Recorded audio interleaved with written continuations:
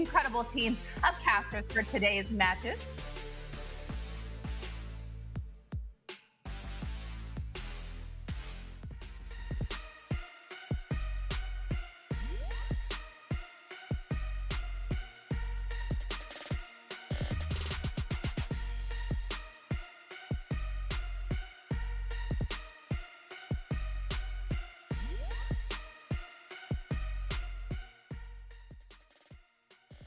All right, who is next? Well, you have to stick with us and watch to find out. Happy Saturday, everybody. Welcome in. My name is Kimmy Checks, and I am going to be your host of today's Madden NFL 21 Classic. But I'm not going to be the only face and voice that you hear. We have two teams of incredible casters who will be joining us. So let me go ahead and kick it off and introduce you to who these guys are. All right. We got my brother from another NFL network mother. We got Scott Cole as well as Chaos. Now, you will probably recognize Scott. He's a veteran sports broadcaster. You may know him from Madden, the NFL network, which is where I work, the NBA, and so much more. Then, the guy next to him is Chaos. Chaos is a Madden Pro streamer and content creator. Welcome in, gentlemen. Happy Saturday. We got the classic showdown. Scott, how are you today, my friend? I'm doing great, Kimmy. We got some Madden football coming your way. I tell you what, if you're a fan of Wesley, you're a fan of Dreeny, and if you're a fan of the Green Bay Packers, you're going to see a lot of those three Chaos for the remainder of the day. All right, Chaos, I got a question for you, my guy. Do you wake up every single day and choose Chaos? I mean, I'm more of a calm one now. I can get a little chaos going, but hey, I'm excited for some great Madden today. We got newcomers, we got veterans, and I'm excited to be a part of the show. All right, we are going to have so much fun. Scott and Chaos will be with me. Then we got another crew. Now, this crew I like to really make fun of and have some fun with. All right, we got this guy named One Great User. He's known as the mouth of Madden. Then on the other hand, we got my guy Bugs. He's a Madden Pro streamer and content creator. User, the mouthpiece of Madden. What's up? Happy Saturday. Kim, I don't know where we got that name from, where we got to put a whole bunch of pauses and woes on that mouthpiece of Madden. Whoever came up with that, we're going to have to scratch that and come up with something else. Hey, okay, don't hate the player, hate the game. Okay, I didn't give you the nickname. I'm just letting you know what people call you. Bugs, on the other hand, the not mouthpiece of Madden. Happy Saturday, my friend. You ready for these matchups? I'm feeling good, Kimmy. Thanks for having me on, man. I'm super excited to be here. I'm glad that I'm not being called the mouthpiece of Madden. It's definitely well suited for this guy because that's all he does is run his mouth anyway. It's a perfect title for him, you know. So I'm happy to be here today. All right, as you guys can see, we have plenty of fun talking and messing with each other, which means there is so much more in store for today. All right, we've got some great games coming up today. That's why we want you to stick with us and join us. Now, what's to come? 6 matches. We have semifinals and finals. For the very first time ever, we will be crowning a Madden Classic champion on both the PS4 and Xbox One consoles. Now let's take a look at the brackets, starting off with PS4. First up, we are going to see Wesley versus 6 Cents. Then next up, we have Dreeny, who is looking to try and make history going up against Prodigy. So those are the semifinals. The winners of those first 2 matchups will face each other in the finals. All right, let's go ahead and get users' picks presented by Chunky. User, what do you see happening in the PS4 bracket? This is tough. 6 Cents has come back on the scene with a great run. You got Prodigy at the bottom, one of the best-known Regs players in the Madden community, but they're going up against the 2 hottest players in Madden right now. You got Mr. 444 himself, Dreeny Joker. Then you got 3 or 4 at the bottom with Wesley, a.k.a. Joe Rice. I think both of these guys, Dreeny and Wesley, get it done in the first rounds, and that's what we have in the championship. All right, we got some bold predictions already coming from my guy User. And let's also take a look at over on the Xbox bracket. Now, these matches are coming up after we crown a champion on the PS4 console. Now, these games over here on Xbox, we got Dreeny yet again. He's going to be playing a second time, going up against Vose. Then we have Spotto versus Wesley. Again, Dreeny and Wesley, both going to be playing on both consoles. Now, again, User, I'm coming back to you. Let's hear your picks presented by Chunky. What do you think is going to happen over here on the Xbox land? Hey, listen, just because we got Mr. 4 for 4 in here and 3 or 4 does not mean these guys are going to go clean sweep. We are the most crabbiest community in the world. It's no way these guys are going to come out here and lay down and let Dreeny win 4 or Wesley go 3 or 4. We got people like Scheming, Spoto, Vos. Vos was up 10-0 on Dreeny and he let it slip away. He had him on the hook and he let it slip away. Spoto is the reason Wesley did not go 4 for 4 like Dreeny in the challenge. I believe this is going to be the 2 upset rounds. Bowles makes it to the finals and Spoto makes it to the final. Uh-oh, y'all. Sound your alarms. He said there's going to be an upset. We will just have to see if he is right on this one. Now, let's talk about the money, right? Let's talk about the coin and the cash that these guys can take home. There is a $50,000 prize pool. All right, you want to break this down. How do we get that money? All right, if you come in 4th place, you get $4,000. 3rd place, $6,500. 2nd place, $8,000, and the number 1 spot, the 1st place winner, takes home $15,000. You have $50,000 worth of prize pool money on the line. Now, you may have noticed that Dreeny and Wesley are competing in both brackets tonight. That is because both of these players were able to qualify on both PS4 and Xbox. Dreeny qualified for 4 out of 4 tournaments. That's both consoles for tonight's Madden Classic and both consoles for the Madden Challenge tomorrow. So please come back and join us tomorrow for that one. Now, Wesley, on the other hand, qualified for 3 out of 4. Now, user Bugs, these guys have a chance to make Madden history this weekend. User, starting with you, what predictions do you see? How is this going to go down? I mean, you know, everyone's all caught up in the story. Dreeny, 4 for 4, he's going to make history. He already is the top money earner of all time. He has 2 belts. He needs 1 more belt. Are we going to put him over Skimbo if he sweeps and go 4 for 4? Well, absolutely, we have to. But does he go 4 for 4? No, he does not. I don't believe it. You got Wesley. Wesley hasn't been letting him have his way. He beat him in clubs in the final weight. It's going to be a tough matchup, tough games all weekend. All right, Bugs, you agree, disagree? What's happening? I mean, I kind of agree.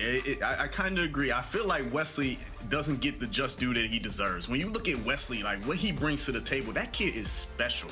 Like seriously, he's special what he brings to the table. He's winning consistently. He's winning all the Friday night footballs of the world and stuff like that. And he had a great run in Club Series. He just didn't get it done all the way. But he's a special kid, and he was 1 short of being Mr. 4 for 4 himself. Dreeny's a machine. It's really a toss-up right now. You could easily see these kids in at least 2 finals, both of them. All right, well, these 2 are going to be matching up against each other a little bit later on. But first, user, EA had a huge announcement this week about the Madden Bowl. So can you break it down for the people? Yes, the Madden Bowl was announced this Thursday, brought to you by the illustrious Go RG. Listen, the Madden Bowl last year, you know, it's usually 16 players. They're switching it up, changing it up. You're going to have 24 competitors in this. You're going to have the top 8 seeds as team captains. You're like, team captains, what's going on? That's right. It's going to be a draft format. It's going to be crazy. And the top 8 captains, 2 of those captains are going to be from the LCQ, Last Chance Qualifier, which will be the only way Books makes it. Tell us more about it. I mean, I guess I would know a little bit something about that, being that I'm an actual competitor and not just a commentator. But you got guys like Jay Wall and Pavin that's already made it, club champion and the club champion runner-up. Then you got the PS4 and the Xbox One Classic winners that will then also be captains. And then also on the other side for the challenge tomorrow, you have the PS4 and Xbox winners that will also be captains. And then you got the LCQ guys on PlayStation and Xbox that will be grinding out just like myself to try to get those captain spots so they can control their destiny. Now I'm gonna toss it over to Scott so he can tell you guys about the pool.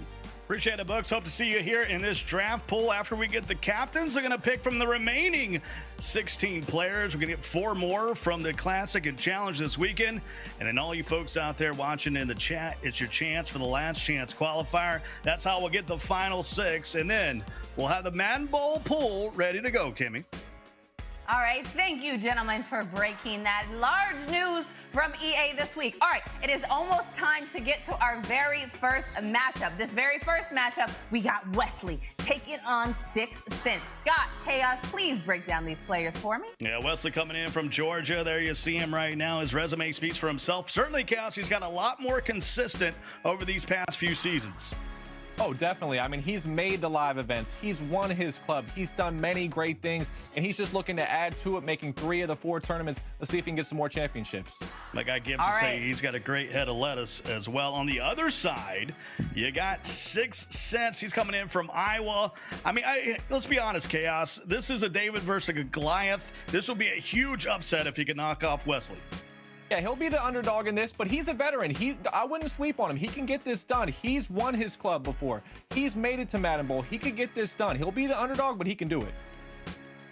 All right, I like a good underdog story. Also, I went to the University of Iowa, so hey, 6 cents, Iowa, stand up. All right, so we just heard about these guys, but let's just take a quick sneak peek at them, right? Let's have our very first look at these two in the Snickers Virtual Players Lounge. Look at them. They look locked in. They're ready to go. I don't know about y'all, but they're like, let me get this coin, let me get this dub, and make it to the finals. All right, enough of me chit-chatting and talking, right? You guys want to see these two face off, and it's time to do it. I'm turning it over to my homies, Scott Cole and Chaos, for the game. Take it away, gentlemen. Well, thank you so much. Here we go. We're going to start on the 25-yard line. You're going to see a lot of Packers as Jones powers his way just a yard. I mean, we're going to see Packers across the board here this afternoon, Chaos. What makes this squad so special in regs? Yeah, not surprised to see the Packers at all. They have very fast DBs, the best secondary in the entire game for the Regs teams. And then on top of that, you get Aaron Rodgers with the gunslinger. You have Devontae Adams. You have a great offense to go with it. I'm not surprised at all to see this team. So early on in this one, of course, we're going to find out who's got the ball. That's going to be the main thing about these Packers versus Packers matchup. But regardless, you're going to see a lot of 3-3-5 as well. 3-3-5 audibling into nickel, 3-3-5 wide. It's the most popular defense online right now. You can get those extra DBs at the linebacker spots. Looks like an open pass right there, but you can get those extra safeties in at linebacker to make that audible and allow you to utilize those speedy DBs that the Green Bay has. So 6 cents is going to start it off. He's already facing a 3rd and 9. He's going to be wearing those dark blue Packer throwback uniforms. And Wesley will be in the all-whites. He's only eked out a yard here in this opening drive of the Classic. A lot of money to give away today to these players, and we got a ton of cool giveaways that's going to be going out to the chat throughout the day as he picks up the first down out to the 38. Nice conversion there, just throwing to the flat, taking what's available to you. That's going to be a key early on in this game, controlling the clock, getting early scores, not allowing Wesley to get ahead with his high-powered offense. As a Bears fan, longtime Bears fan, Chaos, this is sort of getting sick of the Packers, but I get it. Aaron Rodgers is he's up there. I mean, he's one of the top 3, maybe of all time. He's definitely pretty good. NFL MVP. I can't argue with it. And I mean, when you add that gunslinger ability to it, get a little Madden aspect going, and that's the team you got. What makes this 3-3-5, especially when you can get wide, just so effective?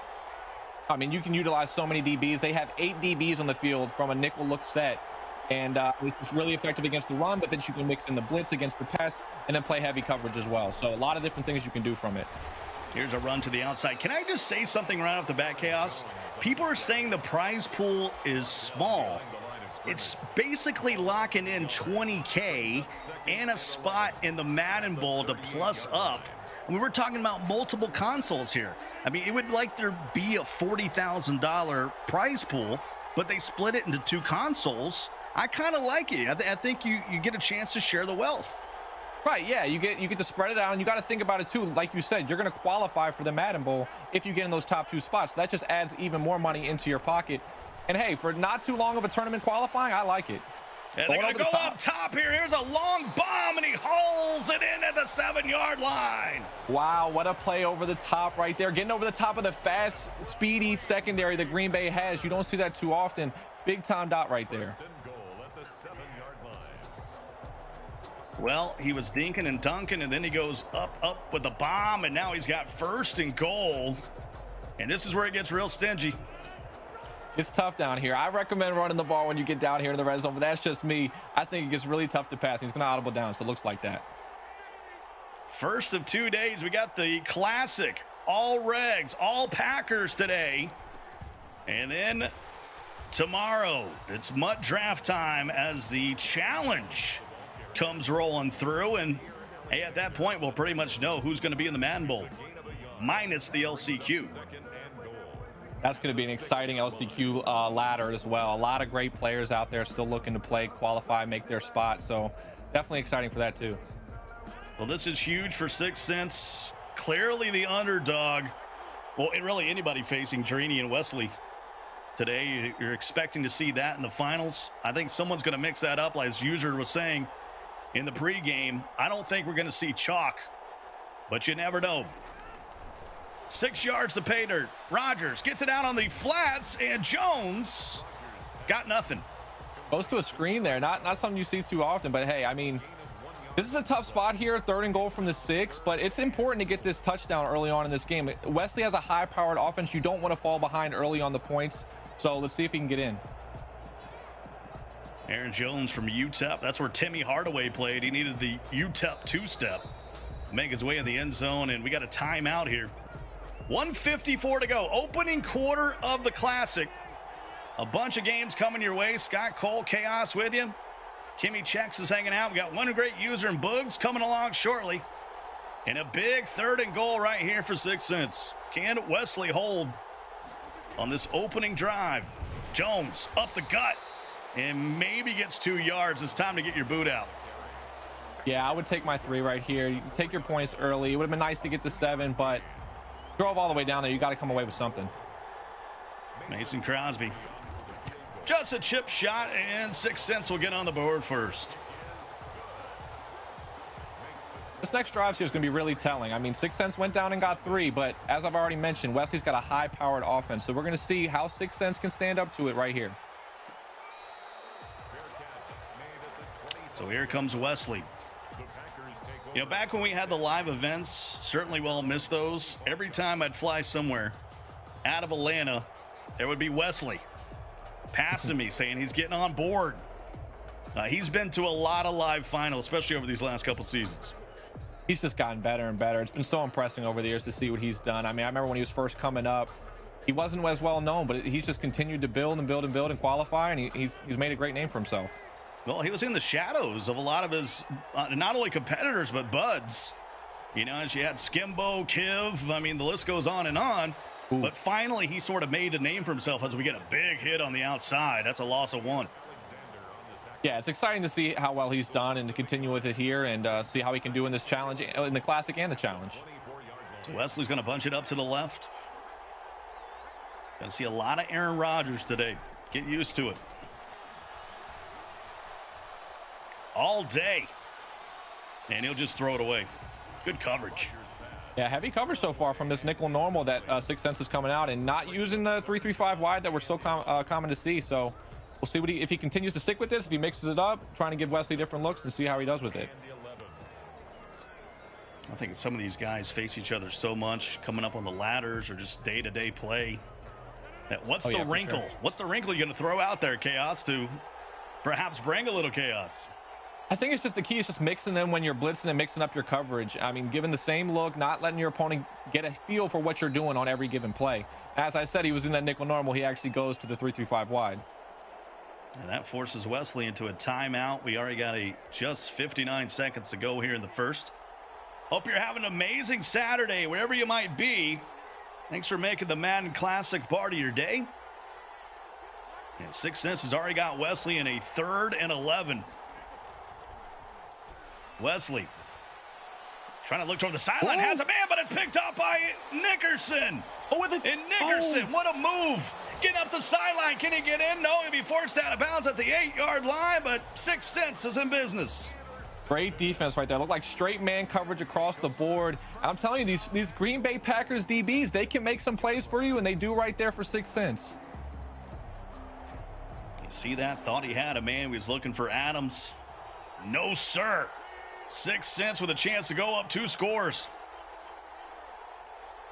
Got down here on his opening drive, but Wesley was able to hold him out. Rodgers goes to the gun. He's got Irvin all the way out wide to the right. And he'll go that way, and it's Adams who hauls it in. And 6 cents just like that turns a turnover into points. And that's that red zone threat that Devontae Adams has. If you find single coverage down in that red zone, He'll make some plays for you, and that's that right there. One-on-one, goes up and gets it, makes a play for 6 cents. And just like that, up 2 scores. 10-0. 6 cents coming out of the gate. Maybe he says, I'm not the underdog. Gotta feel good to get a stop and a score quickly, just like that. Wesley, once again, he's in the all-white. 6 cents in the dark throwback uniforms of the Green Bay Packers. A little wheel route, and Jones can't hang on. Wesley doesn't look comfortable early on in this game. 0 for 3, already an interception. 6 cents is doing a good job of mixing up what he's doing, and it looks like it's confusing Wesley. A lot of familiar names out in the chat. It's good to be back. Saw RG floating around out there doing good things. And everyone's waiting for Wesley to turn it on here. Down 10. And Aaron Jones will work his way to the marker. That'll be a fresh set of downs. That match coverage right there is doing a really good job with these Packers DBs. And he's audibling from 3-3-5 into nickel normal or into 3-3-5 wide and just giving different looks and trying to confuse Wesley. This might be the final play of the first. Wesley doesn't look concerned. You have to think, there's not much pressure on him considering he's got 2 more tournaments later on this weekend to try to make his final qualifying. So not a ton of pressure on him yet, but you just want to see if he can continue to try to get it going on offense. Well, if you're Wesley and Draney, though, we're going to see a lot of them, Chaos. You'd like to just go ahead and get it out of the way. That way you start playing a little house money. Oh, yeah, for sure, for sure. Don't want to put the pressure on. You don't want to get to that 3rd chance or that 4th chance. In the case of Draney. Rodgers. Nice little delay route. Little playmakers them up. That's near the marker. Going to be short. It's going to bring up a 2nd and 2. I still feel like Wesley looks a little bit uncomfortable. 6 cents sent the zone that was guarding that flat there, but if he doesn't send that zone, I don't know if anything's open out there.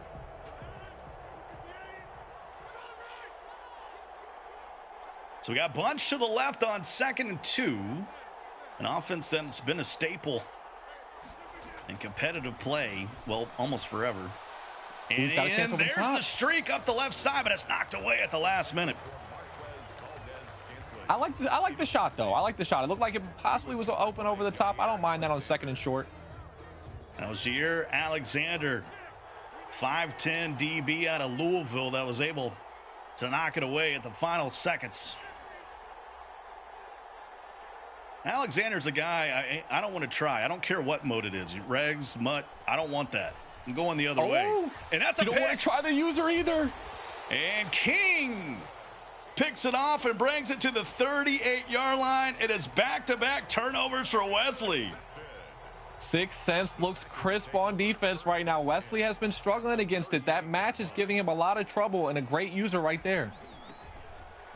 They stretch it out to Jones. Jones trying to get to the sideline. He's brought down at the 32. That's 5 carries for 10 yards. I want to take a little bit of clock here before half. You've gotten 2 stops already. You'd like to definitely make sure you get your points. So don't want to turn the ball over and want to try to take some clock. So a 2nd and 3.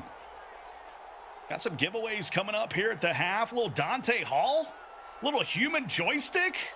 That's what I'm talking about. I have that on my MUT team. I hear 97 speed's pretty good. I mean, you know. That's all right. All right.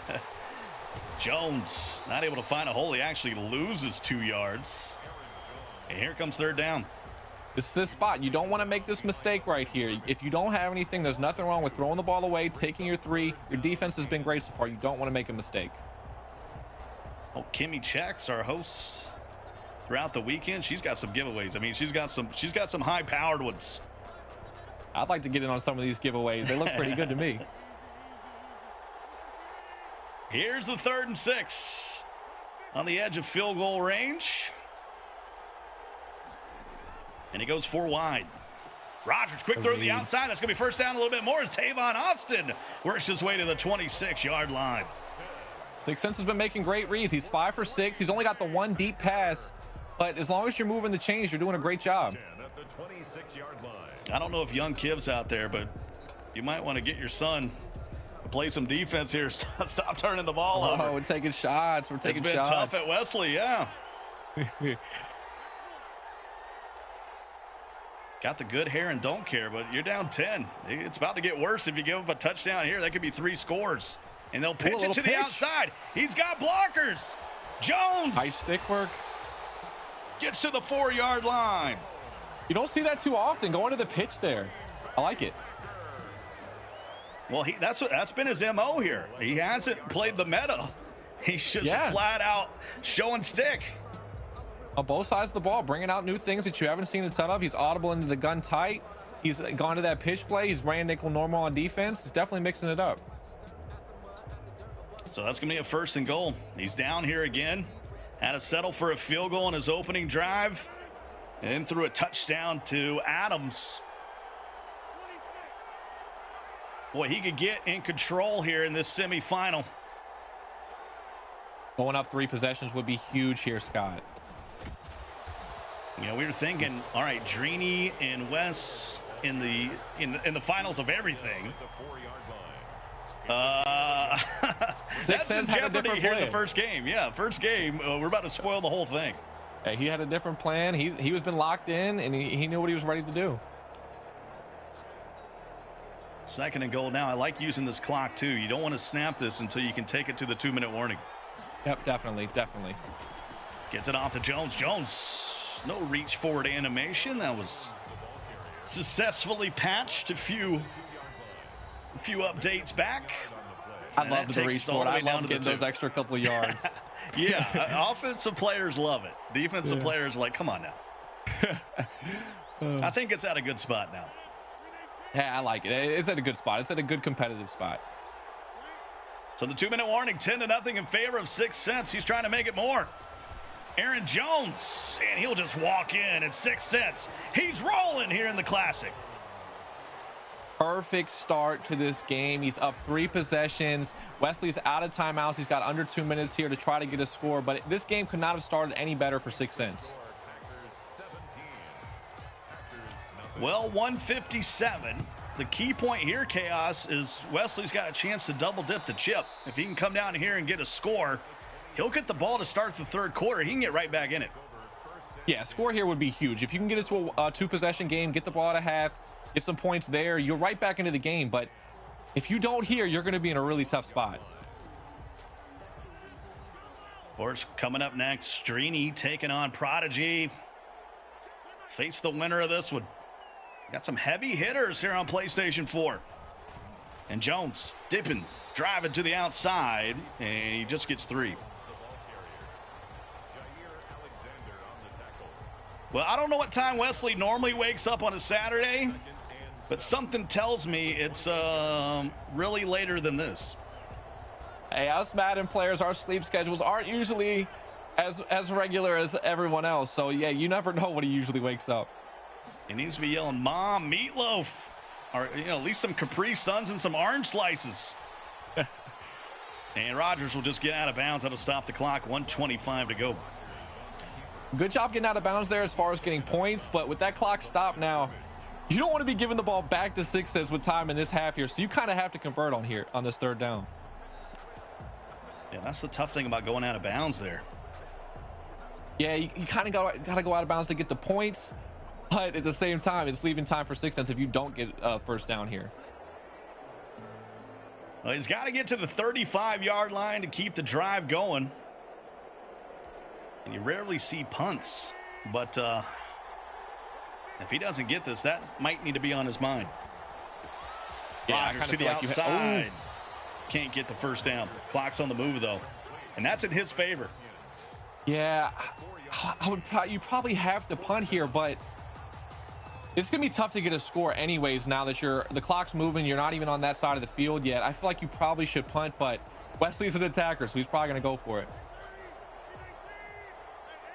Well, I think if you could hold him to 3, it's still a 3-score game. So maybe that's what's in the back of his mind. He needs 2. Rodgers, good D. Great defense, nothing's open. He uses his legs to pick up the 1st down, and he'll duck out of bounds at the 37. Move those chains. Huge conversion there. Was able to get out of bounds, keeps 6 cents from getting the ball back, and keeps his chances open for getting the score here. 49 ticks left in the half. Got to get to the sideline because that runoff, especially on a chunk play, that really can be detrimental. Oh, yeah, I would say for sure you need to work the sidelines, and if you don't, you have to be ready to spike. Watch to the right this time. It'll flip it. Flip the script. Down 17. You're probably showing up right now and you're like, man, Wesley's really putting it on 6 cents. Not so fast, my friend. It's the underdog with a 3-score lead. Rodgers. Nice click on. Ooh, and what a dot. What a dot to the 28-yard line. 6 cents clicked on there to try to pick that pass off. Was just a couple seconds too late, and now Wesley's in business. Just 4 of 9 is Wesley here in the first half. He completed 2 more passes as well, but that went to 6 cents. He's thrown 2 INTs, but now he's found himself at least in field goal range. And you got to remember that. I know a lot of the veteran Madden players would say, all right, well, I know I got 3. I can make it a 2-score game. You can't get out of this half without getting any points gas. You do not want to turn this ball over. That's the last thing that you want. You'll take your 3 if you have to. You just want to make sure to play it safe. If you can get 7, you take it. But of course, if you don't, you got to make sure you get the 3. He moves Tavon out to the right. That's where Rodgers will go. He's going to run, and he slides down, and here comes that clock. Winds all the way down to 21 seconds, and he spikes it at the 21. After this play here, you can't spike anymore. So you either have to throw the ball away or get out of bounds. If you're Wesley, you cannot leave anything in bounds right here. I think this is a corner to the end zone kind of play here. If he had gotten inside that 20, he could take a shot with Davante Adams with that red zone threat. But just outside here, you want to try to play those sidelines or go all the way to the end zone. Rodgers in the gun once again. Wesley trying to avoid a flood. He's got him offside. He's got a free play. Rodgers, the free play king. And he forces that in there. And I decline this. I mean, I accept it. Yeah, that would he stop had the clock. Am I right? Yeah. Ooh. I guess he wanted the yards, but I'm probably taking a shot to the end zone there, Scott, if you got the free play. Is this clock going to move or not? That's the drama right here. Yeah, I'd be a little bit nervous if I come out of my play call. I think the clock is stopped. I believe it should say stop trust here. anything. I'm not. Yeah, that's all. I'm a little bit nervous here if I'm calling a play. I got trust issues, Chaos, and the clock will stop on the penalty, whether you accept or decline. Same situation here, either going to the end zone or working the sidelines. I was super nervous myself. Oh yeah. Oh yeah. No timeouts. So smart play by Wesley. Rodgers got it. Can't take a sack. Oh, to the corner of the end zone. Touchdown. Huge dot right there to get the 7 before half. Davante Adams and Wesley is right back in the game, getting the ball at halftime. Says, don't call it a comeback. I'm here for years. A-Rod to Adams. Bada bing, bada boom, and Wesley finally on the board. You know what? That dot on that offsides penalty ended up getting him inside the red zone to be able to make that play to Adams. So call me corrected that he made the right play there on that free play.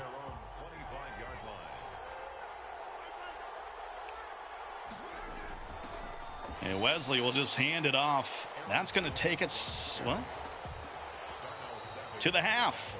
17-7 as we head back to Kimmy Checks.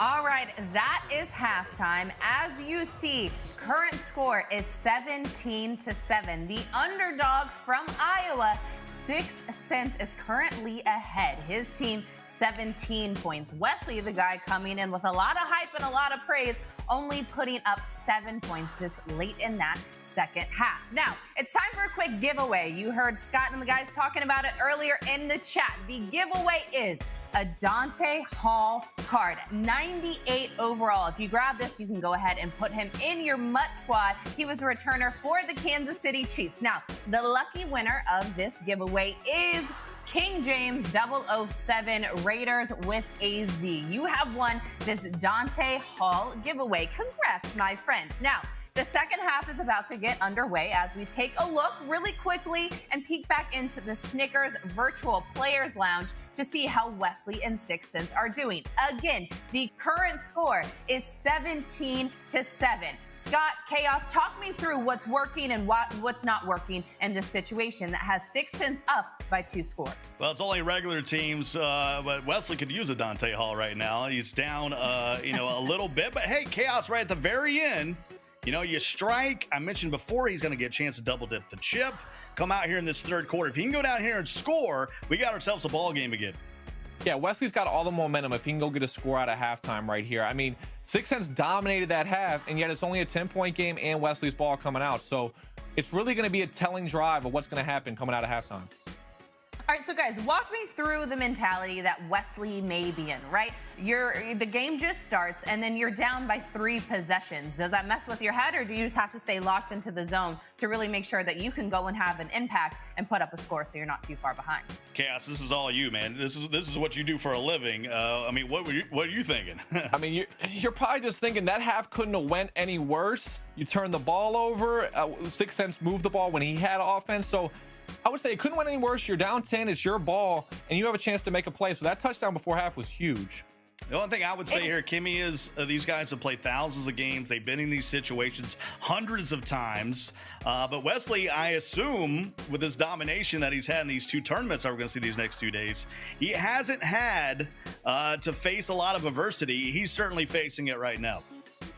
Right, and it looks like defense is the thing that's really kind of keeping this game moving, right? We saw Wesley. He was susceptible to 2 interceptions with 6 Cents could go and kind of deliver on, right? That's what got him up early in this game. So talk about the defensive strategy and maybe some things that Wesley needs to change in the second half. Well, I mean, when you're looking at it, as simple as what Chaos said, 6 Cents is doing things a little bit different, right? He's mixing it up a little bit, and then when you least expect it, his user's just kind of lurking behind the line, and Wesley thinks he can throw every pass, right? And a lot of times he can, but there in that first half, he found the hands of 6 Cents more than he found his own players, Yeah, I mean, Chaos, I was going to say, give me your thoughts, okay? I want you to break down this defensive situation. Yeah, I mean, he's running a lot of match coverage, both out of the nickel normal and the nickel 3-3-5 wide, audibling from that nickel 3-3-5 to get those speedy DBs. You got so many great safeties and cornerbacks on that Packers team. You got Amos, you have Savage, you've got Alexander, you've got so many great DBs. And when you can have 8 on the field and work with that, you're able to do a lot of different things, and you're able to blitz, you're able to play heavy coverage. And he's just mixing it up really, really well, keeping Wesley on his toes and not showing what he's doing on a given play. All right, speaking of Packers DBs, don't forget about my guy, Josh Jackson, one of my best friends in college. We were together at the University of Iowa. All right, so the second half, we're going to get kicking that off here very, very soon. But Scott, I want to start with you. Give me your bold prediction for what's going to go down in the second half. Well, Wesley's going to fight. I mean, that's just the name of the game here. The interesting thing for 6 Cents here is, will he keep his foot on the gas? Because he does. If he's playing, sort of that not to lose prevent style, just try to slow it down, I think he's going to find himself in a world of hurt in the second half, because Wesley's going to come out here and put out some points. All right, Chaos, what are your thoughts? Bold prediction time, second half. Bold prediction. Come on, bold prediction. Wesley gets 2 scores quick out of half, takes the lead, and 6 Cents gets a game-winning drive and wins the game. That's my bold prediction.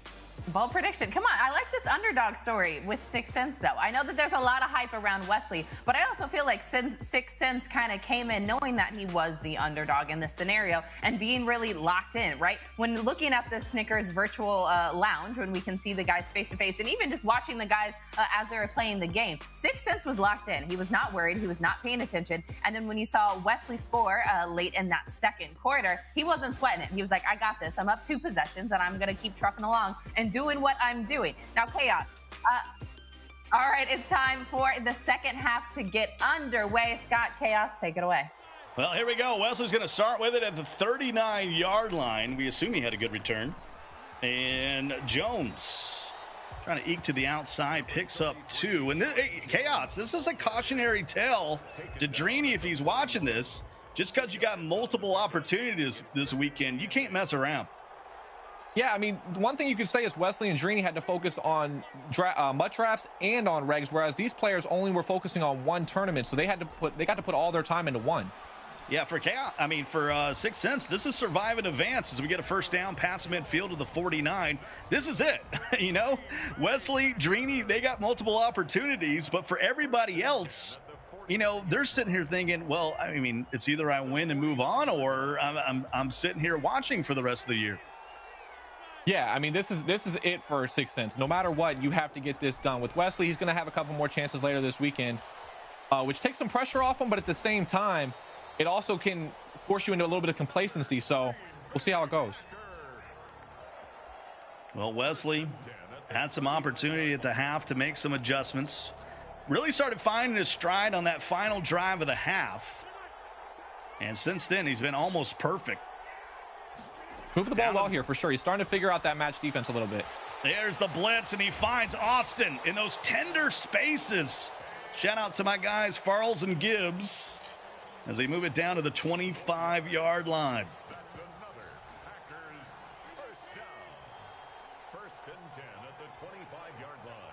So it'll be 1st and 10 at the 25 for Wesley. Down 13 here. Chance of making a one-score game, and Jones, good read. Wesley looks comfortable right now. He's making a lot of good reads. If I'm Sixth Sense, I would start sending a little bit more pressure. He did it once there. I would start to send a little bit more pressure, try to make Wesley make another mistake. Both of these guys exploring the space when it comes to camera.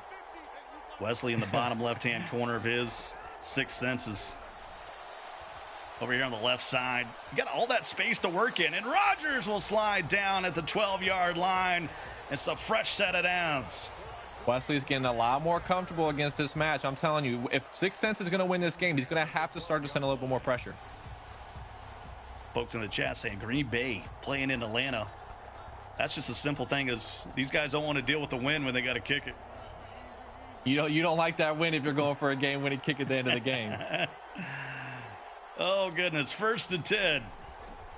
Now in the red zone. Jones got some blockers, and he'll push his way all the way to the 6-yard line. It's going to be a 2nd and 4. We're inside the red zone again here too. Devontae Adams is always a threat. If you have single coverage out there, that's a throw you can make for an easy touchdown. See those defense adjustments that Sixth Sense is making right now. He's going to bring those hooks down to 5 yards. You see that I-form wing he's coming out in. I'm going to guess he has Adams out as the one wide receiver. And if he plays the run too heavy and leaves Adams by himself, he could throw that up. Jair Alexander, though, matching up with Adams. And he goes through the run. Almost had a lead blocker, but couldn't get out there, and he's going to lose a few yards. That was big old number 74, Elgin Jenkins from Mississippi State, the former Bulldog. Couldn't get out there to make the block on the edge. You don't want to make a mistake here if you're Wesley. The field goal is better than nothing here. You want to get this to one possession. Chaos linemen are people too, okay? 3rd and 5. Rodgers. Boy, all day. He's a statue back there. Looking to the corner. No one's home. You got to throw it away, and he will. Yeah, you got to make sure you get points here. Make this one possession. Try to see if you can figure out some defense, because Sixth Sense did move the ball pretty well in that first half. Well, he's going to get out his boot for the 2nd time in the red zone. And you got to remember these. This is twice, Chaos, that he was down at the 5-yard line and couldn't punch it in, as Wesley has brought us to a 7-point game. So both players haven't settled for field goals inside the 20, really inside the 10. But he does get within a 1-score game. Yeah, the red zone is tough. When you're going against top competitive players, the red zone can really be the hotel of the game if you're getting 3s or if you're getting 7s. Well, and that's that danger zone for a pick 6, too. Try to throw something out in the flats. Oh, yeah. And it could be going to the cribbo. As my guy Durrell would say, to the apartments, yeah. And Jones spin his way to the 27-yard line. You can see a lot of Aaron Rodgers and a lot of Aaron Jones. Oh, yeah, this is a huge drive here, too. If Sixth Sense can take some clock and get some points, field goal is fine. You don't need a 7 here. If you can take some clock, get a field goal, get up that 2-possession lead, you can almost put this game away.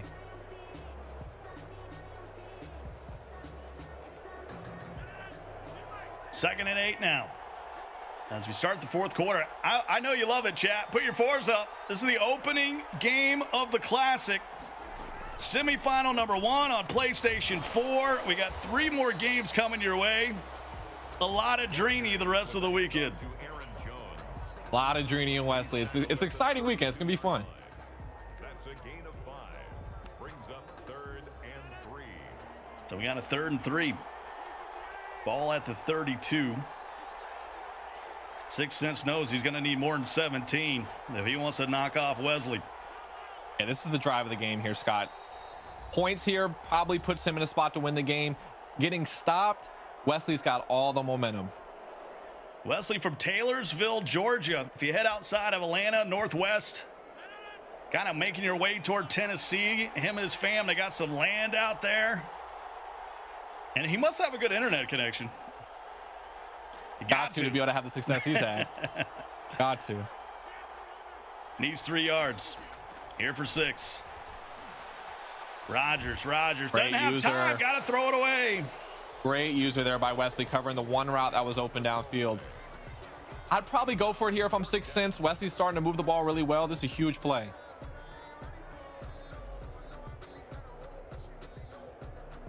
Well, in Madden, if you can avoid it, you just don't punt. Yeah, you definitely go full competitive games without seeing that punter. Biggest play of the game thus far.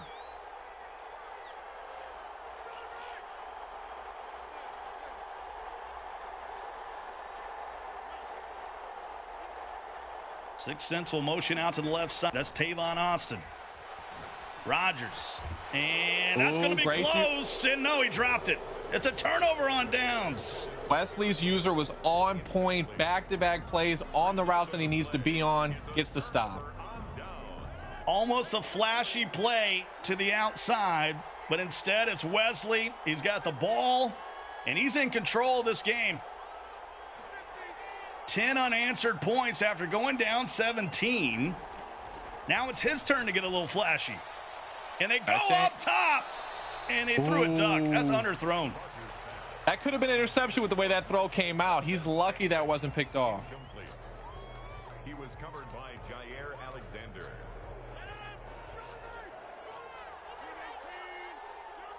You do not want to challenge Alexander. Lucky that's just an incomplete pass. Rogers has to throw it away again. Here comes 3rd down all of a sudden. It looked like last drive Wesley had figured out this match, but I don't know if 6 Cents is changing it up a little bit. He struggled these last couple of plays to get anything open. He's in field goal range. Got Mason Crosby over there kicking into the net. But he'd rather get a 1st down here. Rogers. Oh, A-Rod. Gotta throw it away. Ooh, boy, good look pocket. at this pocket. Look at this pocket. It's a 1st down. Adams. Don't mind me. Down at the 18. Don't mind me. Don't throw the ball away. Work the pocket, young man. Wow. 1st and 10 at the Boy, goes down and gets it. That is pocket.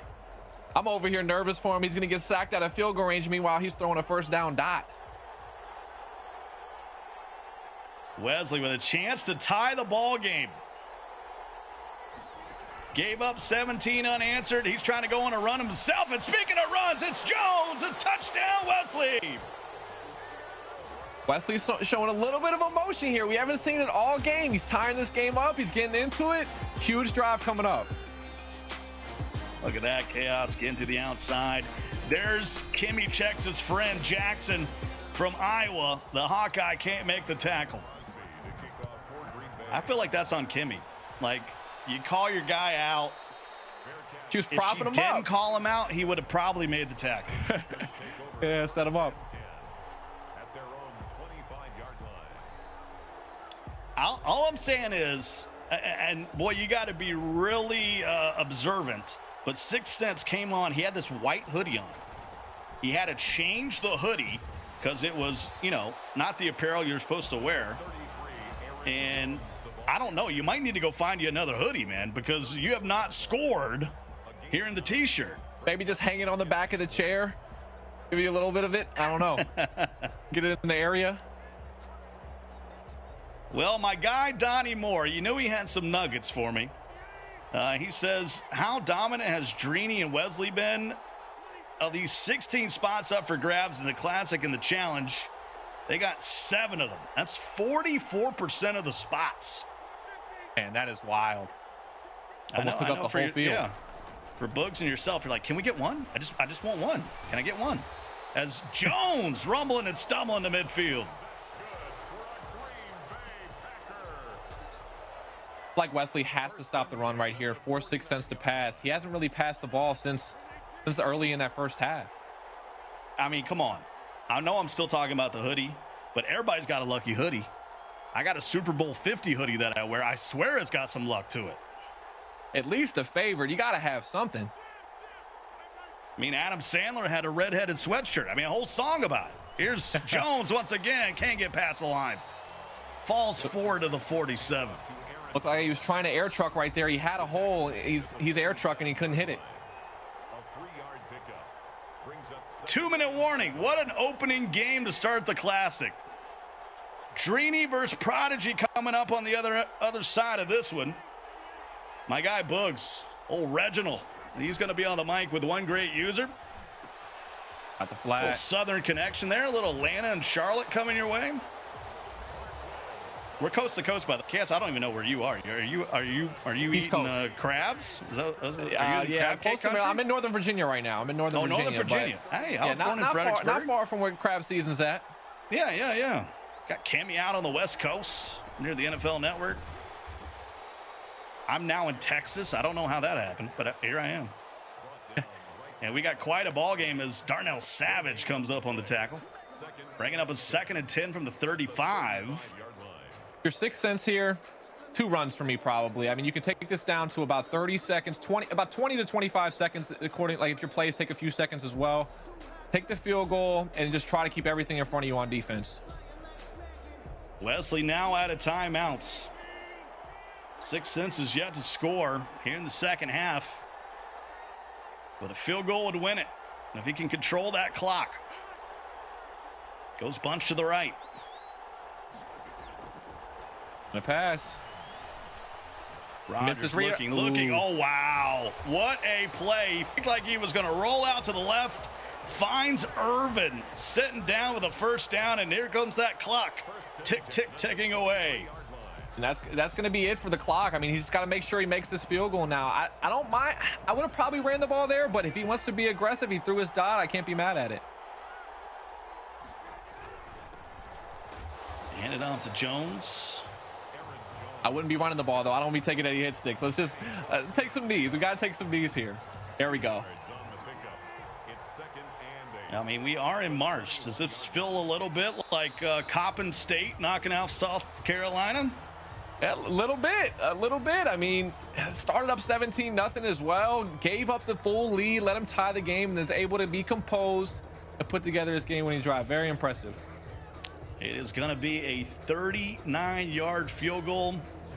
Run it down, call timeout, and get out your boot and knock off Wesley in the opening game of the tournament. No ice either. Wesley doesn't have any timeouts to ice it, so it's going to be free of ice. He's got to make sure he's focused on this kick. So 39 yards for 6 cents. To move on to the PS4 final, it's up and it is good, and down goes Wesley. He'll have 2 more tries the remainder of the weekend. GG's. What about that, Chaos? Oh my. Awesome game. Very impressed with 6 cents. His defense was great all first half. Gives up the lead, is able to get the win. Well, your final 20-17. What a way to start it off. And here's that final field goal. It's pretty much a chip shot when you talk about Madden. 39 yards and 6 cents will face someone. Kimmy, wow.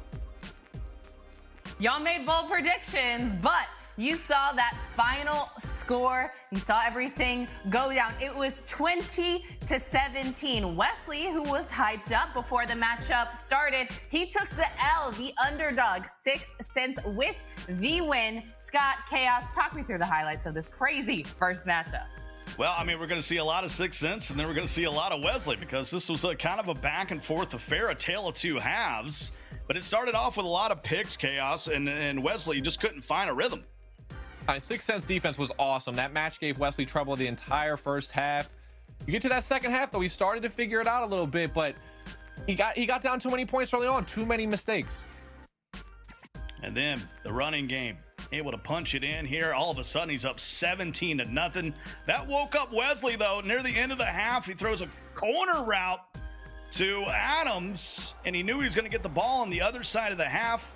Man, a 7-point game here, and that would be an incomplete pass that would set it up for Wesley. It's a long run here, Chaos. We had a tie game. Yeah, that touchdown before half was really what set him up, and then finishing it right there, he just wasn't able to get that last stop. Big upset. Down goes Wesley. 6 cents moving on to the final. What a ball game to start off the Classic.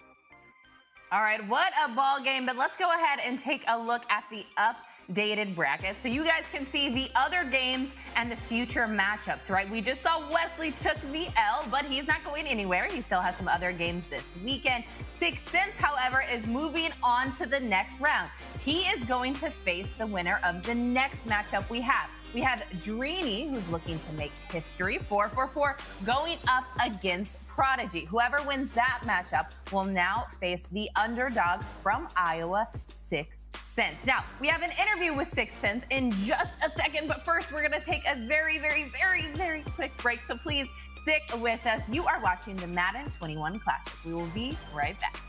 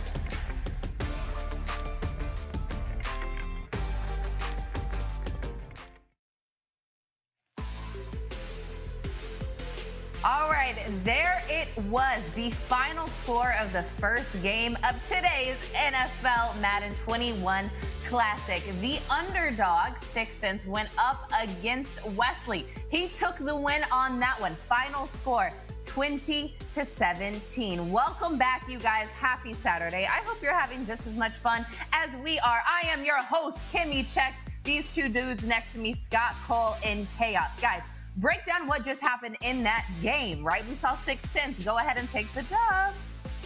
Yeah, I mean, it's crazy, right? When you have someone that's a absolute underdog, come roaring back, kind of setting the tone for this tournament. When we came out here and we talked about, hey, we got Dreeny, we got some heavy hitters. It's their tournament to lose. Well, hey, all of a sudden the underdog's thinking, hey, I got a chance. And that goes for everybody that we're going to see the rest of the weekend. Yeah, I mean, it's tough too. I mean, as the underdog, to give up a 17-point lead when you've had all the momentum, you were playing great, you give the entire lead, to be able to come back, put a composed drive together for the game-winning drive, that's not easy to do. So I was really impressed with 6 cents today. All right, let's talk about that comeback, though, in the second half. Going into halftime, right, it was a 2-possession game. 6 cents was ahead. But then Wesley kind of snuck his way back. It was tied at 17-17. What do you think the mentality and the mindset of 6 cents was to really make sure that he did not let Wesley get ahead and take the dub?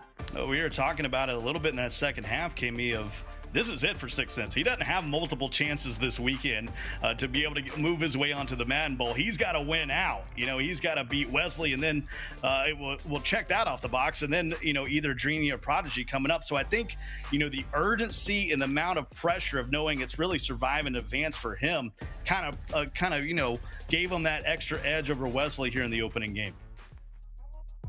All right, let's go ahead and take a look at the updated bracket. All right, so we just saw 6 cents. He swiped past Wesley on this one. He's headed into the finals. He will face off against either Dreeny or Prodigy. Now, that matchup is coming up right after this very quick break. Stay with us, y'all. Hope you're having so much fun. This is the Madden 21 Classic. We will be right back.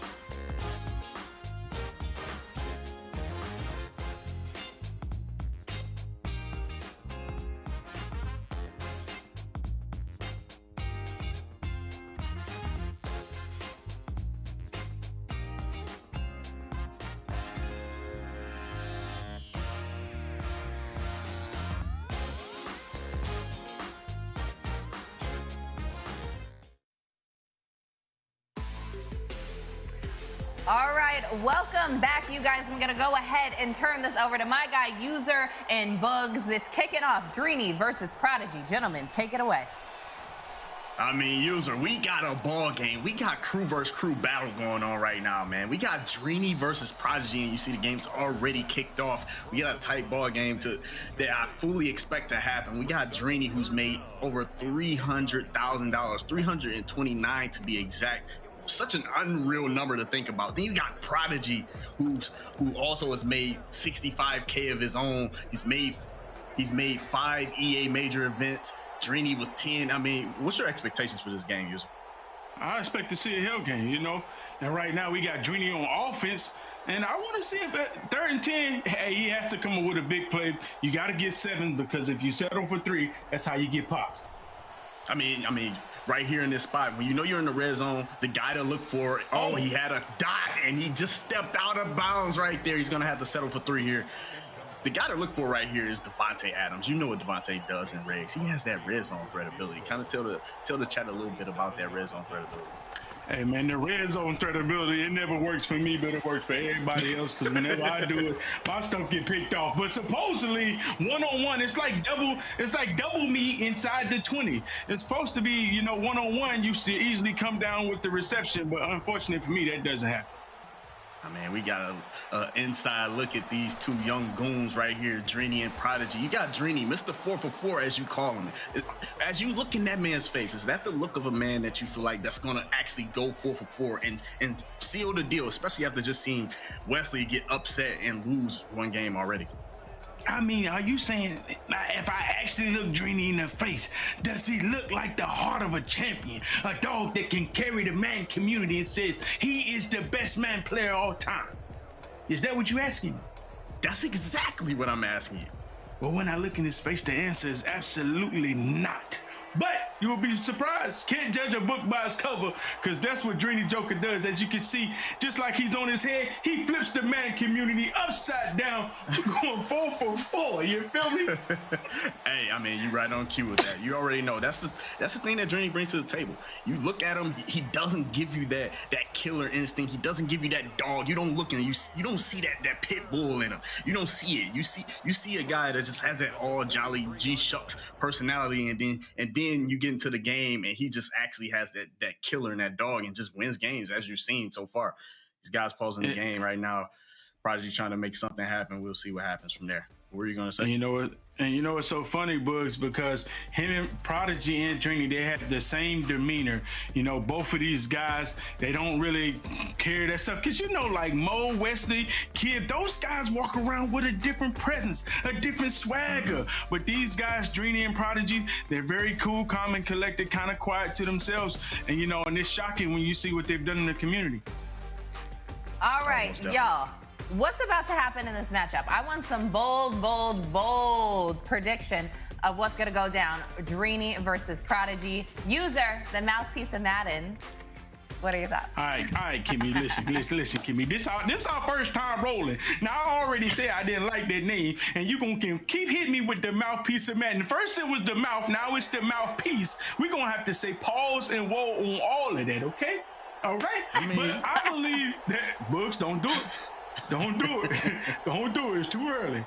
I believe we're going to have a great matchup. You know, I feel like things have already been shaken up by 6 Sense, that you cannot expect these guys, even though they've made all 4, you just can't automatically pencil them in as they're going to win these.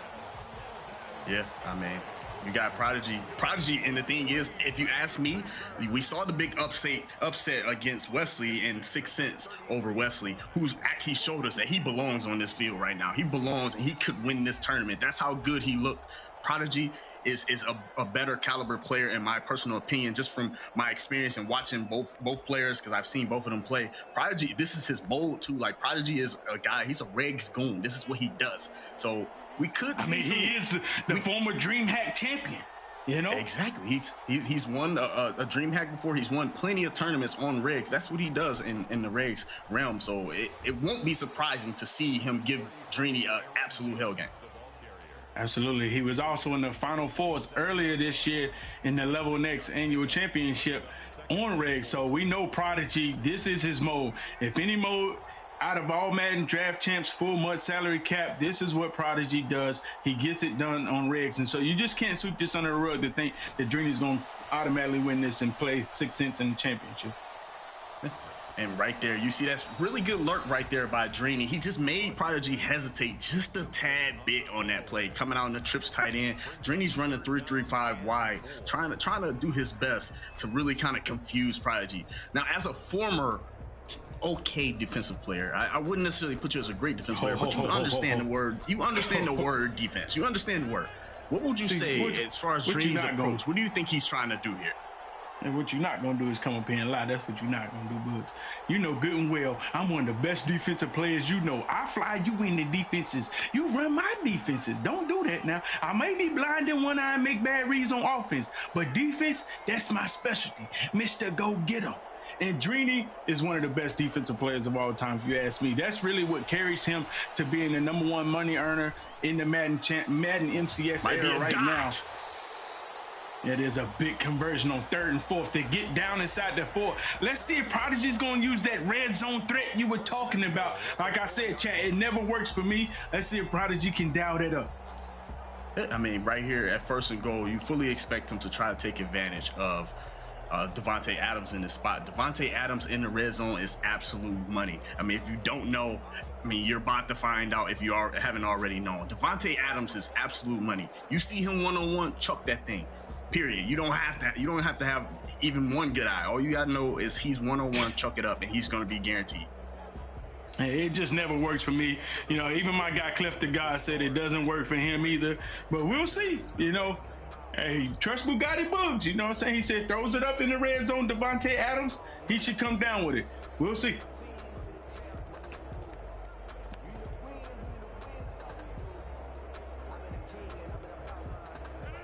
Oh, he's going to come out here and eye form close. So obviously, he audible straight to goal line. We can expect a fullback dive with a power.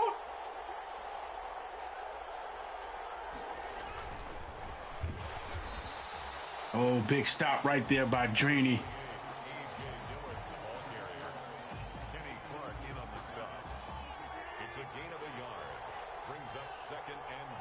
Prodigy's going to no huddle and go right back to it. See if he can punch it in with a fullback dive.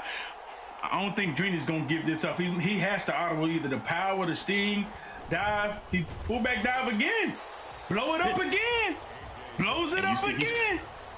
He's gonna come out in this cover 1 hole and continuously press his defense until those linebackers come into the box, and he's gonna play on that safety. And the reason why he's doing that is so that he can kind of freeze him up, freeze his user up to where he can blow up power, fullback dive, and QB sneak, all with his user. That's the main reason why you see him pressing his defense so that he can get those linebackers in the box.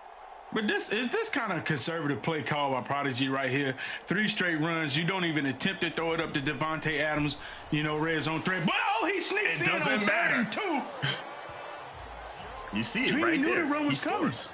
Yeah, he knew the run was coming. I mean, I was expecting him to blow it up like he did the first 2 drives. Sometimes you overthink it and say, hey, maybe he will pass it. But you know that 3rd run is coming. Yeah, and it was definitely a conservative call, but I'm not mad at the call there because it is tough. I think you have to, at the very least, come out with Davante Adams on the field so that you can make your opponent respect Davante Adams at all times. Because then they at least have to think about, you know what, there's a potential for them to chuck up this fade or chuck up a streak or something like that and use red zone threat. But when you don't have them out there, it's like pretty much guaranteed that you're going to run. So that's the only thing that I would say about that call. But nonetheless, it was a great drive by Prodigy. Was a great drive, way to go up. And as you see, the favorites are starting off down. Wesley down 17-0. I don't know about you, Bugs. That was a great game. I thought Wesley was going to clutch up and come back and win that game, especially being down 17-0 and tied it up, just not able to come out and get a stop on defense. Did you feel like Wesley was going to make a miracle happen? I mean, I thought for sure. I mean, when you're a favorite like Wesley is, and like I said, the kid's super special. So I just fully expected him to just pull it out and make something happen out of nothing. And he just was unable to get things done. And in the end, but that's the thing when you're a favorite, especially like after if you're Dreamy right now and you watch something like that happen to Wesley and you watch him go down early and then you go down early too. The question is, does that type of thing start to creep into your mind as a Madden player? Absolutely. You know, when somebody comes back like that, I just, for sure, I feel like, oh man, it's over. You know, I'm going to fold because I should not have even been in this position. Because you look at it like, hey, there's no way. The game should not be tied. Even though Wesley managed the clock well and only had to get one stop, you feel like when you see the score up 17, you're going to run away with it. And I thought Sixth Sense was definitely going to let that game slip away. And right here, you see Prodigy's going with straight man coverage here, trying to make things tough. And Drini puts Devontae Adams in motion. And when you see him motion over that slot guy, you know for a fact it's not going to be the PA crossers play because he's motioning that middle slot guy instead of like one of the outside guys, the outside guy or the most inside slot receiver. Then that tells you that, you know what, he's not running. It's almost a tell for the play call. You kind of almost know the inside switch is coming once he does that motion. Bugatti Bugs dropping offensive gems on y'all. Y'all have to pay very attention. A lot of players, you know, I'm one of them. When I'm on defense, sometimes you don't pay attention who the motion guy is. You just think automatically they're motioning slot guy or the outside guy, but you got to be locked in and be keyed in. And that's a dot. Way to come up with that completion, Devontae Adams, to convert that. And Drini moving the ball right now. And that's another little subtle tail. We just saw a tail on offense. On that play, you saw there was a little tail on defense on as far as Prodigy's call, because once Drini, one of the reasons why he flipped his bunch tight end to the right was because if you see all of the defensive backs go over and follow all of the receivers, that tells you that he's in man. Whereas if they have the bunch tight end to the left, it's not as easy to tell. You don't know whether it's zone or man because it all looks the same. Correct. Have to have them guys moving around, and once they move around, you can tell what they're running on defense. So we got a big 2nd and 9 here. Drini, he's under the 2-minute warning, so now you see he's in a spot where now he can quick hike. So look for him to possibly quick hike him at some point if he catches and try to catch Prodigy slipping on here. Yeah, absolutely, Bugs. And you know, we got some giveaways coming in at halftime. Kimmy dropping them. We got the defensive tackle. I forgot the guy's name, but he a 98 overall, and you're going to need him in the squad. What? That's really the only thing that matters. You got to know that he's a 98 overall, and he's valuable to the team. That's the most important thing. Yeah, Michael Dean Perry, that's the guy. Appreciate John being, you know, Houdini in my ear helping me out. But that's what we giving away at halftime. Man, y'all make sure y'all give EA a big shout out and Kimmy coming through with that giveaway. And shout out to everybody in the chat, man. I see y'all guys, Big Kev, all the fellas, Bless One, all the homies that come out here and support, man. We appreciate y'all coming through. And Drini's opting to go for it here on 4th and 9 here. I mean, this is a risky call here. It's a risky play. He does not get the ball at half. He doesn't get the ball at half, so he's really kind of just trusting that he has the dot for this situation. I mean, it's real risky here because if he does get stopped and gives Prodigy a shorter field, that could be GG's. That really could come back to haunt him. Oh, that's but he throws a dot. I mean, that it's risky. I don't know if I would have went for that there. I think I would have at least considered it. He didn't even look like he hesitated. And that's how Drini games have been looking. Drini has not looked like he's worlds or miles apart better than everybody. He just keeps scratching and clawing, and somehow he's winning the game. He's getting those big conversions, and that's a book. He got it. I didn't look like he got both feet in bounds, but he did end up getting both feet in bounds, and that's a big stop. And that's a big stop. Or after a big 4th down conversion, you come right back on 1st and 10 and throw the interception. Just like I was saying, Drini has not looked like he's just miles apart better than everybody, but somehow he's been able to pull this game out. He was down versus Vols 10-0. He pulled that game out. Drini has just been able to keep himself scratching and clawing. You cannot count him out, even though he's just turned the ball over. Yeah, and this trips tight end is tough to deal with. You see he has Tavon Austin in motion here, so he's going to utilize that motion, and then he has that delay streak that he can take advantage of. That's the thing that really kind of kills most defenses. It's that defense. I mean, that delayed tight end streak, that delayed tight end fade. That really just it's like the thorn. It's almost like stubbing your toe on your bed when you wake up in the morning. It's that kind of thing. When you give that up, it just grinds your gears. Oh, it does. It does. Germinator Yoshi, what's up? Z-Mo, what's good, man? Bugs, as you talk about the delayed fade, I seen a little bit of Twitter chatter. People were saying, hey, the delayed fade is overpowered. It's OP. It needs to be removed. How do you feel about the delayed fade? I mean, the delay fade, it has its value, and that's the thing. It has its purpose. It has its purpose. It's not. There's always an adjustment. You just have to make the adjustment. And right now, it doesn't seem to be killing Drini too bad. Right there, you saw him play pretty good defense against it once it was on the field.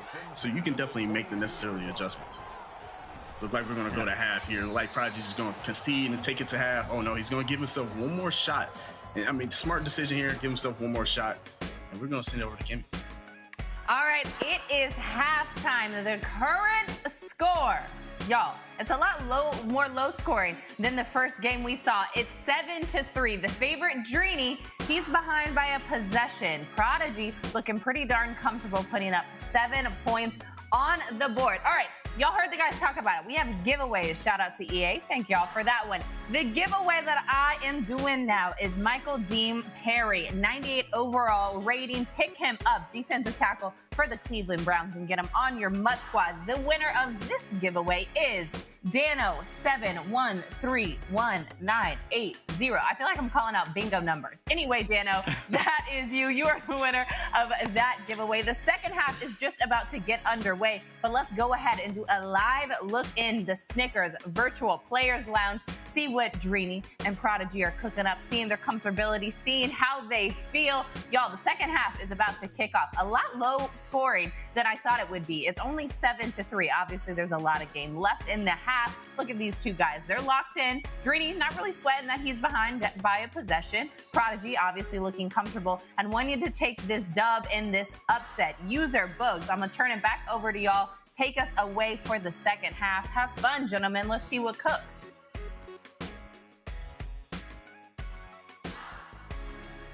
Thanks, Kimmy. I mean, user, you see right here, man. You see you got Prodigy looking locked in, looking like he's trying to come up with what he needs to do as he comes out in the second half. And Drini, he has that worried look in his eyes, but I mean, that's Drini's face, though. That's Drini's face. Chad, don't worry about it. I know Drini looks a little bit shook. You like, is this really my champion? Is this really the guy that went 4 for 4 Wendy's meal? Is this the guy 2 belts, #1 money earner in the MCS? Yes, that is your guy. That's what he does.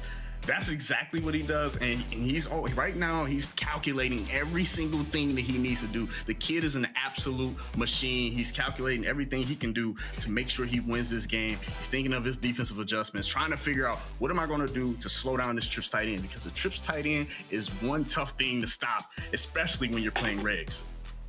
Yeah, man, shout out to the great stat czar himself, Donnie Moore, dropping in some stats, letting you know a little bit about Drini's regs history.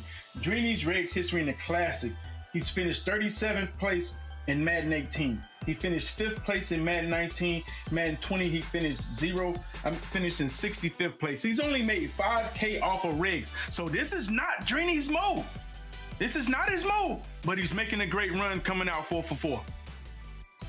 All right, y'all, let's see if history is going to be made. All right, I want y'all to talk me through this first half. What do you think worked and what's not really working? User, kicking it off with you.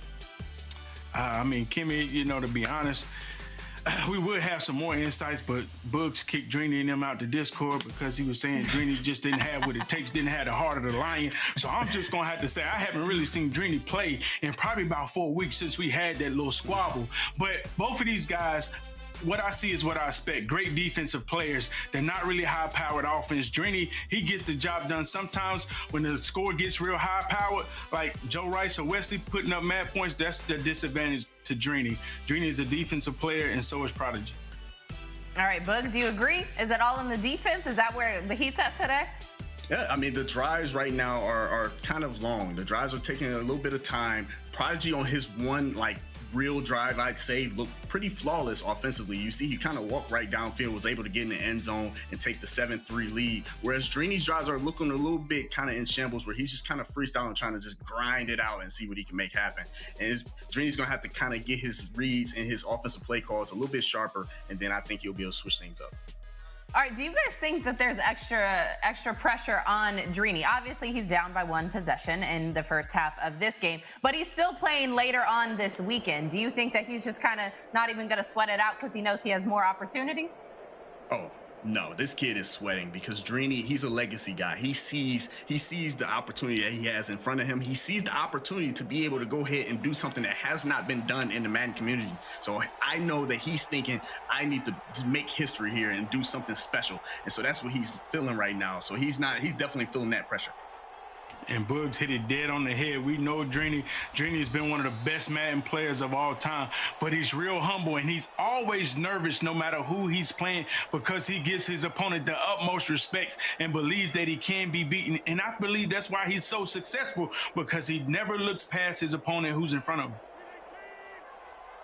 Yeah, and that's definitely it. The one little key nugget about Drini and how he approaches the game, the same stress that he would give playing Michael Skimble or a Problem Right or Wesley or whoever that he could end up playing, that same energy and stress that he'd have, he's going to have for random Joe Schmo. It's the same exact anxiety because he feels like everybody can beat him. Everyone's better than him.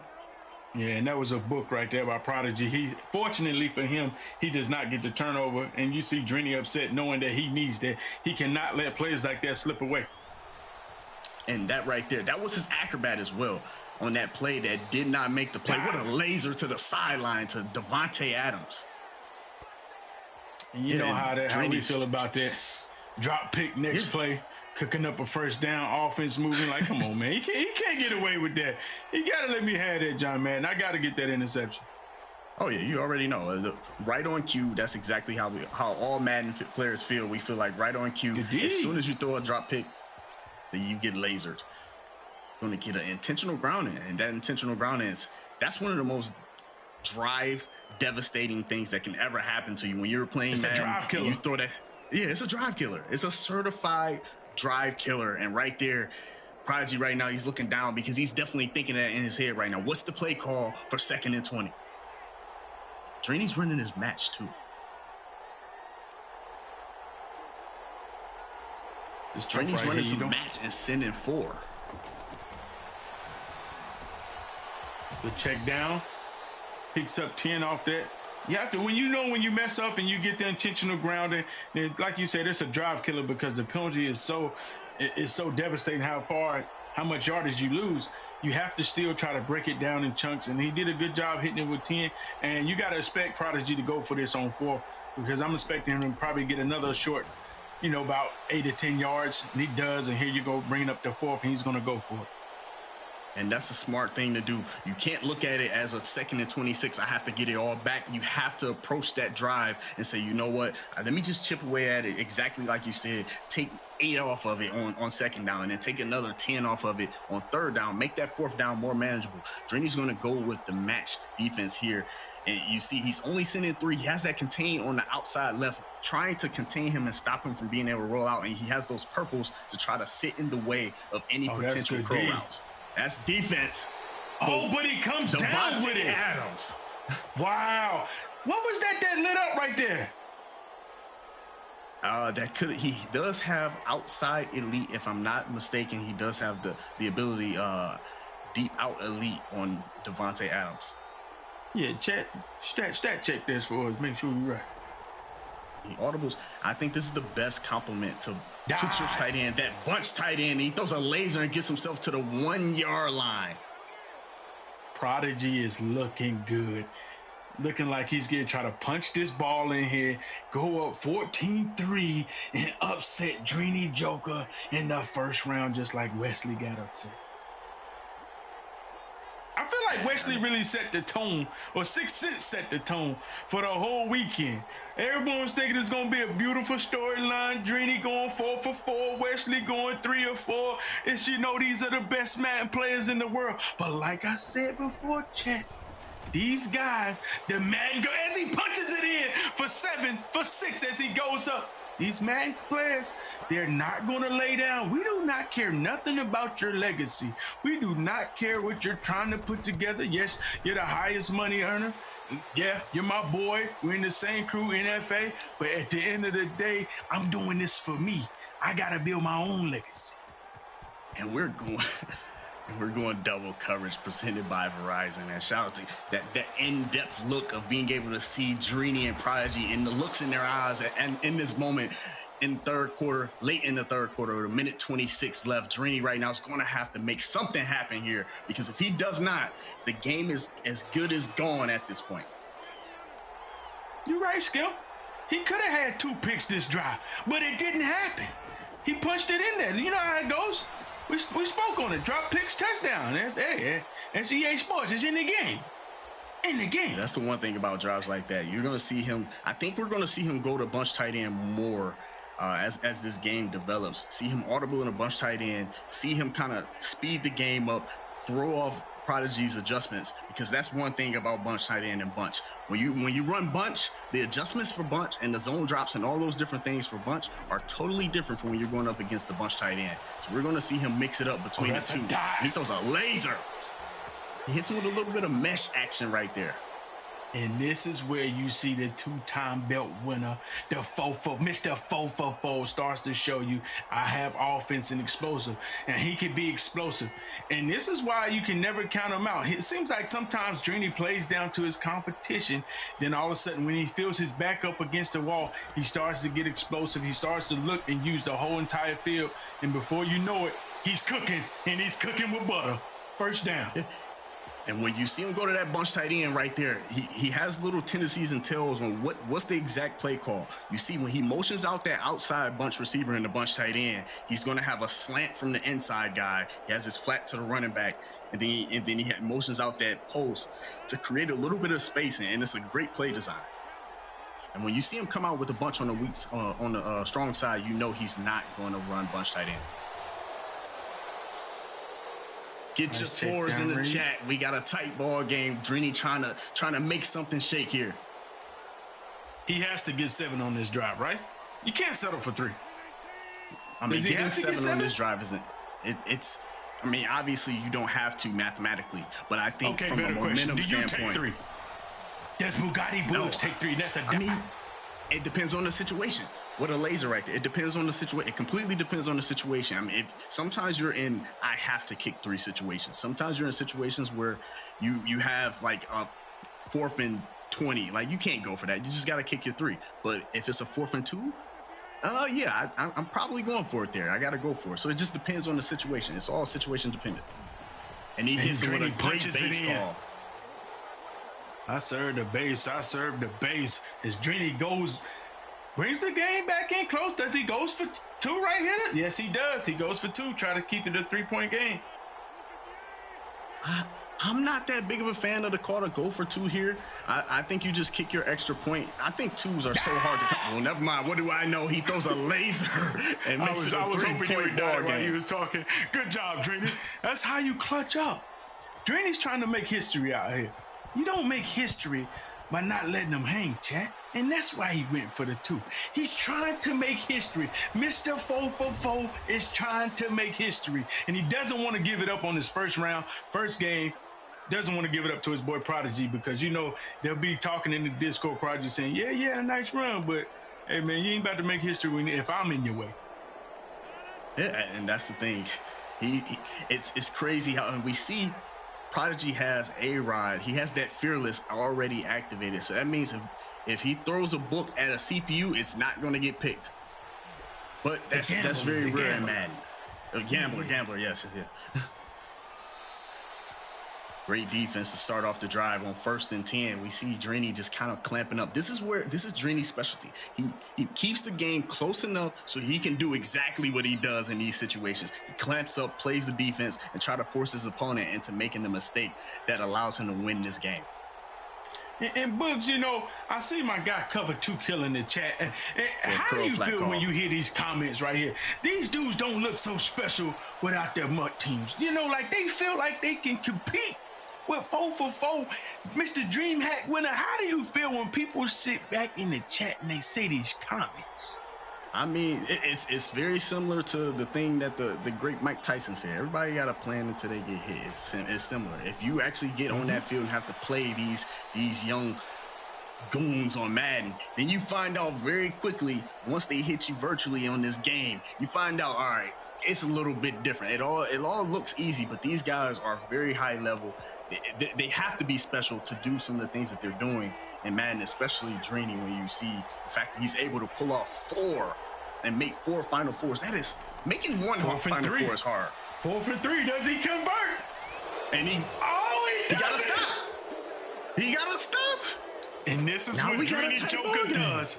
This is what Drini Joker does. He comes up with the big plays when you need him. 4th and 3. He gets Prodigy off the field. I feel like Prodigy should have punted and maybe try to make him, drive the field. But I understand not to punt because he's saying, hey, Drini can't really burn all this clock. But we're playing regs. So that play clock is longer than the typical 25, 30 seconds. You're going to get the full milkman, the full 40 seconds. And I want to see how Drini's going to play this clock right here.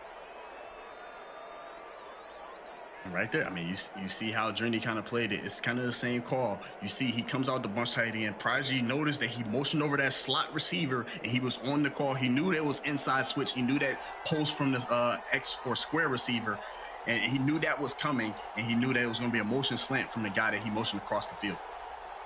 Yeah, this drive is major, and I think Drini has to get 7 here because giving 3, or he has to take the clock completely away from Prodigy. He's doing pick. And it might be 6. Oh my, come on, Prodigy. We got to get a little bit of sticky icky. Ooh-wee right there.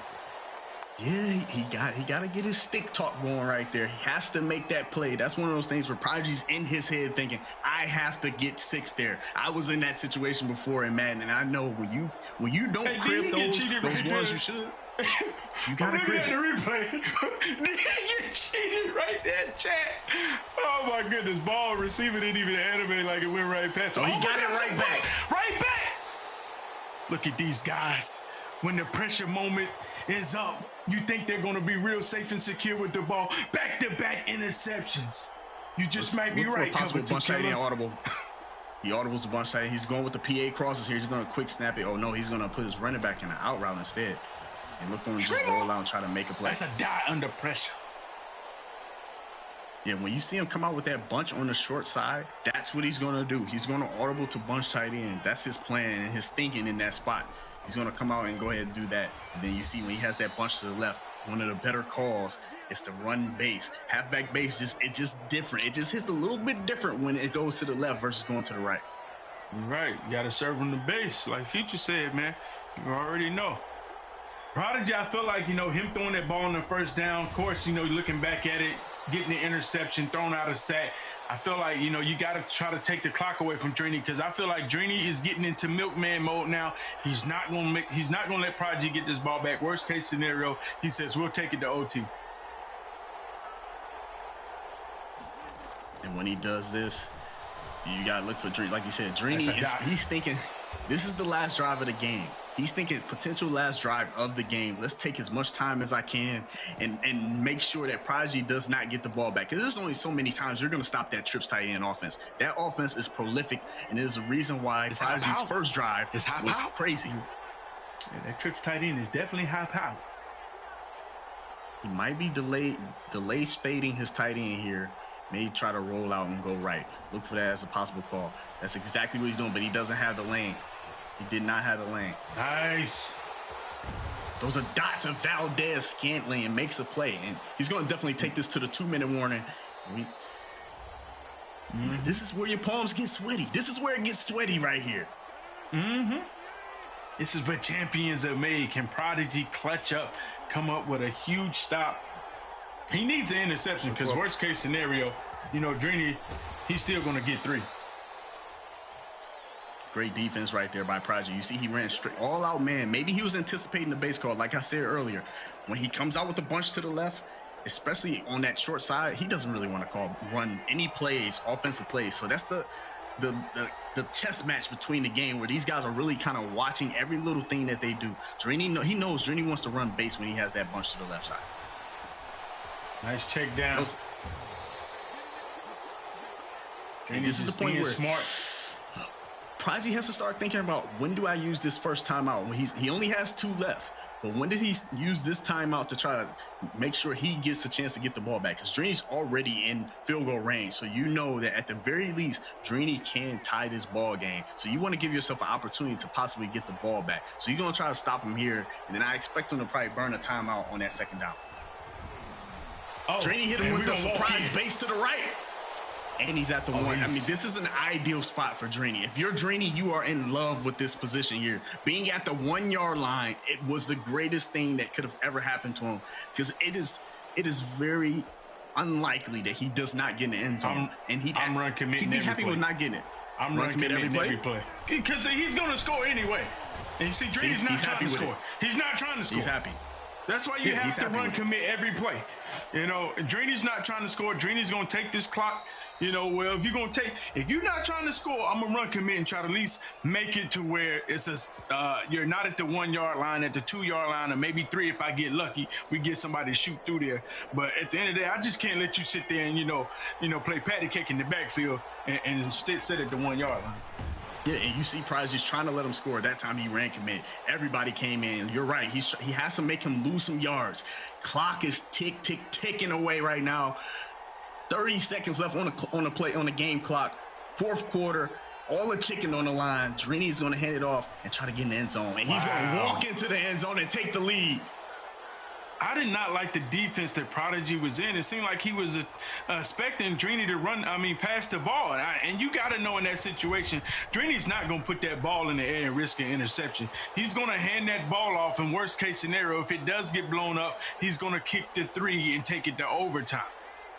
Got to be more aggressive right there. Yeah, 100%. That's the one thing about Dreamy. You have to know. And that's where, honestly, where you should have an advantage as a fellow crewmate.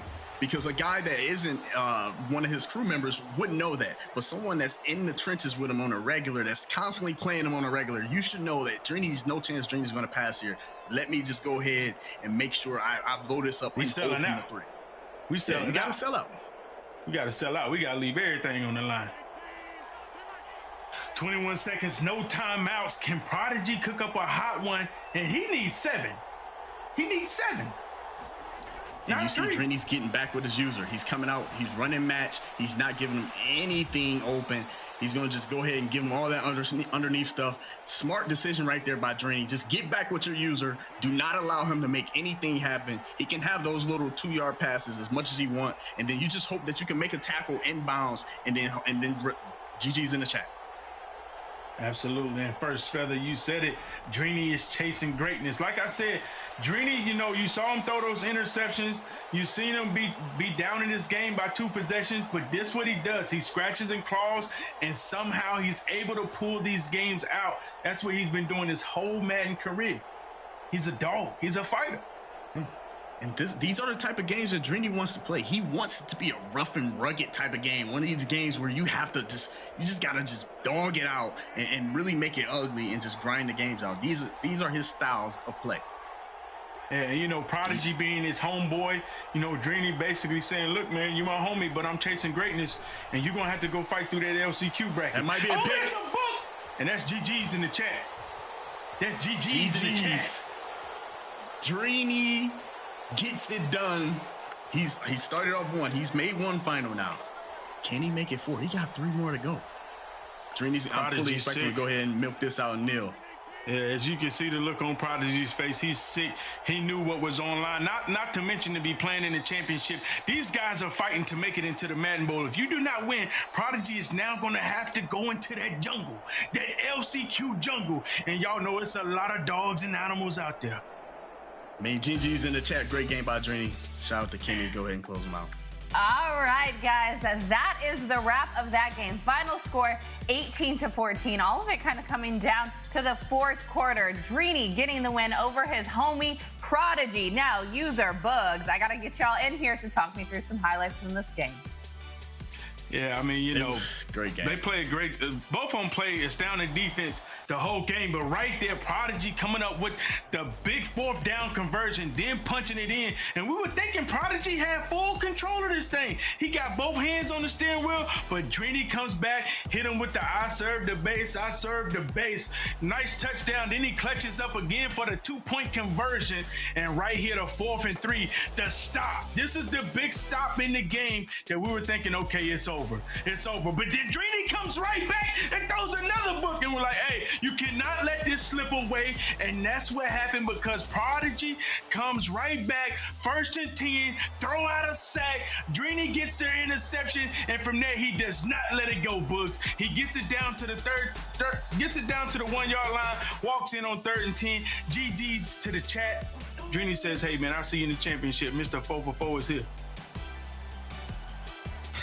He just closed it out with the Amos pick on the sideline user and just walks on and kneels it out. I mean, Drini, this kid is special. He can feel it. He can feel it. That's one game. He knows he has more games to go.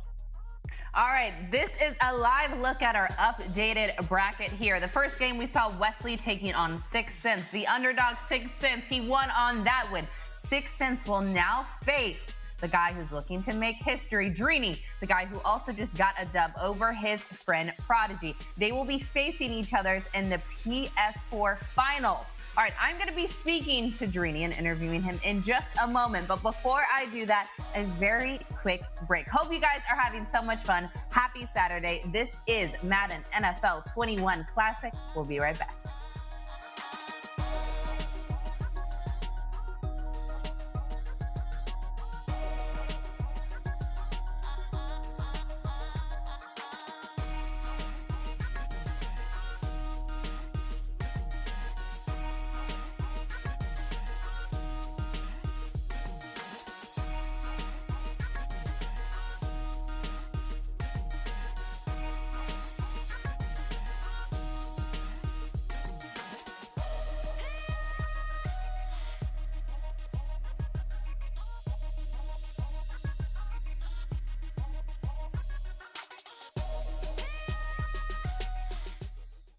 There's never been an 18-year-old champion, right? 20 sounds better. When you looked at the stats to qualify for this event, you had Drini with the #1 winning percentage and Kiv with the #2 winning percentage. The guys that you thought would be here, they're here. Trips to the left. Play action. Cousins throws it to the end zone. Touchdown, Drini. Goes heavy to the right, throws to the left. And all alone for the touchdown. And Drini, all of a sudden, up 11. And all the momentum is with young Drini. Oh, and here's a pick. He's going to take it to the house. Dr. Drini makes house calls. 21 unanswered by Drini. And Kiv officially on tilt. Oh, man, you could just feel it. History in the making. The 18-year-old at his first live event. Hilton fumbles it. And Drini recovers. This is bananas. Oh, when it rains, it pours. And it is pouring on young Kiv right now. Could have tried to get some momentum going, but he can't even sniff momentum right now. It's a touchdown for Drini. The pick six, the fumble. It's just too much for him to overcome. 40-19 here in Los Angeles. Drini is going to be your Madden 18 Challenge champion. Your first year of eligibility, your first major, you took the title. What is that like? It's great that I can finally hold that belt and no one can take that away from me. Yeah. Could you ever have imagined that you would win this tournament? Yeah, that's the only reason I was playing this game. Congratulations, kid. Welcome to the Ultimate League. Thank you.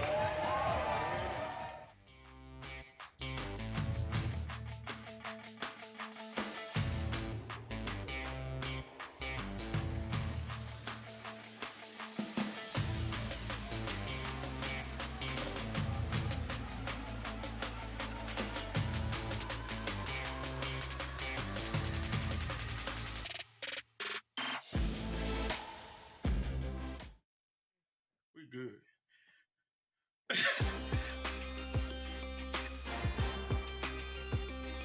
Welcome back to the Madden NFL 21 Classic. You just watched Dreeny versus Prodigy. The final score of that matchup, 18-14. Dreeny taking the dub. Joining us now, the winner of that game, Dreeny, the man, the myth, the legend.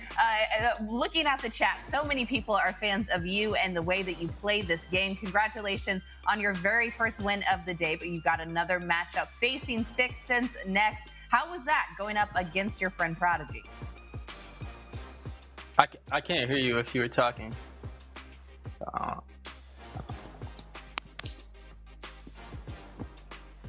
All right. So it's hard to hear you, but I want to ask you one more question. What's your mindset going into this weekend? You are able to make history here. You're also the very first person to earn over $300,000 in career earnings. There's more money and more on the line. How does that feel? What's your mentality?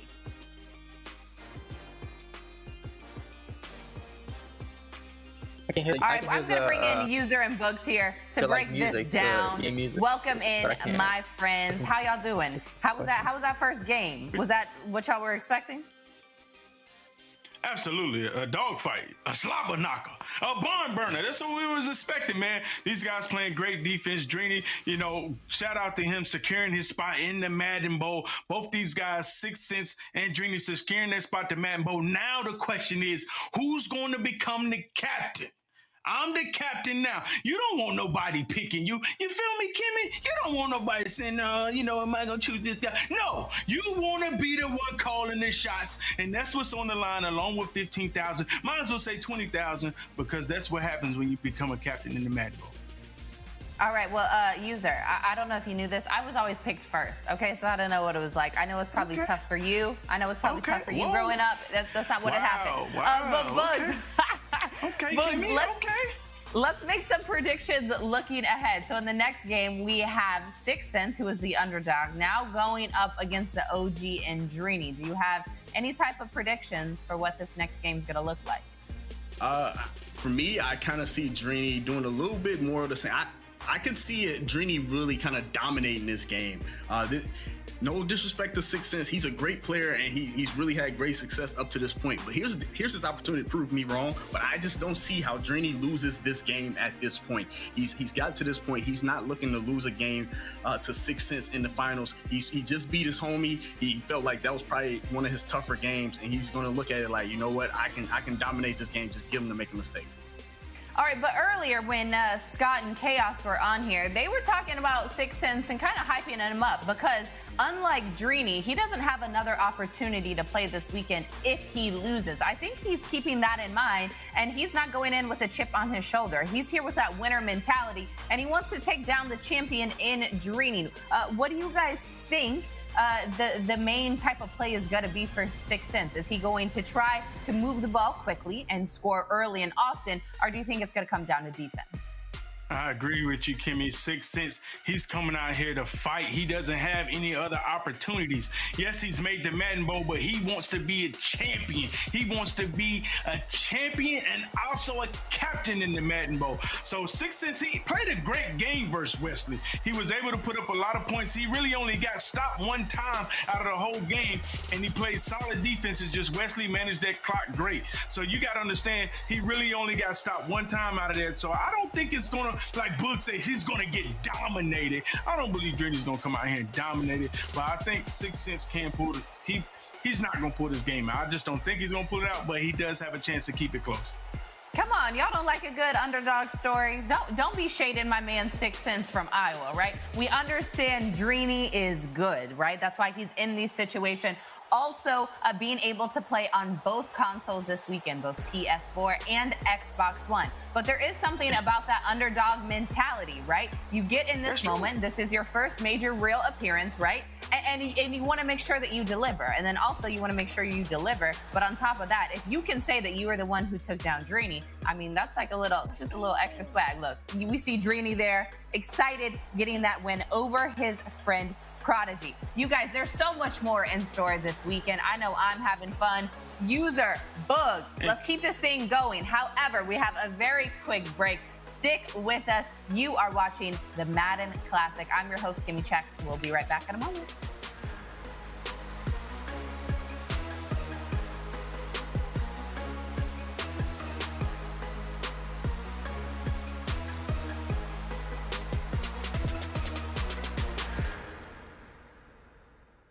There's never been an 18-year-old champion, right? 20 cents, brother. When you looked at the stats to qualify for this event, you had Drini with the #1 winning percentage and Kiv with the #2 winning percentage. The guys that you thought would be here, they're here. Trips to the left. Play action. Cousins throws it to the end zone. Touchdown, Drini. Goes heavy to the right, throws to the left. And all alone for the touchdown. And Drini, all of a sudden, up 11. And all the momentum is with young Drini. Oh, and here's a pick. He's going to take it to the house. Dr. Drini makes house calls. 21 unanswered by Drini. And Kiv officially on tilt. Oh man, you could just feel it. History in the making. The 18-year-old at his first live event. Hilton fumbles it. And Drini recovers. This is bananas. Oh, when it rains, it pours. And it is pouring on young Kiv right now. Could have tried to get some momentum going, but he can't even sniff momentum right now. It's a touchdown for Drini. The pick six, the fumble. It's just too much for him to overcome. 40-19 here in Los Angeles. Drini is going to be your Madden 18 Challenge champion. Your first year of eligibility, your first major, you took the title. What is that like? It's great that I can finally hold that belt and no one can take that away from me. Yeah. Could you ever have imagined that you would win this tournament? Yeah, that's the only reason I was playing this game. Congratulations, kid. Welcome to the Ultimate League. Thank you.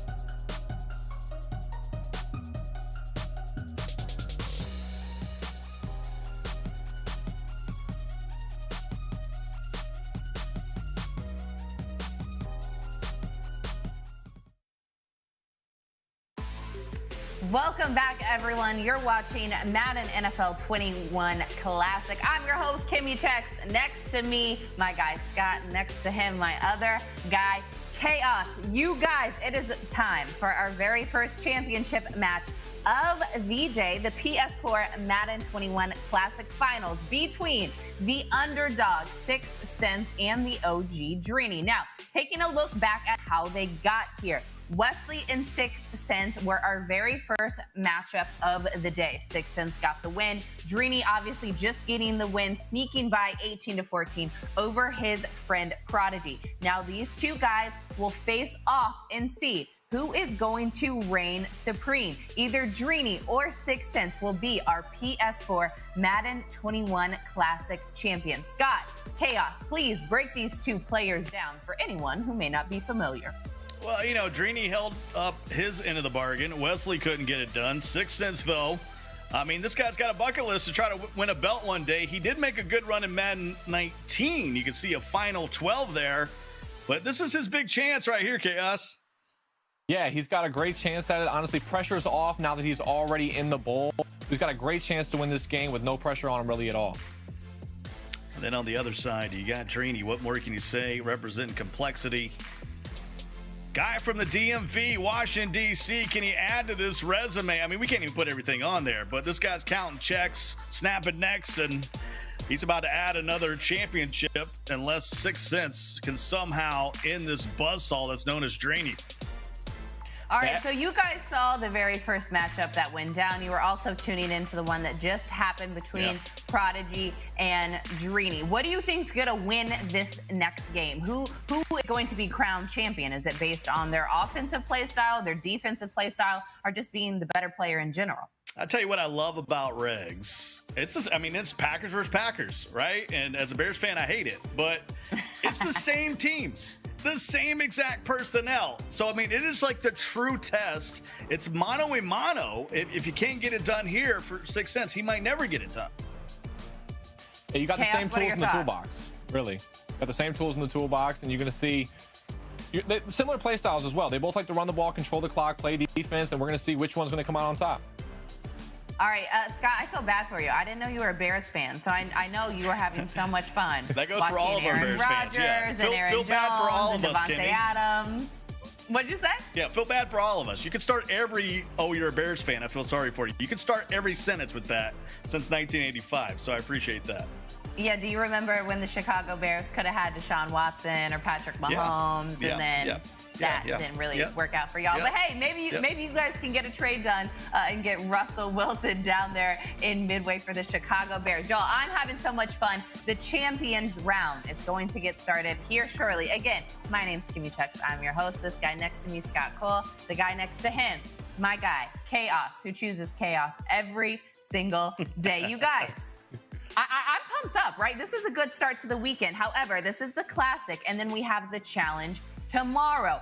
What are you guys looking forward to most this weekend? Well, it's a flip of the script. We got Regs today. You got Mutt Draft tomorrow. So if you're not a Regs guy tuning in today, tomorrow we get on the Mutt side. And Chaos, what I like about the Mutt Draft, there's a little luck involved, right? There's a little roll of the dice. You got to play with some weaknesses. You got to play up to your strengths. So we're going to see 2 great days, kind of a juxtaposed game modes, and really trying to get to the Madden Bowl is proving that you're one of the best Madden players in many different modes. So if Dreeny can get a lot done today, he's very deserving of probably being a captain coming up in late April. All right, seeing that, so with that win that Dreeny just secured over Prodigy, he now qualifies for the Madden Bowl. But like you said, Scott, the question is, he wants that captain spot. What does it exactly mean to be a captain? What's the mentality behind that? What's the hype around that? Al Davis, just win, baby. Right, Chaos? Yeah, you get a captain, you get to pick your players, you get to have the exact team that you want. That's everything that you're looking for. All right, I want to be the captain. I'm the captain now. You are the captain. User and Bugs were saying earlier. I am the captain. What's up? Come on. Are you drafting me and Cole or User and Bugs? If you have first choice, you got to pick 2. Don't start this already. No, you're going to make me choose. You're going to make me choose between the two, between the two groups of 4 of y'all. You can call it a tie. By the way, Kimmy called you, Chaos. He said that you look like Carson Wentz. Are you taking that? I've heard that maybe up to 1 million times, so I'll take it. I have no choice but to take that comparison now. No, I feel like it's like a simulation. Like, I feel like you actually are Carson Wentz, and you're just like doing this weird 2 places thing at where once. You're acting like you're not Carson Wentz. Yeah, just pulling off 2 places at once. I like it. I do. And if you are Carson Wentz, I want to dig in and be like, so do you like Jalen Hurts? Like, what was the real situation happening down in Philadelphia? Like, can we get some details here? I wish I had some answers for you. I do.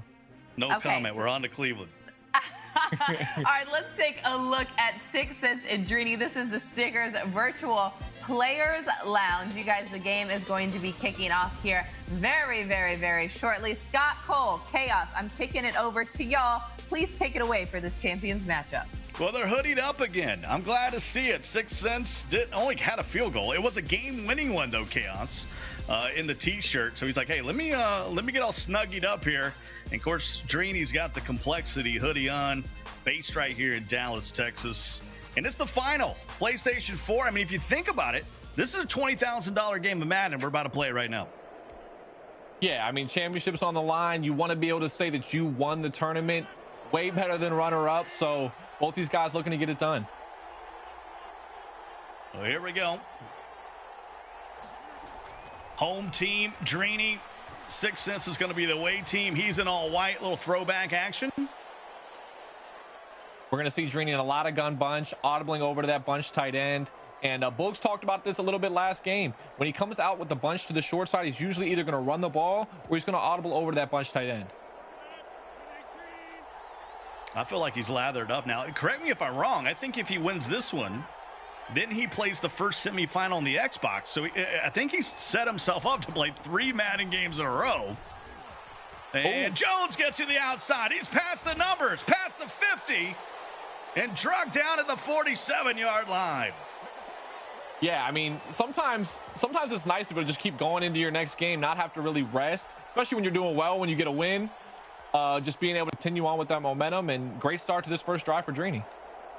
Chaos, you know about big games. You're in the Madden 18 Classic. Got to play in the Ultimate League. We were just talking about that during the break. These are big-time games.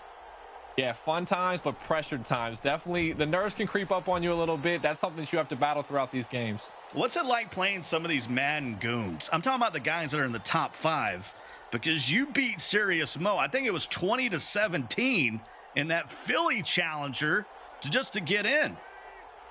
Yeah, no, I mean, I'm never more nervous personally than when I'm playing against somebody who's well-known. Guys like Serious Mo, Skimbo, Problem, those guys. I mean, you're already in a pressure situation, so you add on to the fact that some of the best players of all time. Well, stop and go as Jones works his way to the 16. I'm sure it's like that for 6 cents right now going against Drini, who's probably the most accomplished Madden player since this MCS started. Well, speaking of players that are really well known, Ryan Shazier is the giveaway coming up at the half. 98 overall. The absolute goon for the Steelers. 98 overall. Yeah. That's good for me. I was upset that they didn't know who Michael Dean Perry is. He's William Perry's brother with a little refrigerator. They both played at Clemson. They were both 4-time All-Americans. I got to coach up my guy, User and Books. I got to send them some YouTube links. I'll be honest, you coached me up too. I was not aware. Here's Rodgers. Pulls it up underneath. Gets to the 4-yard line. That's close to a first down, and they will move the chains. It's a great first drive here from Drini. You really like to punch this in here. And that's what Drini does. He gets a lead, and then he takes clock. He plays defense and makes it really tough to come back. So an early score for him would be really big. So 1st and goal now at the 4 for Drini. And Jones, boy, got knocked off his feet. The one thing you don't want to do down here is fumble. That's the one thing you don't want to do. You know, I call punting the unicorn of Madden, but I'm almost going to change that to fumbling. We have not seen a lot of fumbles in the last couple of years of competitive play with all these new coach adjustments. Yeah, that conservative coach adjustment, it's a staple for me personally. Every time a game starts, I'm right to the conservative. You don't want to be fumbling the ball. That's the one turnover you feel you don't have the control over. So to be able to go to that conservative, making sure you're holding on to the ball can be really big. We'll see if 6 cents can get downhill and hold the door on this opening drive. That was the difference in that first game. Wesley getting held to a 3 in that second half instead of getting 7, allowed 6 cents to get that game-winning field goal. And that's the difference in these competitive games. Getting 7, getting 3 can really make a big difference. 2nd and goal. Goal line formation. Aaron Jones will dot the I. They go to the fullback. That's Dylan, who normally is a speedy halfback. And he ekes out a yard. Run defense looked pretty good there. And they'll go back to A.J. Dillon again, and this time he plunges in, and Drini's on the board first. 6 cents had the gap shoot there, but just wasn't able to get the tackle from the air truck, and Drini scores first. Drini rocking and rolling. He might have a couple more things to add to those shelves behind him. Has a pretty good return out to the 28-yard line, as 6 cents will take over with a chance to respond. This is going to be a telling drive for the game. Drini is a defensive player, so getting 7 on that first drive probably puts him in a really comfortable spot where he feels like he can just rely on his defense throughout the rest of this game. So 6 cents probably needs to answer right here. 1:43 to go in the half. Nice opening drive by Drini. But now 6 cents will take over. 25 years old from Iowa. Trying to add to that resume. I mean, he's been in opportunities Of course, making some first career earnings here in Madden 21. Yeah, I mean, this is something he's been looking to do. Like you already mentioned, his goal is to win a belt, and it'd be a nice start to be able to win this tournament and become a captain. Huge Steelers fan. Loves TJ Watt. He's got a Steelers big moment now. I like that. Hey, he won the Madden 18 Last Chance qualifier on PlayStation 4. That was his favorite moment in his career thus far. I think he's going to change that if he can upset Draney. Oh, no doubt about it. 15,000 on the line, plus another 5 for just making the Madden Bowl. Going up top. He's got and he it. has a man. It's MVS by Felicia. Touchdown, 6 cents. Right over the top, 6 cents. I was going to say, he doesn't run meta stuff full out. He mixes up what he does. So Draney probably hasn't seen a ton of that formation in his labbing. So throws him off, gets a touchdown on the first drive. Boy, look at this strike. Bada bing, bada boom. He'll walk in, and we got a tie ball game here in the PS4 final. It stings, Scott, when you put together a nice methodical drive, just small dots, running the ball, mixing it, and then right back over the top goes 6 cents. He's like, I knew I should have put this hoodie back on. I needed it. As soon as he puts the hoodie on, the dots come out. That's right. 1st and 10 now for Draney. That's what I can see. You want to see that in the final. You want to see a fight. And he'll step out of bounds at the 28. Rogers now 4 of 5 for Draney. Draney goes that bunch tight end again. Every time he comes out in that bunch to the short side, he either wants to run or audible. And it's a mix of strategies here. 6 cents audibles from the 3-5 into nickel normal, while Draney's audibling from the nickel 3-5 into 3-5 wide. I got to know in the chat who you got. You got Draney winning this final. Press 1. You got 6 cents with the upset. Give me a 2. Appreciate everybody hanging out on a Saturday. What a weekend for Madden. Nice Rogers user. Dancing back there, and he'll throw it away. Great job with his user there. Takes away the running back early, bounces back to the in route. I'm telling you, we got a lot of underdog fans in the chat. I can get on board with this. Is March Madness time. Underdogs is what sells. There's Adams in motion here on 2nd and 10 for Draney. That's always the danger man. Oh, a free play. I was going to say, it looked like he was offside, Scott. I think he lined up from the get-go, and he'll be taking this penalty.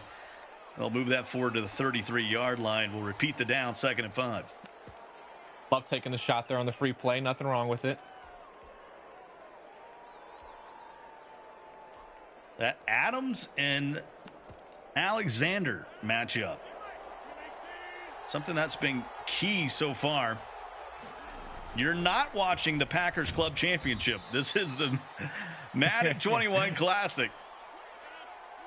Hey, money is on the line. Everyone's going to go with the best team, and the Packers are the best Regs team this year. And Draney, let's get to the 2nd quarter. We're all tied at 7. Draney's in all 4 of these brackets. And to go undefeated, you got to win this one. Got to win the first one. It's so impressive that he's made all 4. I expect to see an audible here to the bunch tight end. There it is. Every time he comes out short side, there it is.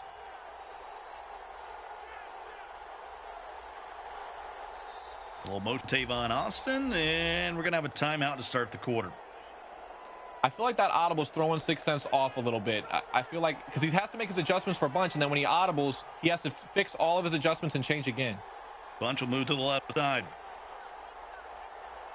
Just needs an inch or two to keep the drive going. He'll go to the air.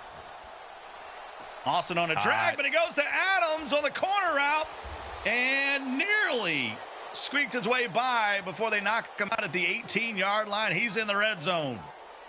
So far, Draney has the answers for this match. He's driven the ball down the field easily and methodically both times so far. 3rd and inches. Draney gets savage, goes for the big play. We'll switch from 6 cents going to the 3-5 wide now. And swings it out to Tavon. And a good tackle on the edge. Still a gain of 4. This is what Drini does. He'll take what's available to him. He'll take the short stuff, and then when you give him the over the top, he's ready for it.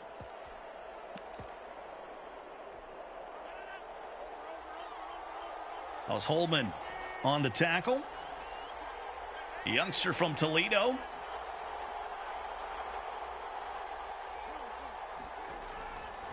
At the 14 now. Drini once again. Now it's Jones. Touchdown, Drini. And there it is, the answer right back. Of course, the veteran Drini's not rattled by giving up a deep touchdown. Answers with a score himself. Let's see if 6 cents he can do it again here. Look at this again, Chaos. Perfect read to Aaron Jones right there, right to the flat. Able to make one miss and get the score. Well, we've gone back and forth. See him in the Snickers Virtual Players Lounge.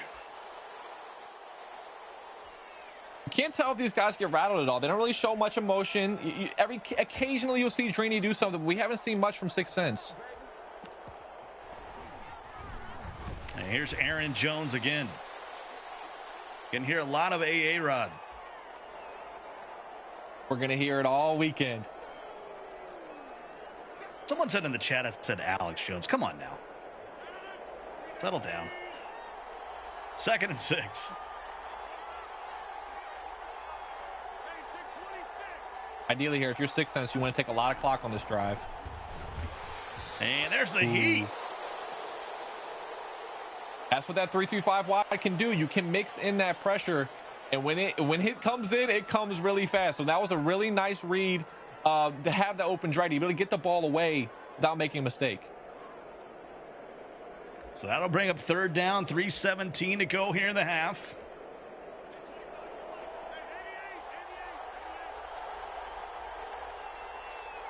Rodgers in the gun.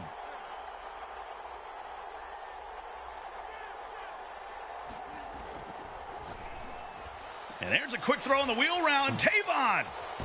He'll use that speed and work past midfield to the 43. That looked like a risky read to me. 6 cents probably knows more than I do. He's made it this far. But there was a flat out there to possibly make a play on that. I wouldn't want to live with making that throw a lot. Yeah, that was a risky one. Big reward for 6 cents. He didn't seem nervous about it. Hey, he'll take his 30 yards. I'll take it too. Stretch it out to Jones. And Aaron Jones will go out of bounds at the 38. Both these guys smacking the gum. Is that your play, Chaos, or you? I'm not a gum guy. I'm more of just, I don't really listen to music, do gum, anything. I just try to lock in on the game. It doesn't always go too well for me, though, so I don't know. Maybe I should try it.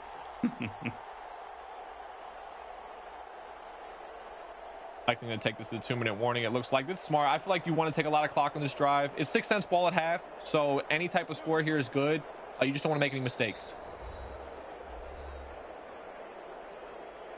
So 2-minute warning. 6 cents down by a touchdown. Both players have scored on every possession thus far. 6 cents will get the ball to start the second half.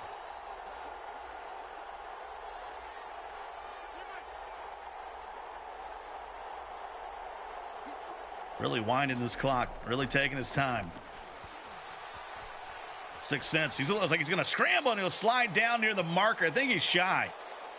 3rd and inches. Yeah, this is a big 3rd down here. I feel like it's probably 4th down territory. You don't want to give the ball back to Drini. I might just run the ball, see if I can pick it up that way, and then go for it on 4th down.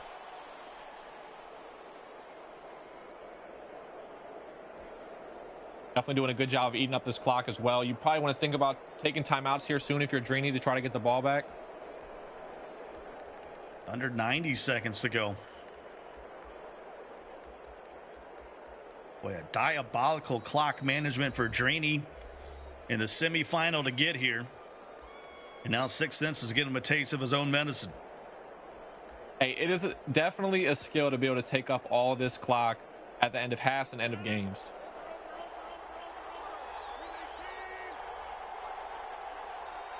High formation. Greeny went to this big nickel. It's really good at shooting the gap against the run. Sends a tight end in motion. He'll get it to A.J. Dillon. He'll pick up the first down out of the 30. I like the switch there. 6 cents put in personnel that match the goal line so we can come out in the eye tight, audible in the goal line, and pick up the first down.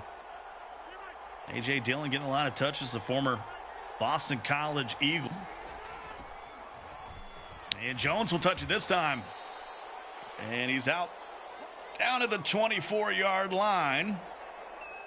He's got one timeout remaining. Clock going to start to become a factor here. Yeah, I'm almost starting to think 6 cents is just cool with taking his 3 here. He's been running the ball very, very conservative about it.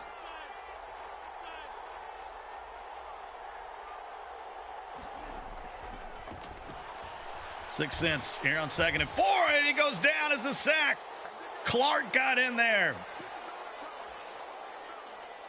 If I'm 6 cents here, I'm very, very safe about this play call. I might even think about if I'll either run the ball or only throw a wide open pass. Kenny Clark, he's a big old boy. And we got 4th down now. Short of the marker. And smartly get out of bounds. And he's going to have to take his 3. 38-yard field goal for Crosby. And it's up and it's good. 1 tick left, Chaos. Yeah, I'm sure he's okay with that. He knows it's his ball at halftime, so to be able to get a point, but now if he gets a touchdown, he has the lead. I'm sure he's cool with that, especially going into the game probably as the underdog. And Drini's going to fair catch it. He knows some crazy things going to happen, but I'd be surprised if this is not a run. We've seen some crazy stuff before on the run. Try to get sticky one time. Drini up by 4. 6 cents will get the ball to start the second half. Got a cool giveaway coming up right after this play, and it's 14-10 at the half as we head back to Kimmy. All right, what is up, guys? That was halftime. The score, as you just saw, Drini up this half.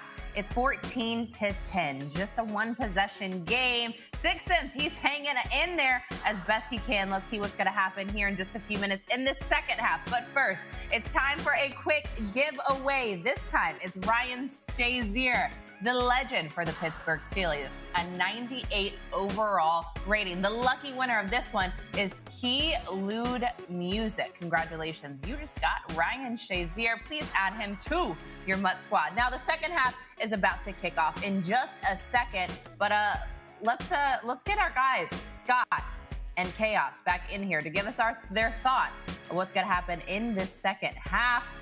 Is 6 cents going to be able to come back? Here we go. Look at these two guys. This is our Snickers virtual player lounge. They both look a little relaxed, right? I don't see anybody stressing out a little bit too much, but a lot is on the line the second half. Drini trying to be the champion here. 6 cents trying to go with the upset. Scott, Chaos, take it away for the second half.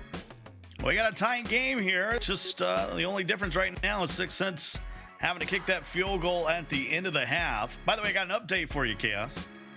What is that? Wesley won the third place match, 21-14. So, hey. Hey, every game matters, and that was happening. Puts a couple thousand extra dollars in your pocket as well, right? So, hey. Hey, I'll take some money, but hey, Carson wins. You're the guy with all the big contracts, so we should be collecting some prize pool money from you, right? I wish I had something like that. All right, here's the second half. Scott, Chaos, take it away. 1st and 10. It'll be 6 cents starting off with the football. And he's got all day. Let's see if he playmakers up and smartly does not throw it downfield. We've seen a lot of different formations from 6 cents in these two games today, and I feel like that has to throw Drini off a bit. You have to get in the habit of playing against gun bunch tight end, trips tight end every other game, and you're seeing something different, and that might be throwing Drini off a bit.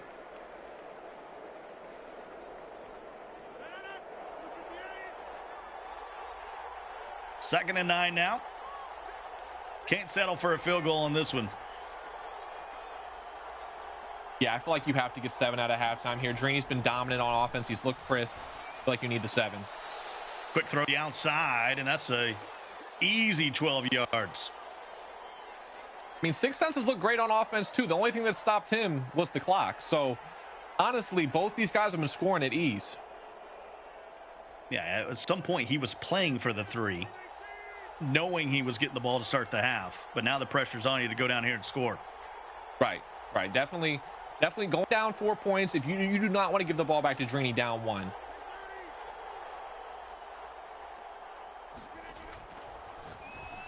Here's Sixth Sense. Boy, quick throw to the outside. It's the big fella, and he steps out at the 48.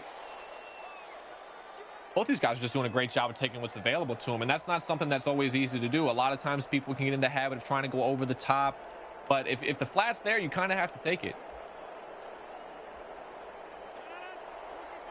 These are regular teams, by the way, here in the Classic. We're in the PS4 final. Xbox is coming up on the other side.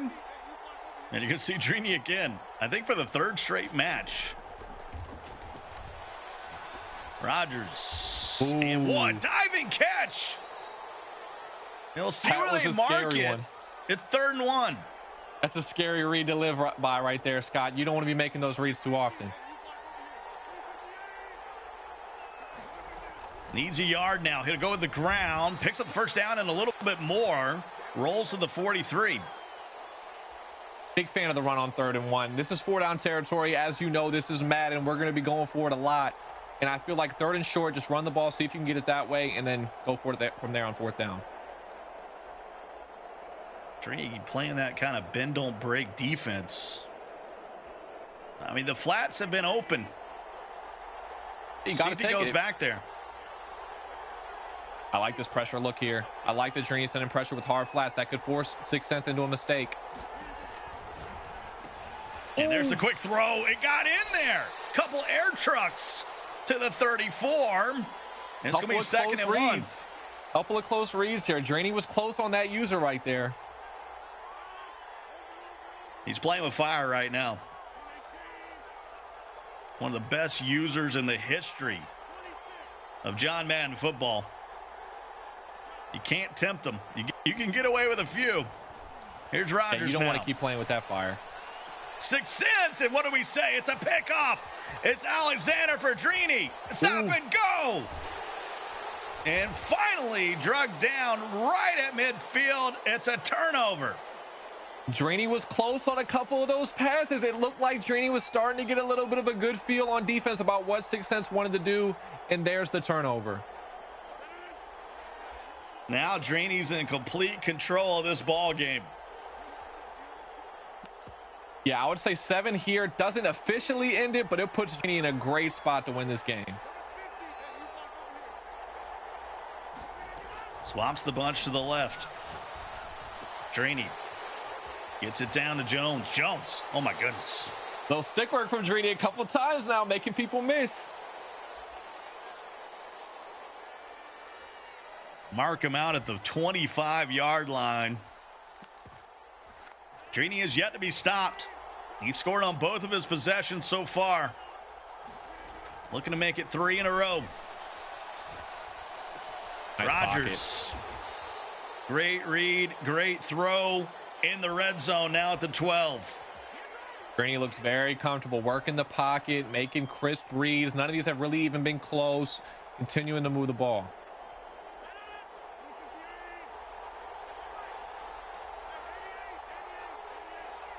First and 10 now for Drini. Looking to go up 2 scores here in the final. Xbox bracket coming up next. It's the delay. Ooh. And that should be the first down. 1st and goal from the 1. This is a huge set of downs right here. 7 would put this game almost out of reach for Sixth Sense, but 3, it's only a 1 possession game. So let's see if Sixth Sense can hold the door.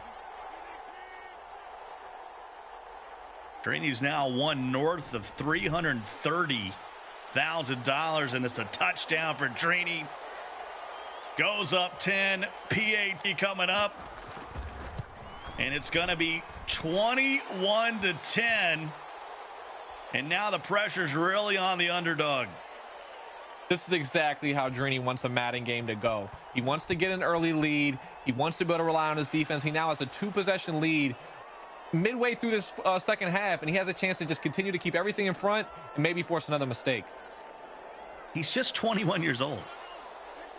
21 years old, and he's closing in on 350,000.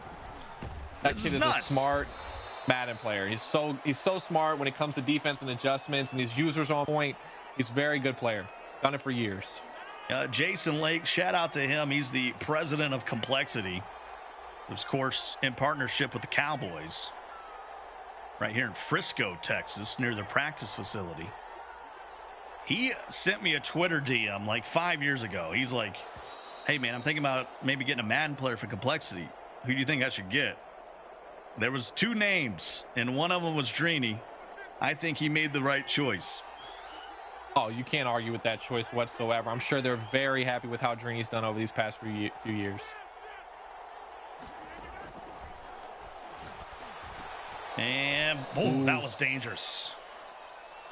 Close. It's getting close. Drini's starting to get a little bit more comfortable. As games go on, I feel like he starts to get a feel for what his opponent wants to do, and Sixth Sense has had a couple questionable reads.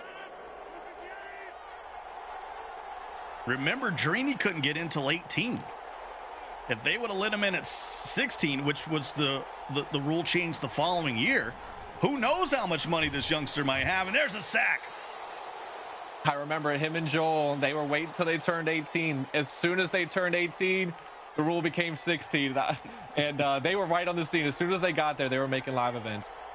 One great user wants to know who was the other one. I'll just keep that between me and Jason Lake. 4th and 15. This might be 4th in the game.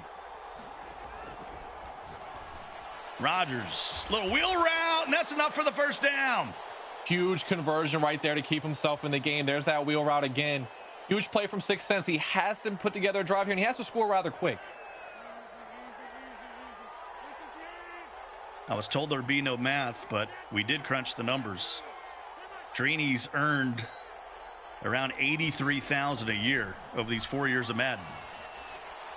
That sounds pretty awesome to me. I mean, that's just the MCS. That doesn't include everything else that he's got going on. The streaming, the Complexity gaming. I mean, there's a lot more to it. That's just his career earnings in the MCS. Yeah, and it all goes together. The more you win in the MCS, the more other avenues you can really go to. 2nd and 10. Drini hasn't wrapped this thing up yet. Sixth Sense. It's going to take him all the way down to the wire. That's a tight throw, though, and it's picked off. There it is, another tight throw. Drini clicks on and makes the play. Now it's all about clocking out. Someone asked in the chat, has Vose played already? No, we got the Xbox bracket coming up following this game as we wrap up the PlayStation 4. And I think Drini might have just done just that. Yeah, it's going to be a tough spot for Sixth Sense here with 40-second play clock and regs rather than 30 like it is in MUT. So great point. Every first down for Drini just takes another full 2 minutes off the clock. Yeah, you can pretty much take this after this play almost down to the 2-minute warning. Yeah, you don't want to hike this a second before 1 second left on this game on the play clock here because you want to make sure you get to this 2-minute warning. When's the last time Drini lost a game? I got to know. I mean, you had to go undefeated to get to these tournaments, so I have no idea. It's probably like 40 games in a row. Yeah, I think he's won about 30 games in a row. I can barely go 30 games in a row in Weekend League.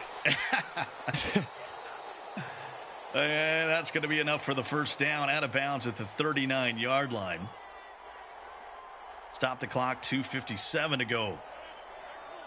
Yeah, you want to stay in bounds here, but I mean, you'll take the first down, of course, but as long as you can try to stay in bounds.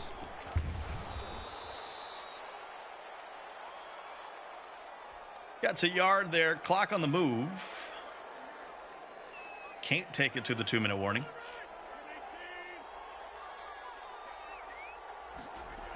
Sixth Sense is in that weird spot of not knowing what to do, and it's going to be enough for a first down. Yeah, when you get to this spot, you kind of you're in a spot where you can't win. You have to just sell out to the run and hope that you don't give up first downs, but everyone just eats more clock away. Yeah, I like the call of the timeout here, but Drini is just picking up chunks. That's 9. Yeah, if I'm Drini. No, another timeout. if I'm Drini, I'm just running the ball every play, no matter what. It doesn't matter what happens, just running the ball. Someone was bringing up in the chat, I mean, he's also dominating the butthead on Fridays. I mean, come on, Drini, take some days off. Give somebody else a chance. Right. Drini again, wide open, the tight end, and he'll fall down to the 13. 2-minute warning. 6 cents out of timeouts. And yeah, GG's in the chat. He's going to go Game of Thrones here and bend the knee. Yeah, that definitely should do it. If you're 6 cents, you can't be sad. Of course you wanted to win. Of course we all want to win the championship. But hey, he punched his ticket to the Madden Bowl. And ultimately going into it, that's probably what the main goal was, to make sure you get to that chance for that belt. Yeah, we're going to see him continue to play. He got a big win over Wesley. If you're just joining us, to open the day, it was a game-winning field goal from 39 yards. But just could not keep pace with Drini, who just continues to roll, and he can feel it. He knows he's got a lot of work to do, though. I mean, this is just step one. Yeah, Drini's going for something bigger. He's going for a 4-for-4 that no one else can even have a chance of doing. So that's impressive in itself. But, I mean, congrats to both these guys. You don't want to be in that LCQ gauntlet. You really don't. There's so many good players trying to play. To not have to do that, to not have to stress, it's got to feel good. He's not thinking about that now, but hey, he's thinking about the next game against Bose, which is going to happen in about 10 minutes. So he's got to stay locked in. No rest for the weary as this one comes winding down. Your final score, 21-10. Drini has won the PlayStation 4 final here in the Classic. As we head on back to Kimmy, Drini continuing to roll. That is right, Scott. Drini rolling on and clinching the dub in the PS4 bracket. That final score, 21-10. We saw 6 Cents be an underdog and make his way to the finals, but it was Drini who took the cake and got the dub. Welcome back to Madden NFL 21 Classic. I'm Kimmy Chucks. You've got Scott and Chaos. I'm going to turn it over to you two gentlemen to talk through the highlights of that incredible final matchup. Well, you know, it started off wild here because we had touchdowns. They were trading them back and forth. Every possession had a score. And, I mean, a two-play, a bomb coming from 6 Cents. That's a good way to start it off, Chaos. Yeah, I mean, give up a score, a long drive, and come right back with a touchdown. That's huge. And then just sneaking in, it's Aaron Jones for Drini. Goes up 7.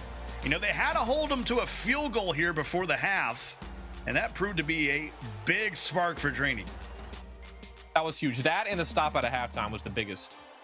And that pick right there might have clinched it. Little stopping and going. He would go down here to give it to A.J. Dillon. And that would put him up 21-10. And what can we say? You get a pick. You get a pick. You get a pick. And Drini, $15,000 richer, plus another 5 on the other side. And there's a trophy. It's coming out your way, Drini. All right, there is a live look at the trophy. Obviously, we have some money on the line, but Drini was prepared, right? We saw that he had some space for a trophy in his background. That is coming his way. This is how it broke down, and Drini became the champion. It started with Wesley versus 6 Cents. 6 Cents won.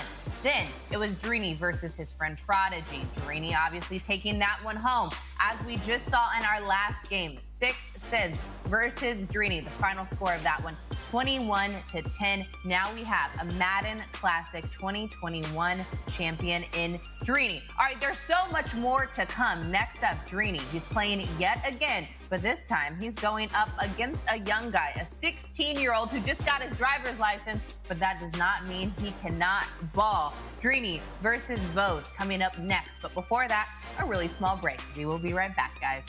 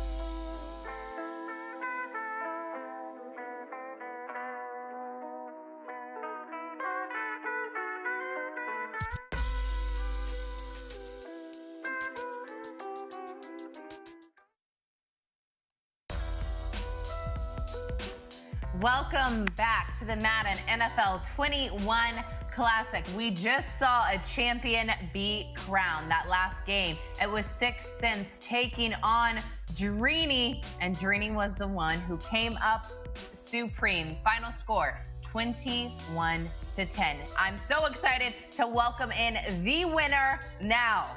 How are you, Dreeny? Congratulations on securing that dub. Appreciate it. I mean, it means a lot.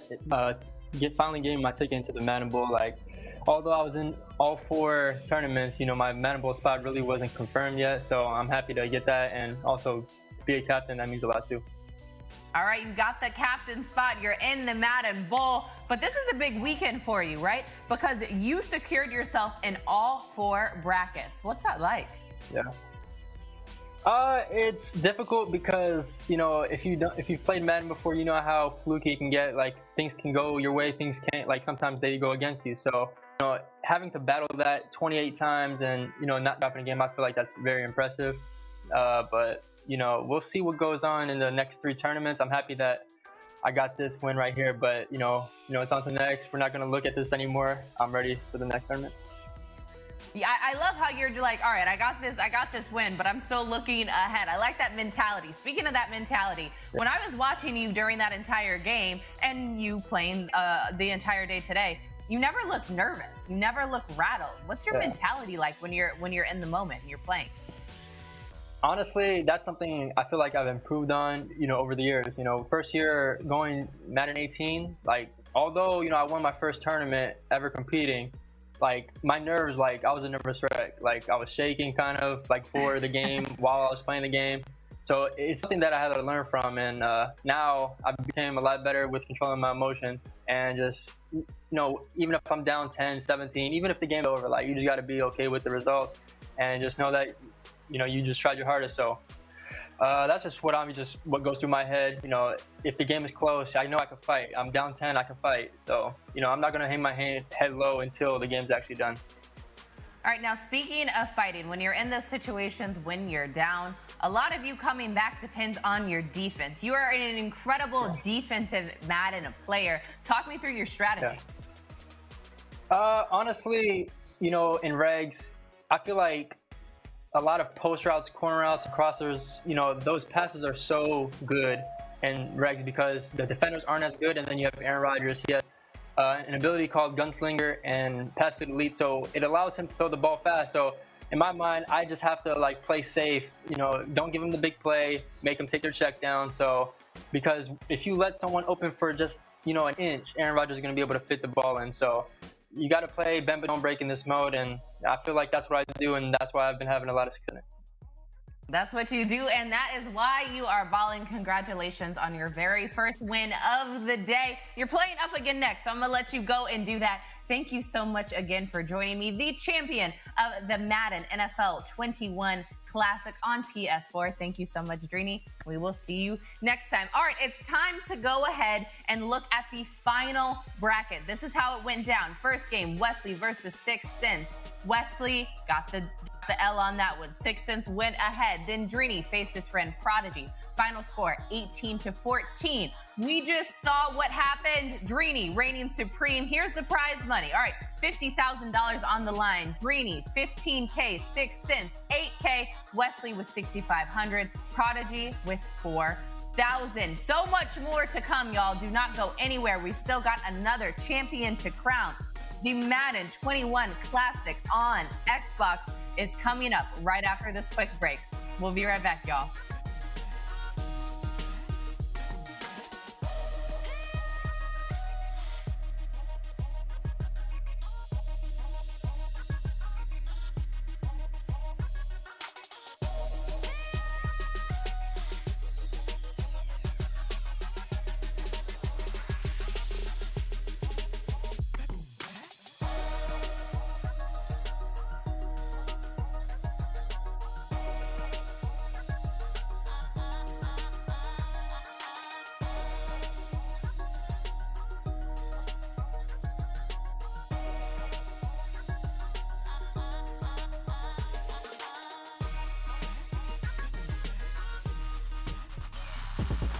Skim in field goal range. Remember, he turned it over last time down here and throws open Conley There he is. for a dippity dot. That's a hot one, but you couldn't ask for more. We got a one-possession game with a minute to go here in the Classic.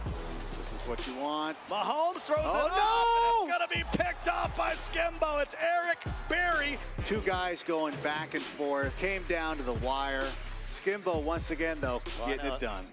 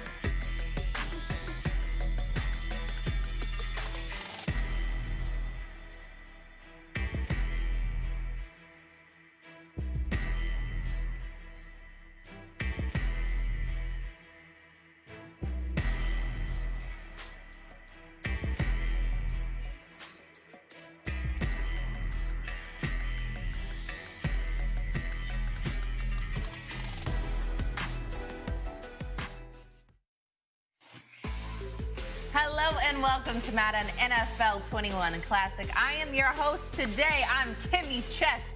Y'all, if you've been following along all day, you just saw we crowned a champion on PS4. That was Dreeny. But now we're on to the Xbox bracket. I'm not the only one who you're going to be seeing and hearing from today. I'm joined by four incredible, hilarious, like to throw some shade and have some fun when we can people. Let's go ahead and get into it. We got one great user, the mouthpiece of Madden. We got Bugs, the homie, Madden, content creator, streamer. What's up, y'all? How we living? We're good, Kimmy. You know, you just still taking shots and digs at me. It's okay, sister. It's cool. I'm going to get you. I know you're a gentle giant. I know you can take the shots. Bugs, how are you? I'm doing good. I just got a chance to witness some great games. Dreeny was able to get it done. And you know, it's fun time calling games with the mouthpiece of Madden, you know? Hey, see, he just took a shot too, user, so you can't get mad at me because he just did the same I got a full 45 minutes. Don't worry, I'm going to get him back. Okay. I trust you.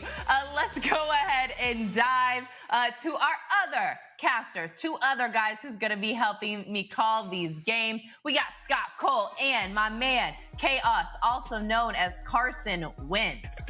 How are you both, Scott? Y'all just called the final game for the PS4 bracket. Now we're moving on to Xbox. How you feeling for this one?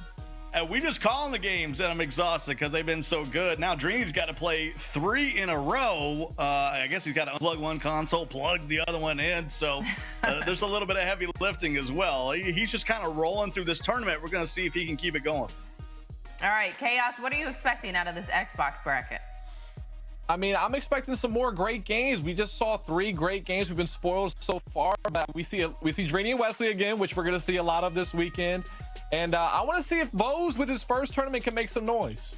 All right, speaking of the Xbox bracket, let's go ahead and take a look at it so y'all know who is playing. First up, we got Dreeny, the champion who we just crowned over on PS4, taking on Vose. Vose, y'all, he's 16 years old. He just got his license. This is the first major EA event appearance for him. He's taking on the champ, so let's see how that goes down. Then the next match, we have Spotto versus Wesley. The winners of those games will face each other and the champions round. All right, it's time to go to users picks presented by Chunky. User, what do you see happening in this bracket? You know, I thought Wesley was going to get it done in the first bracket in the PlayStation, but he's unable to do that right here. I did have Spotto and Vose coming out. Now, Dreeny, I think he's going to go for history, trying to go 4-0. I think Dreeny pulls it out. That's right, chat. I'm switching the picks up, switching the momentum up. I think Wesley gets this done. He has to get this done versus Spotto because you do not want to go into your last match trying to win versus Dreeny to get that spot. All right, that's what you predict. Someone go with it. User, since you're the mouthpiece of Madden, you know how all this shakes out. Speaking of Madden, y'all know what people who play Madden like? They like money. They like that prize money. $50,000 on the line. This is how it breaks down. If you're in 4th place, you get $4 grand. 3rd place, $6,500. 2nd place, $8,000. Number 1 spot, the champions taking home $15,000. Now, you guys may have noticed that both Dreeny and Wesley are competing in both brackets tonight. That's because both of these guys, I should say, were able to qualify on both PS4 and Xbox consoles. Now, Dreeny qualified for 4 out of 4 tournaments. You will see him quite a lot this weekend. That's both consoles for today's Madden Classic and both consoles for the Madden Challenge, which kicks off tomorrow. Make sure you join us for that one. Wesley, on the other hand, still bringing and carrying some weight here, qualifying for 3 out of 4. Now, Scott, Chaos, these guys have a chance to make Madden history this weekend. We kind of talked about it earlier, but I want to re-break it down since we did just see Dreeny take home a championship. Well, we thought we were going to have a little Dreeny Wesley finals, right? Sixth Sense spoiled that right off the rip when we came on. So if you're a huge Madden fan, like I'm saying, if you're not rooting for Vose or Spot, coming up, you want to see Wesley playing Dreeny. I mean, this is 2 of the hottest players in Madden right now. We didn't get it on PlayStation 4, but can we get it on Xbox? Hey, if you're a casual fan, if you're neutral like me, you're kind of hoping so. Y'all, it's also March Madness. We pointed that out earlier, right? We like a good upset alert. That's what we've seen in the basketball world. So who's to say it can't also happen in Madden? We are going to see those two guys hopefully face off against each other later. That's Dreeny and Wesley. But first, we got to get to the very first game of the night. This matchup is Dreeny versus Vose, the underdog 16-year-old versus the 21-year-old champion, who is the very first person to earn over $300,000 in career winnings. User Bugs, break down who these two guys are. I mean, we got Dreeny. Sorry, we got Dreeny with a rap sheet longer than, I mean, whoever can count. I mean, this guy has done so much, over 300,000. I mean, he's over 330 now after that win right there, maybe even at the 340 range. And now he's looking to get his second belt or third belt and looking to just dominate and really put some more respect on his name. And then you got Vose, the bot war prodigy, trying to look and get some respect on his name. I mean, right here, you don't know. He doesn't have any career earnings, but he's looking to go ahead and change that now and go ahead and add to his legacy. Absolutely, the Jimmy Neutron of the Madden community, Vose, the bot war legend. Listen, he's 16, new on the scene, first time live event. Everyone expected him to come up in here and shake things up, but he has a tough task going up against Dreeny, and I just don't know if he gets it done, Bugs. Dreeny's looking to try to make history here. I can't believe you just said he's like the Jimmy Neutron, because I'm looking at Vose right now and like, wait, he's really about to blast off like Jimmy. All right, here is a live look in the Snickers Virtual Players Lounge. Vose on the right, Dreeny on the left. These guys getting locked and loaded and ready for the very first game of the Xbox console bracket. I'm gonna turn it over to you two. User Bugs, take us away. Let's see how this game crumbles out. I mean, User, what are your expectations going into this game? You got Dreeny versus Vose, an inexperienced player, and you don't know what to expect in this game right here. I mean, Dreeny, you know what to expect from him. Vose, he's already had a match up against Dreeny in the Madden Challenge, and he couldn't really get the game done, even though he was kind of controlling the game. What are your expectations going into this?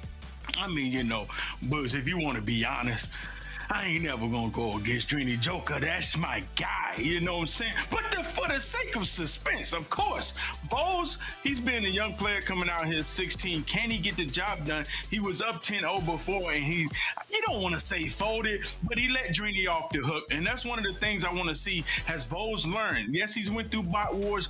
Bot wars are starting to shape up a good bit of Madden players, 49ers. Can Vose shake this off and really represent?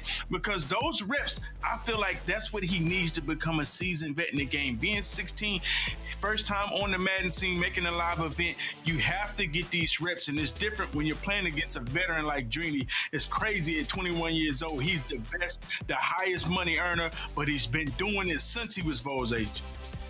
All right, well, I just sat down and did an interview with Dreeny after he won the PS4 Champions, and I asked about his mindset and his mentality, because he says he's locked and loaded. He doesn't really sweat if he's down 10, right? And it's interesting because he has that veteran kind of ability, like you said. He's the one who has the rep, so he knows when he's in these tough, critical situations to keep it cool. Vose, on the other hand, this is his first major appearance. He's young. So I'm really interested to see and kind of pick your brains on what that mentality, if it really matters, right? For a young guy like Vose to be going up against Dreeny, a guy who everybody knows can really play the game well and execute. So, User, what are you kind of predicting here? It's tough. I don't think Vose upsets Dreeny, to be honest, Kimmy, because 16, first time on the scene, and you're playing against Dreeny, and Dreeny got the extra chip on his shoulder because he wants to make his history. He wants to be known as Mr. 444, the first guy that ever does this. You're going to get Dreeny at his best. Can Vose do it? I just don't think he gets it done. First time on the scene. That's a tough task to ask for anybody to have to go through Dreeny. On your first live stage, can you beat him for the guap? I don't think so. Bugs, agree, disagree? I see you making some faces. Vols is looking kind of comfortable. I can't lie to you, user. He's looking comfortable. I mean, he's looking relaxed. Like he's not worried. He's like He's chilling in front of. I mean, with that light fixture, I promise you, he is ready to lock in. My man's is ready to go in. You can tell he's locked in and loaded and ready to go. Come on, here we go. He's ready to go. My man's is ready to go. He's bopping. He's bopping. He's ready with that light fixture. Oh, y'all are we leave him cooking alone. up bats right in front of the pantry? I believe so. Y'all. Yeah, he's ready. He's cooking them up right now in his head. Vols is looking good. I'm riding the Vols train for the sake of having somebody to go against user. I'm riding the Vols train. All right, I feel y'all. like Vols is looking good. Let's see what's gonna happen. I'm gonna turn it over to you two to call the game. All right, thanks, Kimmy. Man, we got a tight ball game, man. We about to a great ball game that we're about to watch between Vols and Drini. They played a tight ball game in the Madden Classic or Madden Challenge, where Vols is up 10-0, user. I know you remember watching that game. You were doing the watch party for that, and you were watching him with a 10-0 lead, and then he just kind of folded away. He really tried to do something that Drini did in the game, and he kind of outsmarted himself and cost himself the game. The biggest question in this game, in my opinion, is going to be, does he learn from his mistakes? Absolutely. And we were talking about this on a break when we were sitting in the Discord. Some of these guys, and, shout out to 6 Sense, really, taking a great game away from us. We was expecting to see Wesley, you know what I'm saying? But at the end of the day, we want to see Vols. If you're going to take this spot, if you're going to upset Drini, take it all the way. And that's what we want to see from these guys. We don't want to see you fold under pressure, make a mistake playing against a guy like Drini or Wesley, and just throw a bonehead mistake that you normally would not throw. No one under pressure, nobody in your face, and you just, hey, chuck it up. Because these guys are better than that. And Drini, you're going to have to play smart. You cannot just think you're going to have plays to give away. Oh, that's a book we six start that already. game off with a book 6. Oh, God. We started off with a book 6. And let me tell you, this is what we're talking about. Hold your head up, young fella. Hold your head up, Jimmy, because this is what we're talking about. He's 16, first time on the stage, under pressure, first snap. Drini screams at him, says, hey, young fella, are you ready for the big stage? First play, interception, under pressure, bad read. You cannot do that. And this is what we mean by being a seasoned veteran on the big stage. Yeah, and now the question is, how does this really kind of shows you who a person is? What is he made of? What is the character like under Vols? I feel like Vols has some character. He has some gumption in him, because just from my experience with him, he can handle the cap. He can handle people going at him. He can handle the adversity. We're about to see how he really handles it in the biggest stage. And he that's throws a laser right down the middle. Vols answers right back. He says, guess what? Them Bot Wars lights is just as bright as these MCS, or are they? We will see. That's a great answer by Vols right there. Hit him with a streak up the middle of the field. Let's see what Drini's going to do. Yeah, I mean, that was a great response right there by Vols. Great play design. You see he rolled out. He had the tight end corner route. Drini had nothing deep in the deep third range, and then Devontae Adams was just off to the races from there. He was able to get a nice little read. Great play design right there by Vols. Is that a busted coverage by Drini right there? Normally Drini doesn't definitely a get busted coverage. Yeah, that was very uncharacteristic of Drini to give that kind of play up. Drini doesn't give those type of plays up. He's one of those guys that really, he's going to make you work. He said it in this interview, do not give up big plays. That's the one thing that he is good for. He's making sure that he's not going to give up those big plays. So I don't expect him to ever give that up again, but I know right now Drini is kicking himself. Yeah, absolutely. And the chat is going crazy. Vols has a nice army behind him. A lot of people cheering him on, thinking that he can get it done. People think Vols is going to be the guy that upsets Drini's 4-for-4. Yeah, like Drini. I mean, Vols right now, he's the fan favorite right now. Although Drini's the poster child, he's the golden boy. He's the one that we all know and love, and we all root for him. No one really, nobody roots against him. He's the only reason why. Go ahead and say it. Is he the face of Madden? He's the face, but he hasn't really claimed it. That's the reason why I'm hesitant. If he claims it, if he comes out right now and claim it, he has to come. I feel like in order to be it, you got to kind of claim it. I feel like nobody has really just taken it and said, you know what, I am. Drini hasn't done it yet, even though maybe him going 4-for-4 is him claiming it. Okay, so obviously you thinking Drini's the face of Madden. Is Drini right now, is he already better than the legendary Skimbo with 3 belts. Does it matter what happens right here? It definitely plays a role. It definitely plays a role. He has to really figure out. He has to get it done. He has to get these 4 wins, and then you'll see. All right, what is he made of, and whether or not he's that good. That's tough, man. I mean, you know, Draney, he's already won 1.5 of the Classic. To think about it, you know, I'm still kind of on the fence. I'm not sure who I could put over top of each other, but both of these guys, Draney's definitely neck and neck with him, especially with this run right now. Nice delay fade to the tight end. And right here, Draney, he's going to mix in. He hasn't really had a chance to really get a feel or see what Vols runs on defense because Vols gave him easy points. Vols gave him a pick 6 immediately off rip, off jump, and he never really had to do anything. So now you're about to see how does Vols, is his defense able to give Draney any trouble? Yeah, absolutely, man. And you know, one thing to turn the ball over, it's another thing to turn it over and give a person pick 6 because now you have no clue what he does on offense, and you just gave him free points. You can't afford to do that. And Draney's comfortable regardless whether he gets 3 this drive. You know, he's already in field goal range. He's going to be very smart with it and make sure Vols pays dearly for that 1 turnover. And then when he goes to his bunch tight end, he likes 2 setup. When he doesn't motion, it's going to be this setup. He's going to put the running back on an out route out the backfield. He's going to put that running back on an out route out the backfield. He's going to put a delay streak, and then he's just going to have that PA cross.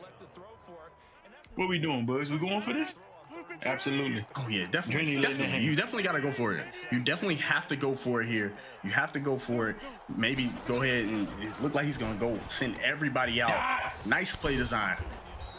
That's that PA, that dig play out of Jets playbook where the tight end is on a hitch route. You don't have many other plays in Madden period that has a tight end on a stock hitch route. Those stock hitches are really, really good because he's able to really kind of take advantage of the tight end on a short route. That's the corner. That's a scary read. And he threw a book. Oh, that's a Bugatti Books right there. A Bugatti Books. Oh my goodness. Oh. Oh my goodness. I mean, that was definitely a suspect read. You knew we wasn't gonna get out of today without that coming out, right? You knew that was coming. Oh my God. I mean, people are still in the caps of a 2-year-old. That's crazy. But anyway, that was definitely a suspect read right there by Draney. He has to be a little bit more patient with the read. It was really no way he can really kind of fit that in there. He's going to have to really be smarter in that spot because I feel like he had momentum to really kind of just blow this game away. And it really just kind of started off bad for Vols. We'll see what he does from here. Yeah, and that's major. That's major because now him getting that interception turnover, it nullifies that pick 6. Yeah, as we get a look at them and the Snickers Virtual Players Lounge, get a closer look at those guys and what they're thinking and what their facial expressions are like. But yeah, Vols right here, being at the 2-yard line, he's going ultra conservative here. I know it's one of the scariest spots. He's opting not to pass. He's really trying to get himself a little bit more field so that he doesn't have his back against the end zone and then maybe end up getting a safety.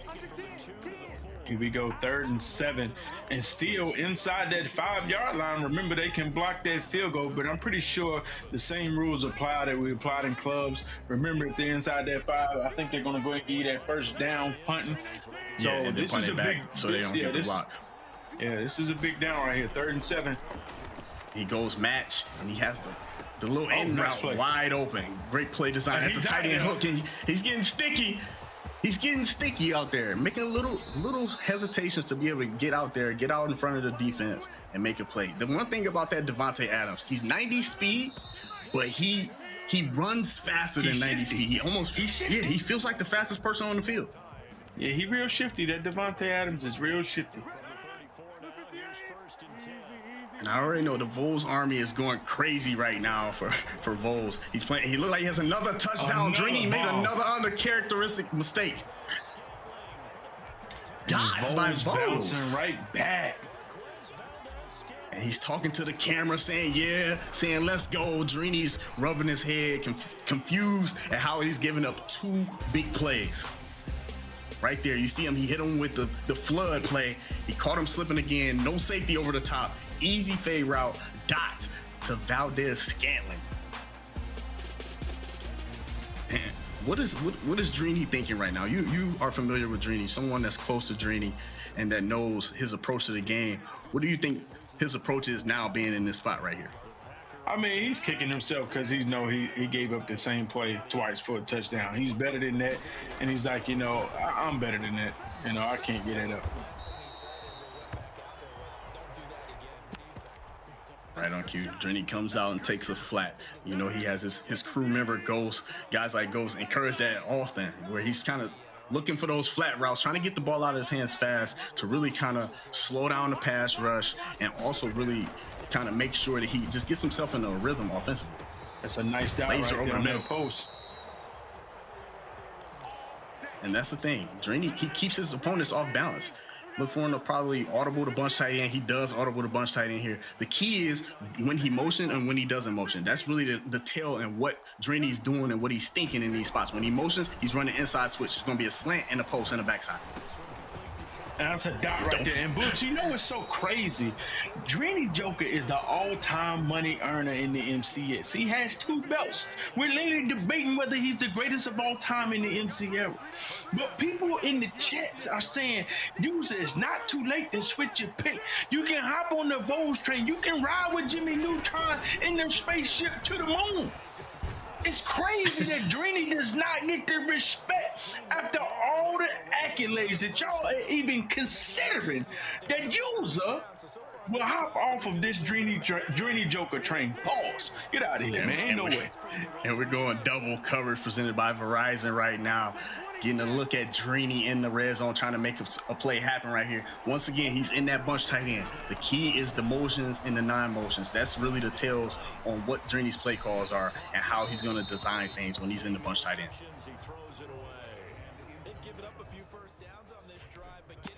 And right now, Vo's playing some solid defense in the red zone. The biggest thing is you want to watch, and once he gets inside that 20-yard line, you want to watch for Devontae Adams. That's the money guy. That's the guy you do not want to leave one-on-one, and that's the exact guy that Drini's going to try to get in a great matchup.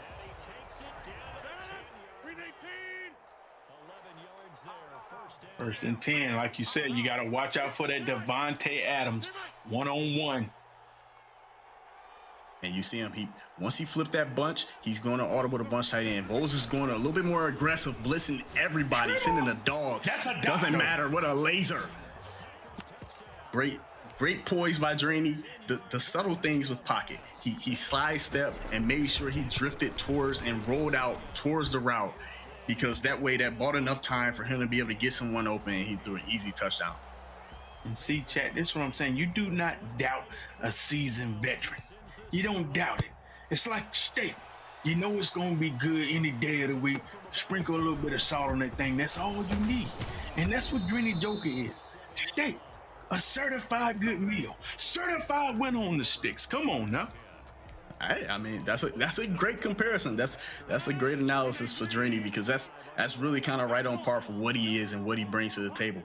The kid is just different, and he just wins. He figures it out. He always makes it happen. And you see right there, he baselines when Vols motions out. And the key to that, and the reason why he's doing that, is to stop him from being able to throw that motioned out route. He's making sure he gets his slot cornerback in a better position to guard that out route, just in case he calls tight end hook. Drini have to step up and make adjustments besides that first book. And Drini trying to bait him once again on that running back play. That's where he got that interception. All he needs to get the right animation. Another booker. And that's what these guys are going to do when they're in gun bunch and they have that running back on a table route user. What they're going to do, if they see their opponent with blitzing 5 or more people, what they're going to do is they're going to snap throw that table route to the running back, and then they're just going to air truck up the field and try to get as many yards as possible. And that's what he did on that first play. But the only thing was Drini didn't blitz anyone. Oh, that's a nice. Just forced it over the top. And he got a dot. Oh, that's a dot. Nice play by Vols right there. Well, we got a lot of Vols Army up in the chat. But listen, we still got Kimmy coming in at halftime with a giveaway with Steven Jackson, the St. Louis Rams running back legend, 98 overall. And he got him Vols catch him with a dot, and he does. That's a big play by Vols right there. Getting Drini over the top once again. Vols is explosive. I understand the reason, chat. I understand the reason you ride with him. I see it. Vols is tough. I see it.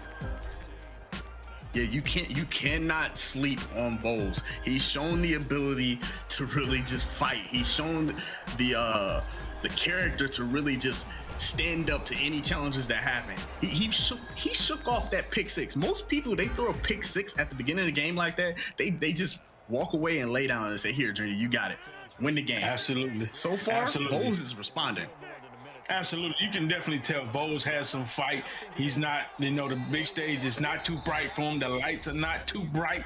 He's ready to shine. And that's what you love to see out of the young players. When you see a guy coming out here, first time on a live stage, playing against somebody like Drini, normally they think this is too much of a tough task. Drini is just a colossal figure in the community.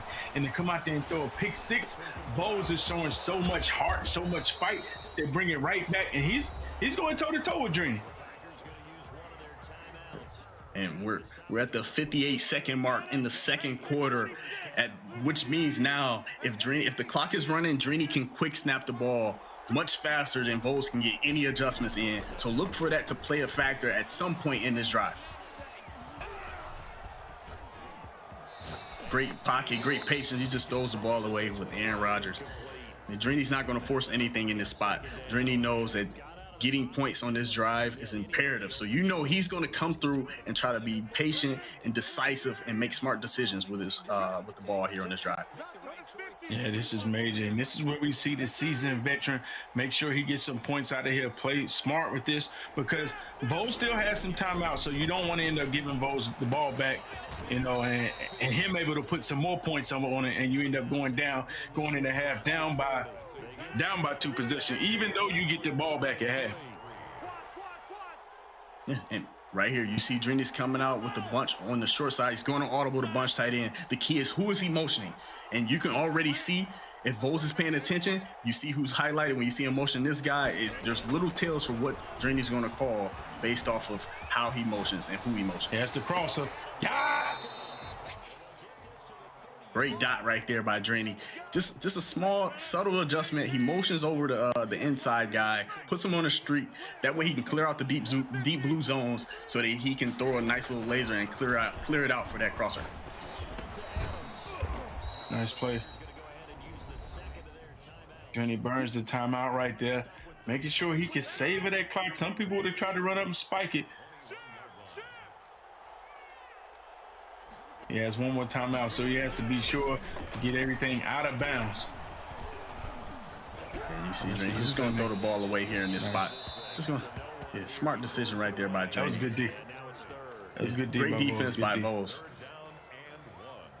I could see in this spot, 3rd and 1, the sidelines are your best friend, especially in this spot where he only has one timeout left. Maybe a Z spot call could be the call right here for Drini, especially being that he hasn't really called it that much on this drive, but now that he's motioned over that slot guy, or it could be a corner route to the B.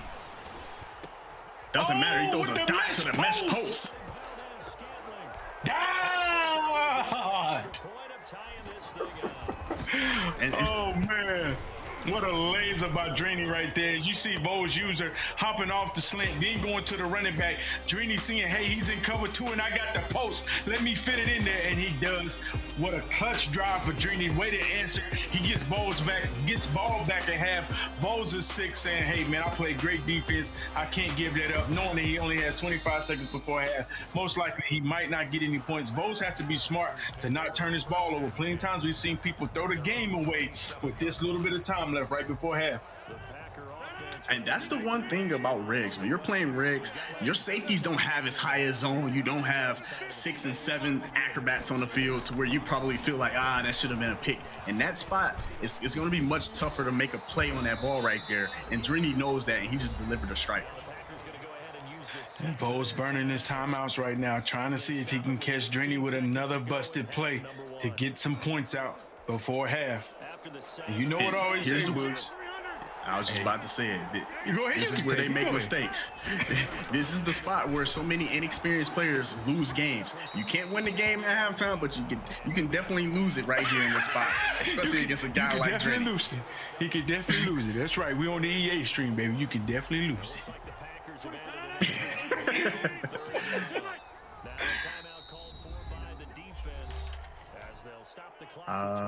Drini calls a timeout here.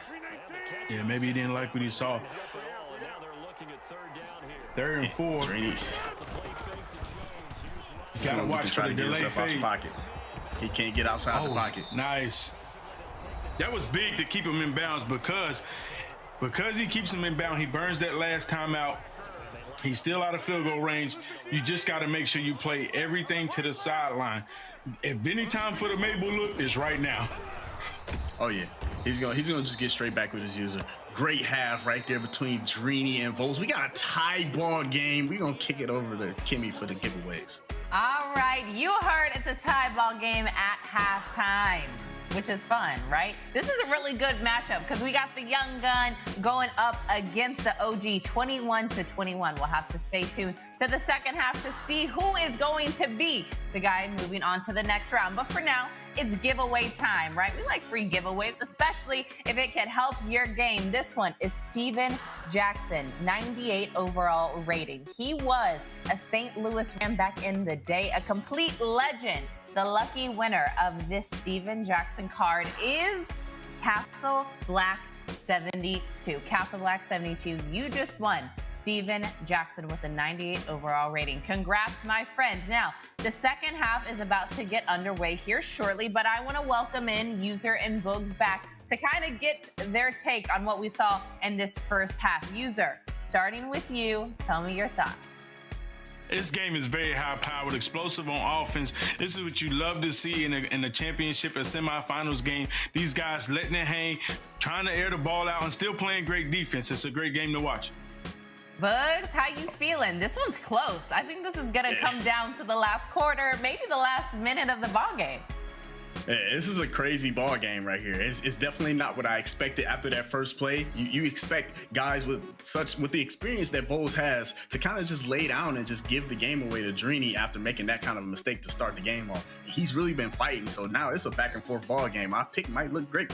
Yo, it's been back and forth since the game kicked off, right? The very first snap of the game, Drini ran out and he scored and was like, no, let me show you how this is done. Then Vols was like, no, let me show you how it's done. And then he went out and scored on the next drive. And we keep seeing this kind of back and forth between the two.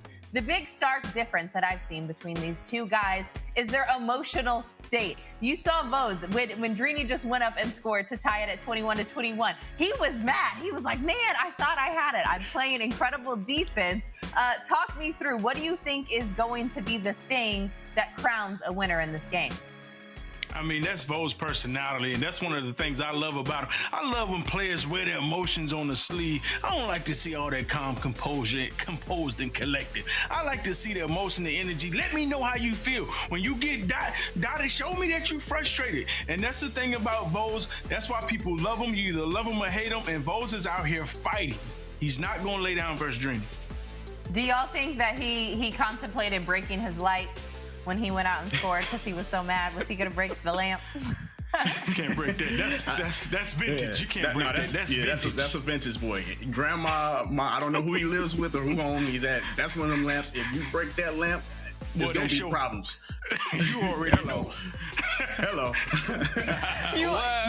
Y'all are a trip. My grandma, she would be pretty mad if I broke her lamp. So, Vos, just don't do it. You'll be all right? Win or lose, keep the lamp. All right, Jimmy Neutron. If you guys are having just as much fun as we are, please continue to tune in and follow along. Continue to talk in the chat, right? We get to watch that and kind of see all of y'all chat back and forth and give us your thoughts. Like the guys have been saying, User and Books have been saying this whole matchup, there are a lot of Vols fans out there. I think people want to see this upset come through. And the fact of the matter is, even if an upset does happen, Drini, he's in 3 other brackets, right? He's already been the champion of the PS4 bracket earlier today, and then he gets to play it yet again tomorrow on the challenge side of things and switch up from the classic. So regardless, you are going to see more and more and more of Drini. So I think I think I'm kind of leaning a little Vose on this one. Y'all, starting off with you, user, what is your bold prediction for the second half? I mean, it's going to be a great game. Vose is really bouncing back. This first drive, this opening drive is really the deciding factor of the game for me. I want to see if Drini can still answer, go down here. Vose has already got that one stop. He has. He threw the book 6. He was able to answer. I want to see if Drini can go down here and put together the most prolific drive ever seen by man and shut up all these Vose guys riding in the chat. Well, to answer your question, my bold prediction is Vose starts off this drive with a turnover of his own to really kind of change the momentum of this second half. All right, second half now underway. I'm turning it back over to you two gentlemen. Let's see who's going to take the win. And we start off the second half with a straight laser to the sideline user, Devontae Adams on the cross route, a bunch tight end. Drini right here, you know what he does. Yeah, Vose didn't think that was completed. I didn't think that was completed either. I thought he was out of bounds, but hey, they say Devontae got the feet in. Yeah, that's the thing. That's the one thing about Madden. You know, as Madden players, we play enough Madden to where we know when we get certain animations, we know kind of what's going to happen. So you know when you get that two-man animation right there, you know that they're probably going to get their feet in bounds. It's almost like the defense kind of pulls them back in bounds and say, hey, buddy, you're going to make sure you get both feet in bounds. Absolutely. And you know, Drini's fighting to make history, but Vose is fighting for the Madden Bowl. This game has so much weight on it. You know, these guys, they got to make a run. You know, they got to win this ball game. Oh, yeah. And right now, Vose, once again, he showed already from the beginning of the game, he showed us, you know what? I can respond to some adversity. I throw a pick 6, but that does not change how I play, the outcome of this game. I'm going to fight until the very end. So he's not going to be discouraged from this opening drive, although Drini's already in the red zone at the 4-yard line, first and goal, ready to try to punch it in and take a touchdown lead at the most. Yeah, and this is the toughest place to score inside on the game right now, inside the red zone, inside the 5-yard line, because the run defense, you can blow it up.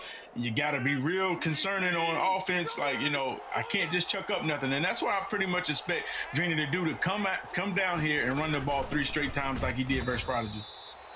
Oh yeah, you know Drini, he's not going to beat himself in this spot. He's not going to do anything to cost himself this right here. He's completely okay with not getting many yards or any yards on that first and goal play right there. So he's going to come right back out on second and goal and run the ball. Absolutely, chat. You know, sometimes Bugs will say something smart. He dropped a jewel on you right there. He said Drini's not going to beat himself. And that's what this season veterans do. They do not beat themselves in these big time games. Yeah, that's the biggest reason why he was able to make 4 of the 4 events, because he does not beat himself. He'll let you beat yourself, but he's not going to beat himself for sure. Oh, that's a big stop by Vose right there. 4th and 1. 4th and 1. Does Drini go for it? We said he was so smart. But I think he does go for it here. I mean, this is a pretty safe call. I know you're thinking close. like, okay, it's too close. Yeah, you're right at the 1-yard line. You're right at the 1-yard line. So does vote. He's going to probably go with a power roll again. No, he goes with the fullback dive and hands it to Dylan. And doesn't get in. And he's stuffed. That's how you hold the door. Hold the door. I mean, you fully expect. I mean, that was a huge stop right there. I said he was going to come out and get a turnover early, but he didn't come out and get a turnover early. He actually came out and was able to just stop him at the 1-yard line. Great play call right there by Drini to go with those calls. It was smart decisions for sure. And now you got him pinned at the 1. You got to go ahead and try to lock up and get the ball back. Absolutely. And you know, you'll hear a lot of chatter back and forth saying, hey, Drini should have kicked this 3. That was not smart. He's supposed to be a seasoned veteran. Why did he not kick that 3? I mean, that's the thing. Sometimes it's a smart call to kind of go for it at that 1-yard line, because if you do, a lot of times that results in turnovers. You see Vose is ultra conservative in these spots. You see he comes out and runs the ball twice and then is going to pass on 3rd down. If Drini can lock him up here, Vose is most definitely going to punt the ball. And if you remember last time in this formation, he ran tight end hook. Does he run the same exact play? He goes right back to it. What a laser. Right? right back to it. So what's that's telling me? I know Drini is writing this down in his book. Hey, in these third down situations, Vols is starting to run that tight end hook when he needs a conversion. Yeah, that's the money call right there. And the biggest reason why he goes with that tight end hook in that spot as we hit the fourth quarter, get your fours in the chat, is because tight end hook is such a great quick dot play. You can kind of get the ball out of your hands fast. So if your opponent blitzes you and sends the house, you can still kind of make a quick, easy read. So that's really kind of the motivation and the decision making in that play call. And that's a delay of game by Vols right there. I wonder what he's thinking on that. We'll see. As Drini tries to get a stop here, look for Drini to be a little bit more aggressive. He's starting to get a little bit more aggressive with his looks. You see, he brought that safety down into the box. He's trying to make Vols feel a little bit of pressure, make him feel like, all right, Drini's about to scream at me on this play. That's really kind of the motivation and the calls right here. And Vols is just making the right decisions down after down. That was a nice play. Nice play. You know, last time I seen somebody make a play like that, they had a little bit of stick and clicked on and made an interception right there. But that was a nice play by Vols right there. Yeah. And the thing is, you know, when it comes to Drini in these spots, like you said, he likes these situations. He likes being in these close games where he can kind of lock up and force his opponent to make a mistake in big moments. He was able to do that against Prodigy. The question is, can he do that against Vols? Right now, making good reads. Does he get his feet in bounds? That's incomplete. 3rd and 9. This is a big boy conversion right here. He needs it. Because you do not want to give Drini the ball back with 3 minutes left in this game tied up. No, because he's going to try to take as much time as he can and try to close the game out and make it the end of the half. Great adjustments too right there by Drini. He anticipated that play call, had a zone, had a yellow and a flat over there so that he can lowball it. And look like Vols is going to go for it and be aggressive here. Oh, and he snapped it. Oh, he snapped it fast. Does he burn him? Oh, he burned him. He burned him. On 4th and 6 for the Guala. That's how you let it hang, Bugs. I mean, the Vols man catches him over the top. He sees the fact that Valdez-Scantling gets over the top of the defensive back. Even though Nickerson got that animation, we all know as Madden players that animation does not result in a pick. It always results in a catch for the receiver, and they're going to score. The chat still saying, user, it's not too late. It's not too late. Oh my goodness, that was a big play. It's not too late. It's not too late. It's not too late to switch ship right here. You can definitely switch ship. Okay, you know what? Right now, Vols is playing great. How about this? Let's test the power of the mush. Let's test the power of the mush. I'm switching ship. We riding with Vols. How about that, chat? We riding with Vols. And you see right on cue, Drini comes out and bunch tight end. When he needs a play, he's going to go to the bunch tight end. He really trusts in that bunch tight end because it's really tough to stop, especially on rigs. 2nd and 7 motions, Devontae Adams. When you see that motion, you know that it's a mesh post call. Vols kind of left the slant. I think that was a mistake. Doesn't matter. He does not get 4 feet in bounds. We're going to get a 3rd and 7. Was, you know, people might not know how big of a play that was for 4th and 6 for Vols. First off, to go for it, he didn't contemplate it. He snapped the ball fast. A lot of times when people get in that situation, they end up taking a while to snap the ball because they're debating, should I really go for this? Vols not being decisive at all. He's saying, hey, I'm going for it. No huddle. Hey, we're snapping this like it's 1st and 10. Clutch up. Catch him with a bomb on 4th and 6. People need to understand if Vols wins this ball game, it's because of that play right there, being decisive and snapping that ball, not giving Drini time to set up his defense. And you see Drini hits him with a rare short side base, especially to the right side of the field. That base isn't as good to the right. You're going to see that base being called more times than not to the left side of the field. When he has that short side bunch, he's going to audible to this bunch tight end. Has the running back out the backfield, takes the 12, 13 yards, and gets his 1st down.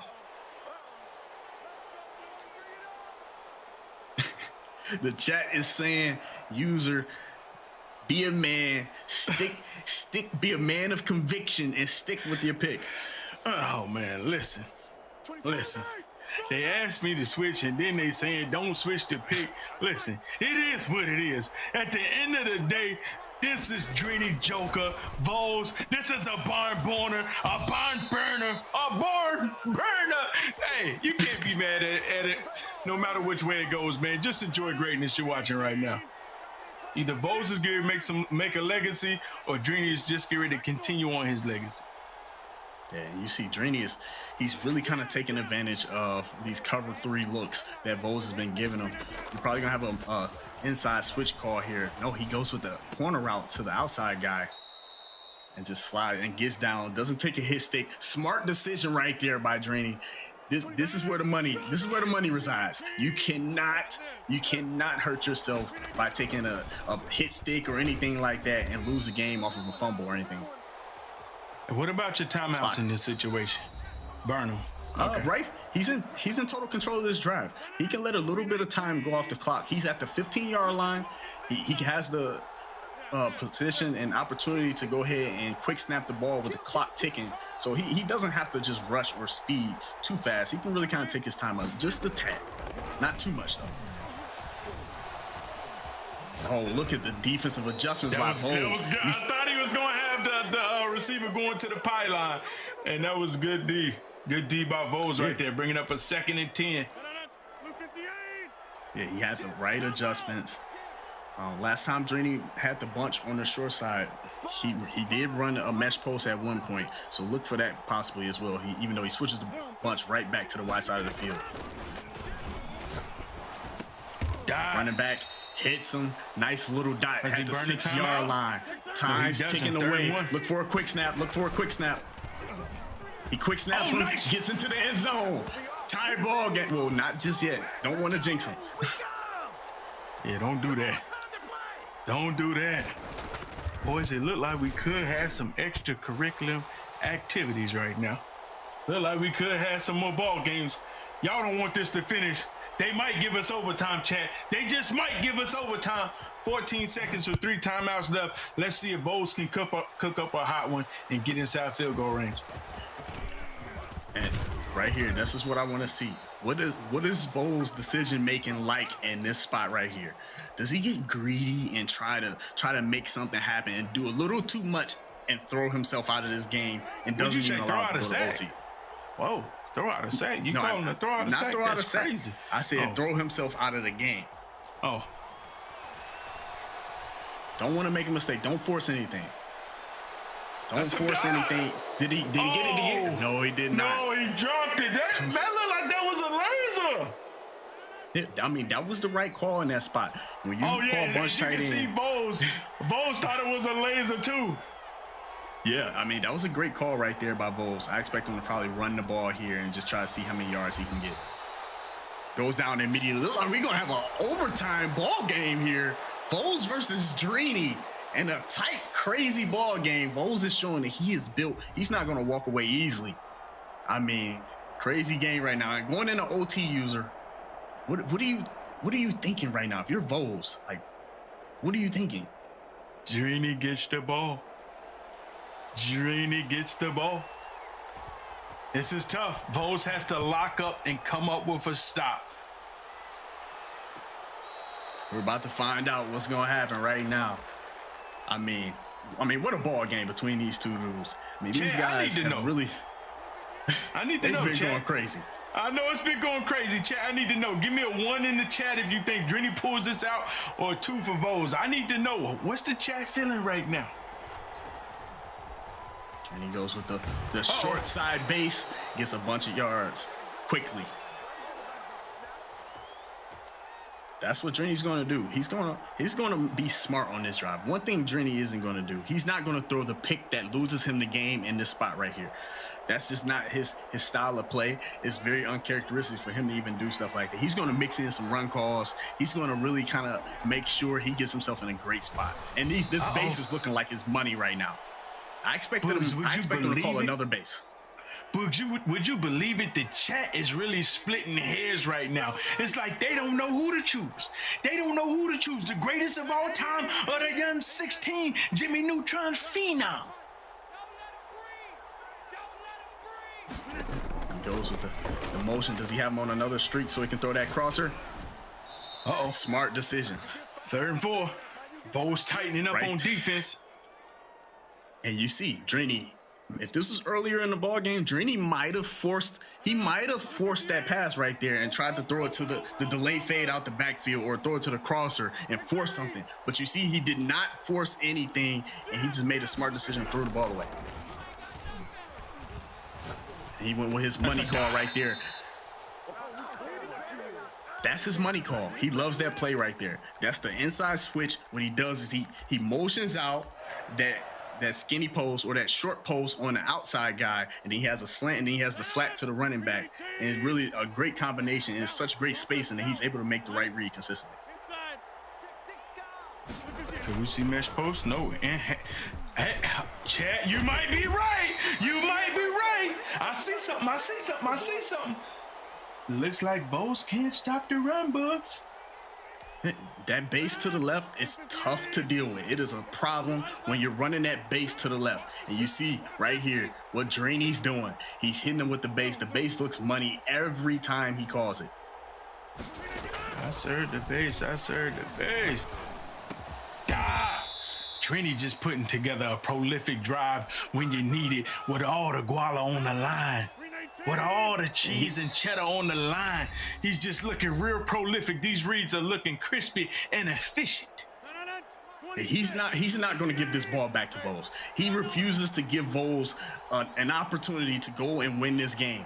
If Vols wants to make something happen, he's going to have to get super aggressive and try to force Drini to make a bad read. And it's just looking like he's not going to be able to do it. Drini's going to have the ball at the first goal at the 5-yard line. It's going to be tough to stop him here.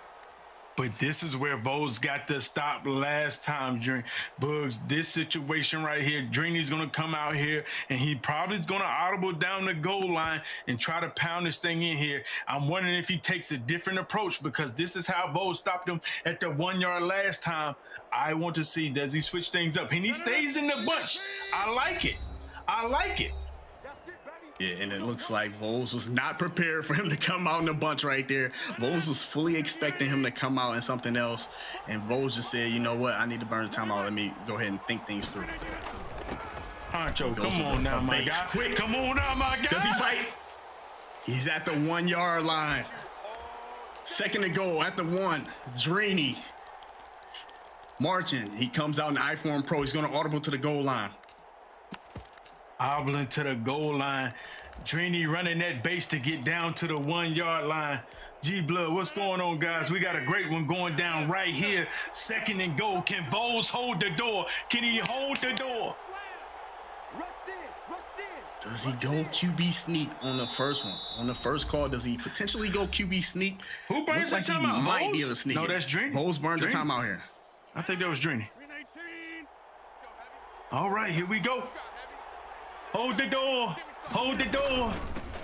And he snaps it. He catches him before he can get in position. Touchdown, Drini. And there it is. Drini Joker goes to another final, back-to-back. He's still no one is able to knock him off this crazy, incredible streak. Vols with an incredible run. We're going to see him in the LCQ bracket. Get ready for the jungle, my guys. Don't worry. You got everybody from the chat cheering you on. You can make it back, my guy. All right, that is the final score, 34-28. We will be right back after this quick break.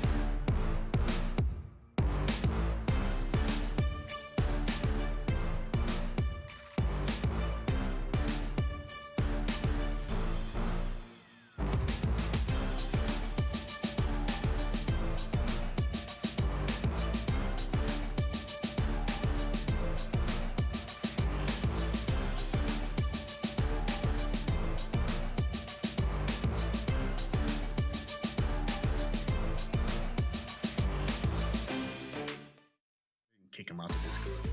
You did kick him out of the Discord.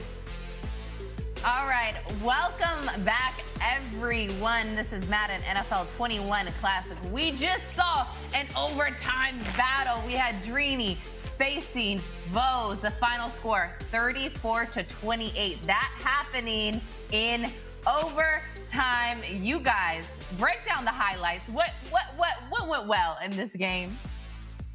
Hey, first off, Dreeny's unreal. Yeah, Dreeny's unreal. Vose is unreal. Vose, you gotta salute him. You know, coming out here first play, throwing that pick six to the Baja to Dreeny, you're like, oh no, it's over. Like Boog said, he's about to be dominated. But Vose says, guess what, player? I'm not afraid of the stage. I'm not afraid of the moment. Comes right back with another bomb. Then he comes up with an interception to stop Dreeny once again. Come right back with another streak, same busted play to badass Scantling. Vose was going toe-to-toe, but Dreeny had to keep answering. This was a barn burner. These guys were not letting up. Once again, Vose caught him with the streak. Touchdown. Vose was constantly cooking up hot ones. Like I was talking to Chaos at the break. After that interception, you saw Vose just run on a streak where I don't think he threw an incompletion.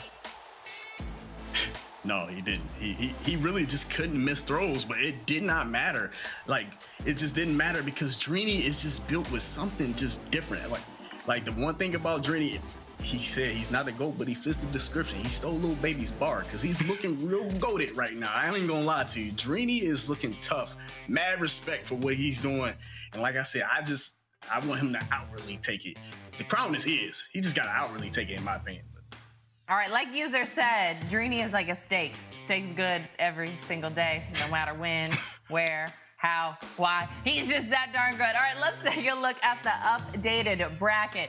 Dreeny taking the dub over Vose in overtime, final score 34-28. Now the next matchup, which is kicking off here in just a second, we've got Spotto versus Wesley. Wesley lost in the PS4 bracket. He went ahead and lost that one, but now he has a chance, if he can win versus Spotto, to face Dreeny in the finals. We have a very quick break, but y'all stay with us. This is the Madden 21 Classic. I'm your host, Kimmy Chex. We have so much more in store. Stay with us. We will be right back.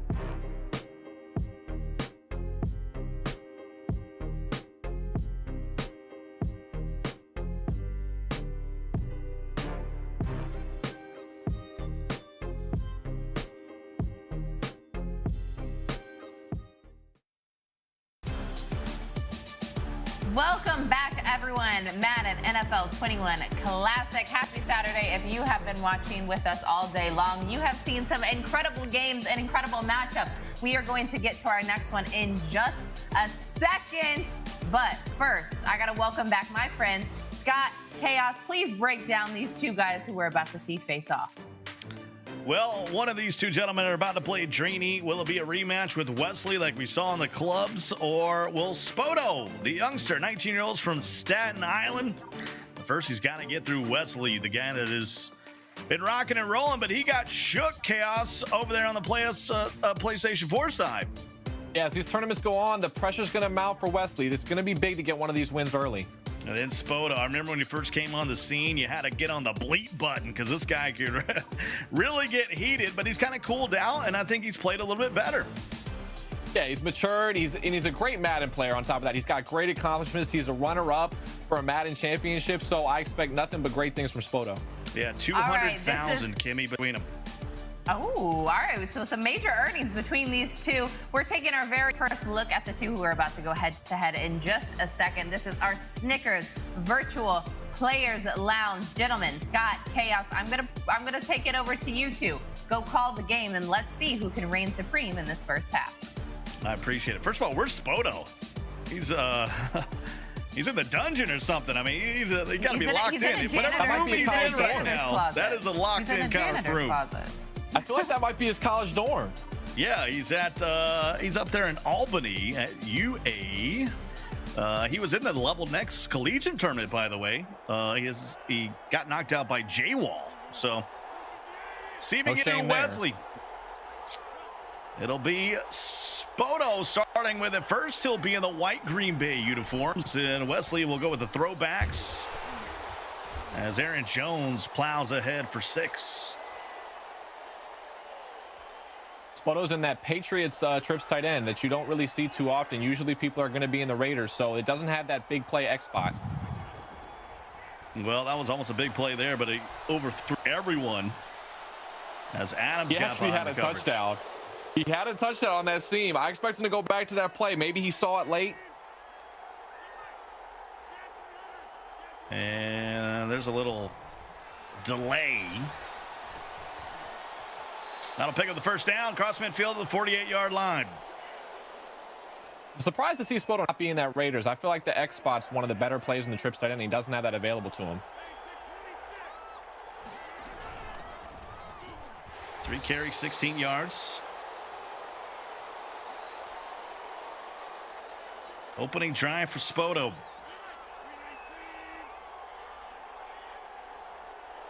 Can anybody beat Dreeny? That's the question. It's going to be a good championship no matter what we have. And there's a quick throw to the 38. Yeah, Dreeny continues on his run. Looked great in that last game. But either of these two players could beat him. So whoever comes out definitely has their chance.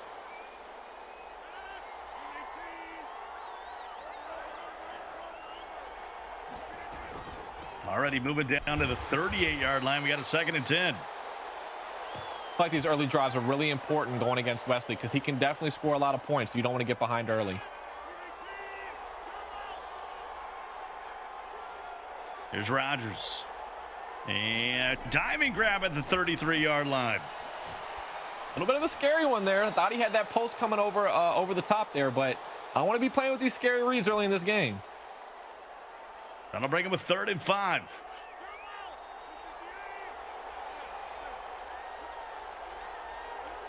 There's Scantling coming across the formation.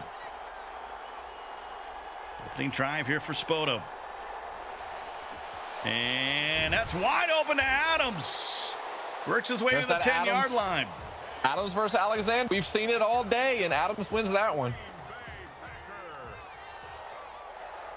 First and 10 at the 10-yard line. And just going to the ground game here. Game down to the 6-yard line. 5 carries, 20 yards. Really balanced opening drive. Yeah, mixing up, passing and running, and this is where it gets tough down here. Can technically still pick up a first down, but I've never seen it happen in Madden. It's really 3rd and goal here at this point. You're usually going to fall forward in that end zone, or you're getting a 4th down. Here's Spotos Gotta throw it away, and it's probably gonna have to get booed out here. Those plays there are scary. That throwaway, that's where you fumble. Those late throws with the pass rusher coming in, it's a scary thing to play with. And it's Spoto striking first after the short field goal, and now Wesley will have a chance to go to work. Pretty similar start to the just like the Sixth Sense game, where Sixth Sense drove down the field, methodical drive, ends up with 3. Let's see if Wesley here can get a score, unlike he did in that first game.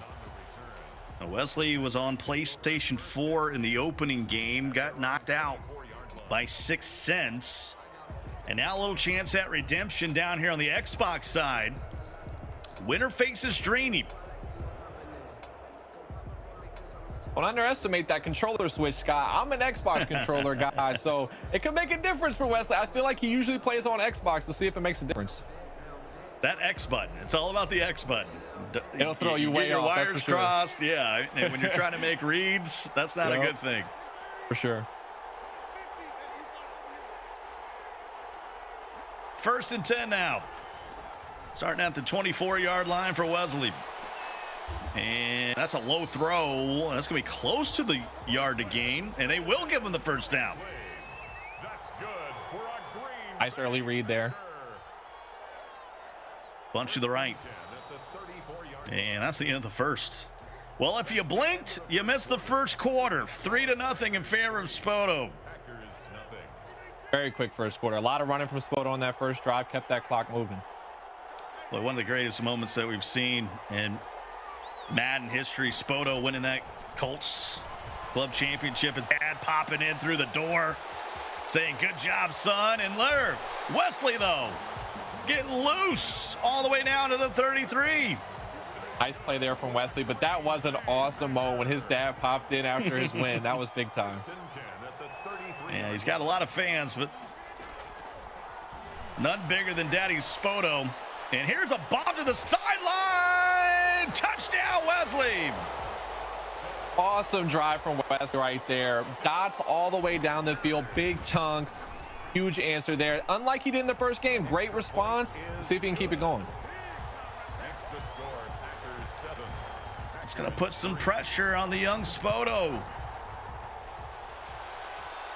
as he'll fail or catch and start his drive from the 25.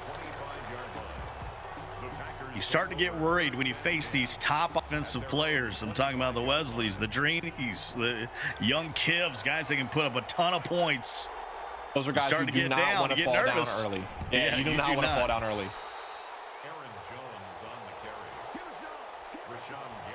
You can blink and be down 21-3 against the guys like this. 2nd and 11 at the 24-yard line. 2nd and 11 now. After the loss of 1, here comes some heat. Quick throw, it's picked off. Wesley will have the ball at the 31-yard line after the interception by King. I love the mixed in pressure there. He hadn't sent a ton of pressure yet, and there's a bad read that you're trying to force. 10-10 at the 31-yard line.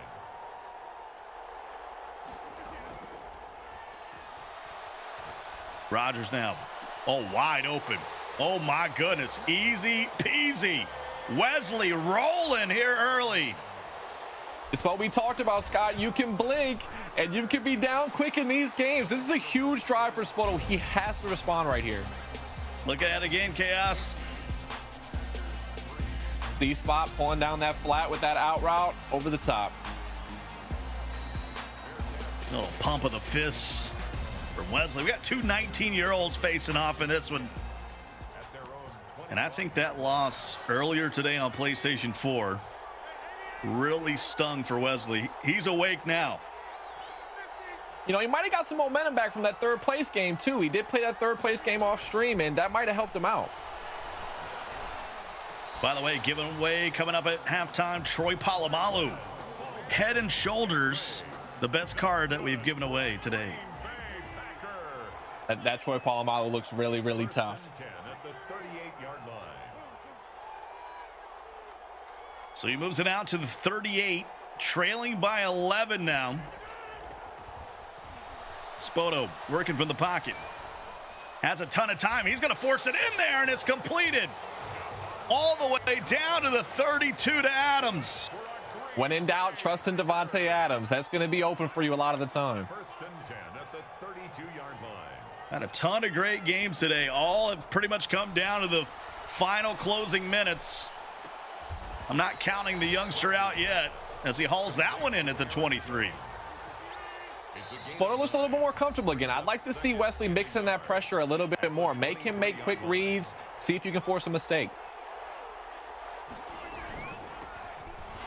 Little handoff is Jones after the completion. He'll lose 3 yards, so a 2nd and 1 turns to 3rd and 4. I'd like to see some pressure here on this 3rd and 4. I'd love to see if you can play some hard flats and force a mistake on a tape route or a drag. Rodgers looking to the corner, nothing there. Awesome. And he'll throw it. Wow. Wow, he didn't get it. Unbelievable. That was just great plays all around. Wesley has an amazing click on. Users over on that bounce back route. Then great dive from Spoto, doesn't get his feet in.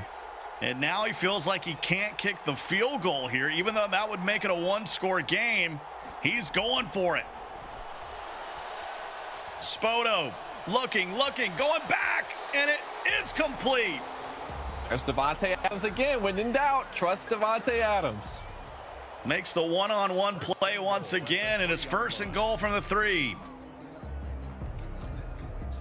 Wesley has to be aware here of that red zone and threat that Davante Adams has. If he has one receiver out there, expect Davante Adams and be ready to double team. That's a tough combination. Aaron Rodgers with that quick release. Davante Adams hauling it in, especially in the red zone. High formation. They go to A.J. Dillon. Bounced around like a Plinko chip, but his knee's down at the 1. Do kids even know what Plinko is?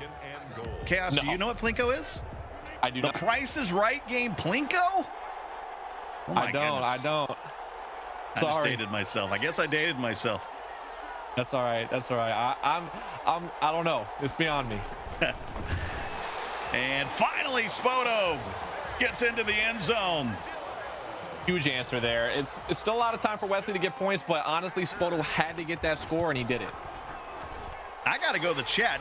Who in the chat knows the Plinko game from Price is Right? They got to still have it. I know the show's still running. I missed a lot of school, Chaos. I stayed home sick a lot. Mostly playing Madden, watching Price is Right, apparently.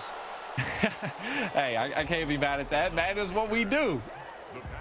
There's the Snickers Virtual Players Lounge. Spoto on the left, Wesley on the right. This is a huge possession with 98 seconds to go in the half. I do know Bob Barker, though, so if that's anything, if that helps you out at all, that does help me. You probably know him from Happy Gilmore, though. Yeah, that's true. That is very true. Ball to 27. Ball security is huge. There's a big hit, and that's incomplete. It's Wesley's ball at half here. If he can get any type of points, that's going to really help him out going into the second half.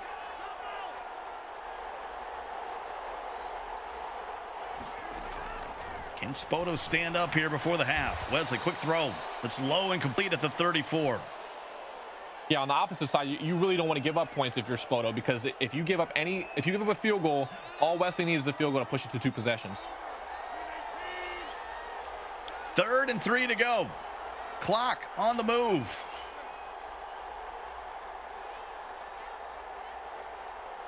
Stop here. Spoto might use a timeout. He's letting the clock run, though. Throw to the outside. He'll drag the toes and get out of bounds. Nice read again. Wesley looks crisp. He's making really, really good reads. I haven't seen any questionable ones that were even close yet. Once again, the old Troy Polamalu giveaway. 98 overall. Steelers legend. Love it. Steelers fan, I love Troy Polamalu. And there's a pass on the sideline. Big gain to the 31. He's in field goal range. That's definitely going to do it right there. Now, no timeouts for Wesley, so you got to be careful. You don't want to mess around and get nothing out of this. You want to make sure you at least get this 3.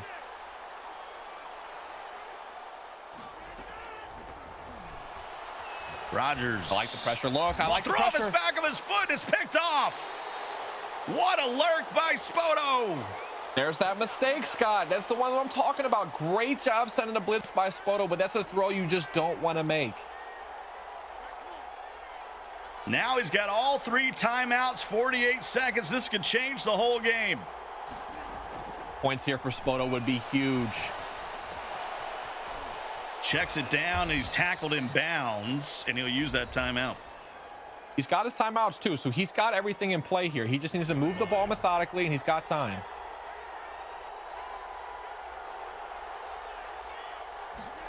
So 2nd and 9, 2 timeouts remaining. Spoto. And boy, lucky to get rid of it. Thought one of the fat guys was going to catch it. Yeah, it's scary down there. When you're throwing the ball away late, you can fumble the ball. Like Ben Braden, the offensive guard there out of Michigan. Big old boy, 6'6", 329. You don't want him catching the ball. And you just got to throw it away. This has been disastrous. Yeah, not the best drive there, but only 30 seconds left. Wesley doesn't have any timeouts. You're likely okay. You're at least going to get that stop before half if you can hold right here. Angles the kick, doesn't get out of bounds, though. That gives Tavon Austin the speedy returner. And he just picks up a few. Keeping those punts in bounds can always be a little scary. At their own 27-yard. So Wesley with the ball, no timeouts, 23 seconds left before the half.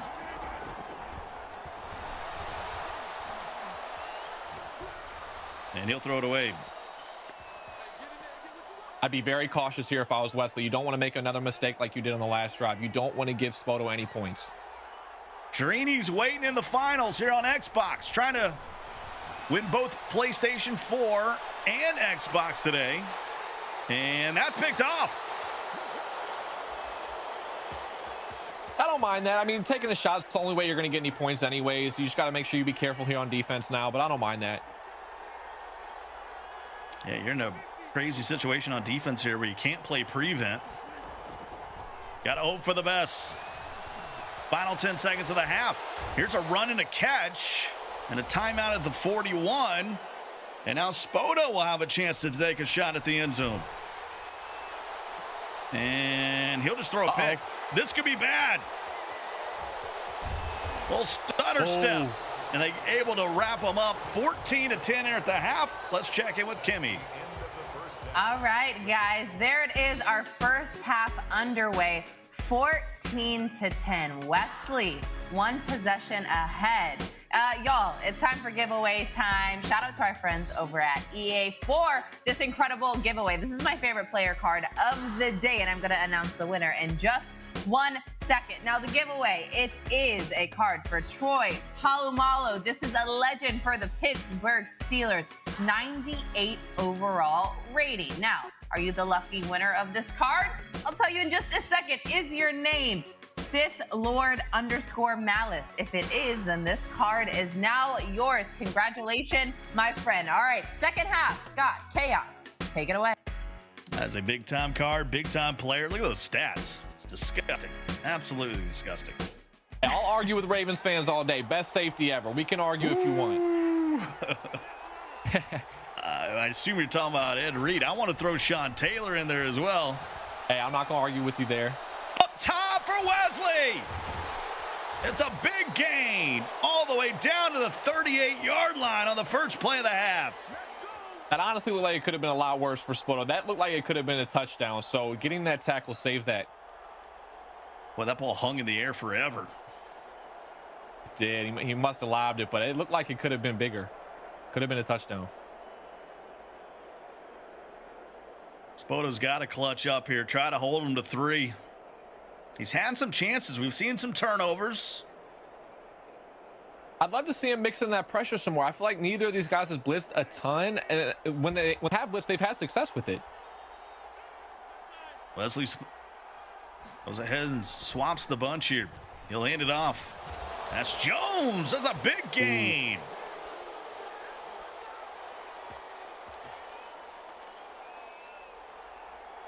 Well, the running attack is working as well. He's going to the air. He's keeping it on the ground. And now he's got a first 10. Offense. It's been very balanced. Something that he wasn't in that first game. Got down early, 17-0 to 6 cents, and now that's a laser. Ooh, that was close. That was close.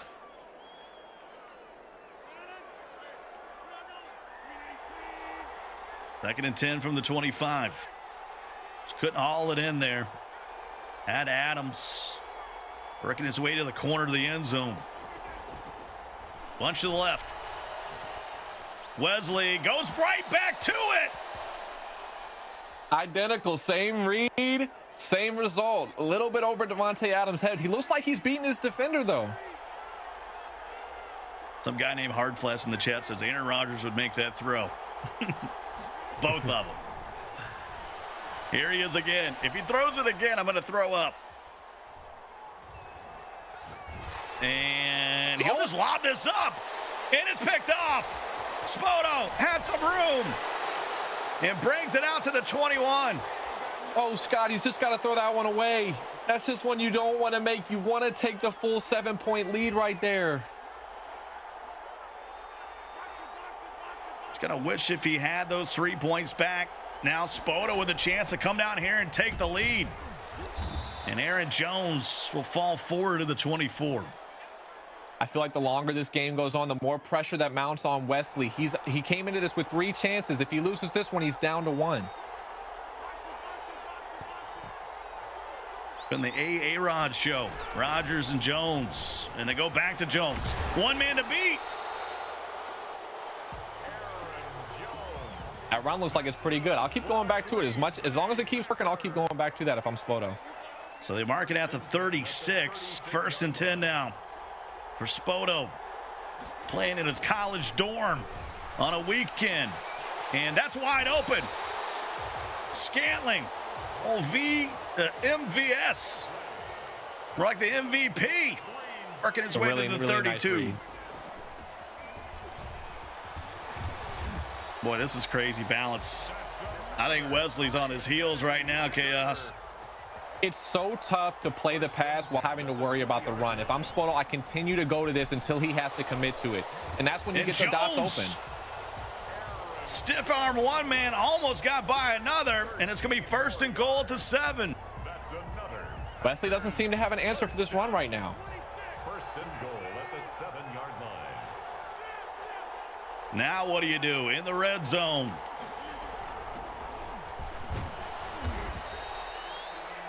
Nice patience right there. Nice job waiting for that block to set and then hitting your hole. Darius Smith on the stop. Works it to the 2-yard line now. This 3rd quarter's flying by. At the 2-yard line. A ticket to play Drini in the finals, Chaos. Yeah, I mean, everyone wants a chance at him, right? I mean, he hasn't lost in about 3 weeks, so.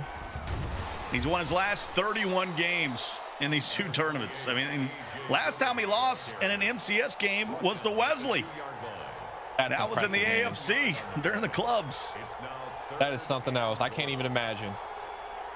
High formation, 3rd and goal. They go to A.J. Dillon. He'll power his way in, and Soto's got the lead. Dominant running drive right there. Wesley didn't have an answer for the run the entire time. He has to answer back right here, because if he doesn't, it looks like the way Spoto's running the ball, he's going to be able to clock out. Another look in at the Snickers Virtual Players Lounge. 13 seconds to go in the quarter. Wesley trailing for the first time since he went down 3-0. Tavon. And he'll spin around and down at the 24.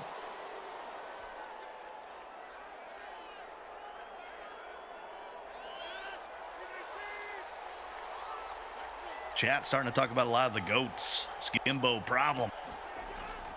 Drini's certainly on his way. We have to put Drini in that conversation now, right? I feel like we have to.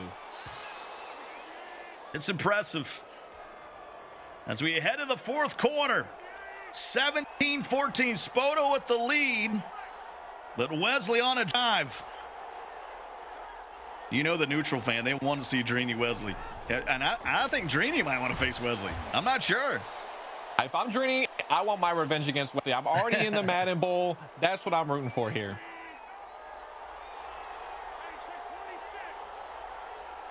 course, that was an overtime thriller. Bose is going to be a juggernaut, just 16 years old. I'm not worried about him at all. We're going to see him again.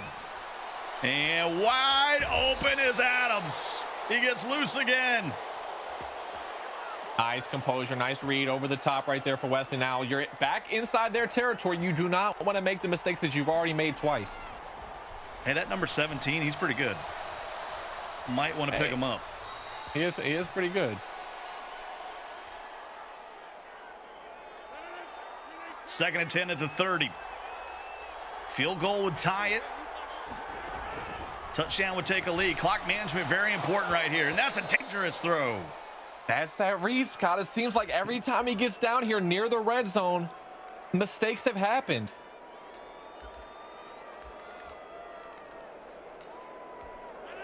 Wesley likes to play this fast break kind of offense. He don't want to get in the half court, you know what I mean? Oh, yeah, he wants to go over the top. He wants to pick up big chunks play after play after play. Bunch to the left this time.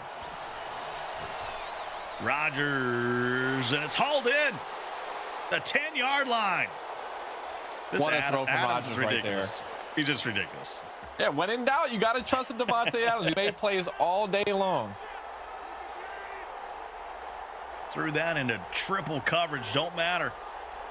Big mitts of Adams hauls it in. And he goes to run. What a hit. No, you mentioned it earlier. There's not a lot of fumbles, but those hit sticks are still scary.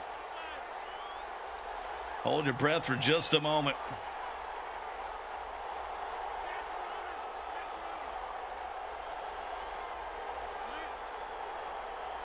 Here's some motion. Wesley, boy, got all kind of room underneath. Works it to the 4-yard line. That's going to bring up a 3rd and 4. Let's call it 3rd and goal. Yep, same situation as before. Pretty much can't get a first down. This is a tough spot because you only get 2 runs if you're going to run the ball. Look out for Davante Adams, though, in that one-on-one coverage up top. Got that red zone elite. Will he go to the air? Fading back. That's a tough throw. Oh. Touchdown, Wesley. I thought for a second there's photos. DV made a play, but great answer from Wesley. Used to go by the name Joe Rice for Joe Montana and Jerry Rice. It was his dad's gamer tag. How you like that one, Pops? Oh, man. We've been spoiled today, Scott. A lot of great games all day long, and this one comes down to the wire, too. Now Spoto has got a chance to respond. This is the Guap drive. And he's got all his timeouts. He's got over 2 minutes here. I would keep running the ball until Wesley shows he can stop it. Yeah, I'm not sure I don't take this to the 2. It's a timeout, Wesley. He might be thinking the same thing. Yeah, he's thinking right now that Spoto's been running the ball effectively. He can clock this out and make this the last drive. You have to find a way to stop it. Got to get a touchdown. Field goal won't do it.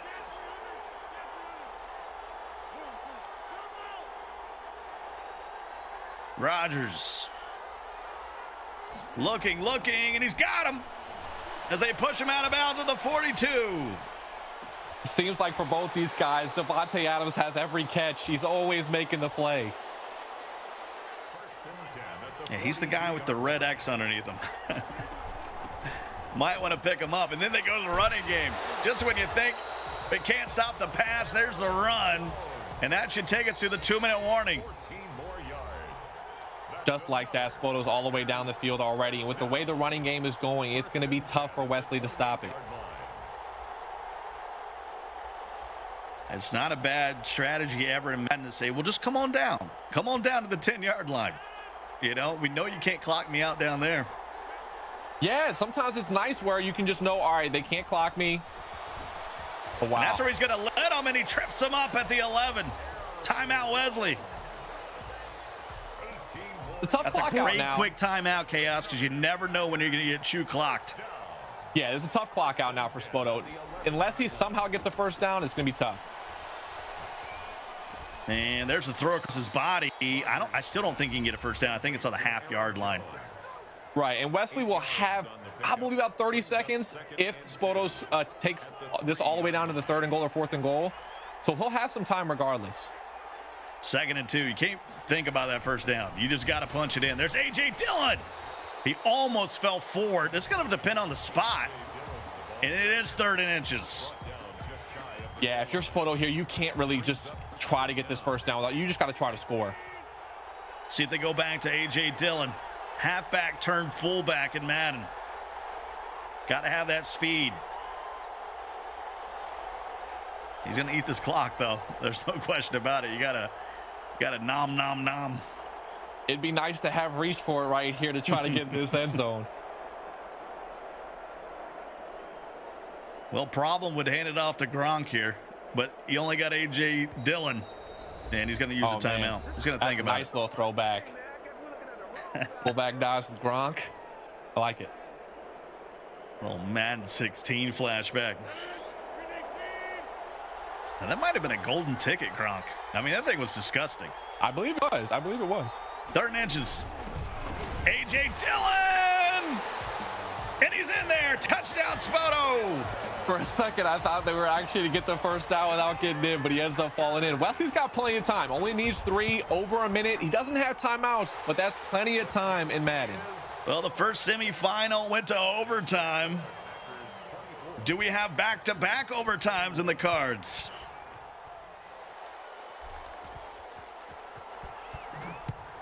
Crosby kicks it away. And Tavon, he's going to bring it out. Probably not worth the 4 seconds or so. He'll take over at the 22.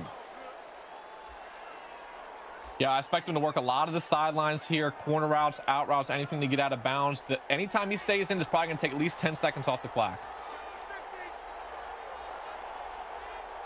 Bunch to the right. Here's Wesley. Just a 2-man rush. All the time in the world. Wasting time. And he throws a pick. That might be the game. That's going to do it. I felt like he could have just thrown the ball away and gone to the next play. Just look at the pause here. That's not Wesley playing a statue. That's Wesley calling it a night. It's over. Spoto's moving on to the final. He is going to take on Drini, Kimmy. All right, there you have it. That's kind of an upset alert, right? We didn't really see that ending. That's not anything that we could have predicted, but that's just how the cookie crumbled. Guys, talk me through your thoughts on this one. That was a tough second half. Yeah, I mean, I thought we were headed for a little overtime action, but hey, turnovers are the difference, Chaos. Yeah, I mean, Wesley looked crisp on offense the entire time, and then he just got in the habit of getting down in the red zone, getting down in his territory, and making mistakes. I think he threw 3 red zone picks. Yeah, that's not going to get it done. Kimmy, you got to take care of the onion, or it'll make you cry. Aw, that's sweet. I'll remember that. Take care of the onion, or else it'll make you cry. All right, the final score of this game, 24-21. Heartbreaking loss for Wesley, losing both times in the PS4 and the Xbox in that first game that he played. But now we get to see Spoto go ahead and face off against Drini in the next round. You guys, take us through the highlights of that game. Well, yeah, it's going to be an incredible final, but in this one, we had fireworks off the bat, Chaos. I mean, we were scoring in bunches. Yeah, a lot of points, a lot of turnovers on both sides. It's very exciting. Boy, this was a big play here for Wesley. You thought at this point he might blow Spoto out, but Spoto digs down deep. The man from Staten Island. Wu-Tang Clan's for the children. Spoto's for the children, as he would dig in here at the end of the half. Couple picks. That would be the storyline right there, Chaos. Yeah, I thought that pick right there was a big telling play for the rest of the game. In the red zone, has a chance to go up a full possession and throws a pick. And that would just about seal it there. It was 3rd and goal before A.J. Dillon would plunge in there. And at this point, you didn't know which way the game would go. Wesley took the lead, and then Spoto would bounce back with another A.J. Dillon dive, and then the interception. Chaos. This is going to seal it off. I thought he should have thrown the ball away early there, save clock, but he was trying to make a play, and it ends up backfiring on him. I mean, he was back in the pocket for like 16 seconds, and Spoto, knew he was moving on. He's going to be facing Drini, Kimmy. All right, exactly. This is a live updated look at our current bracket for the Xbox One Madden 21 Classic. Next up, in just a few minutes, Drini facing off against Photo. You guys, this is going to be a nail biter. Two tough competitors. Stick with us here. I hope you're having as much fun as I am with my guys Scott and Chaos. We got User and Bugs joining us back again in the moment to call this championship game. We're going to take a quick break. Stay with us. This is Madden NFL 21 Classic. We will be right back.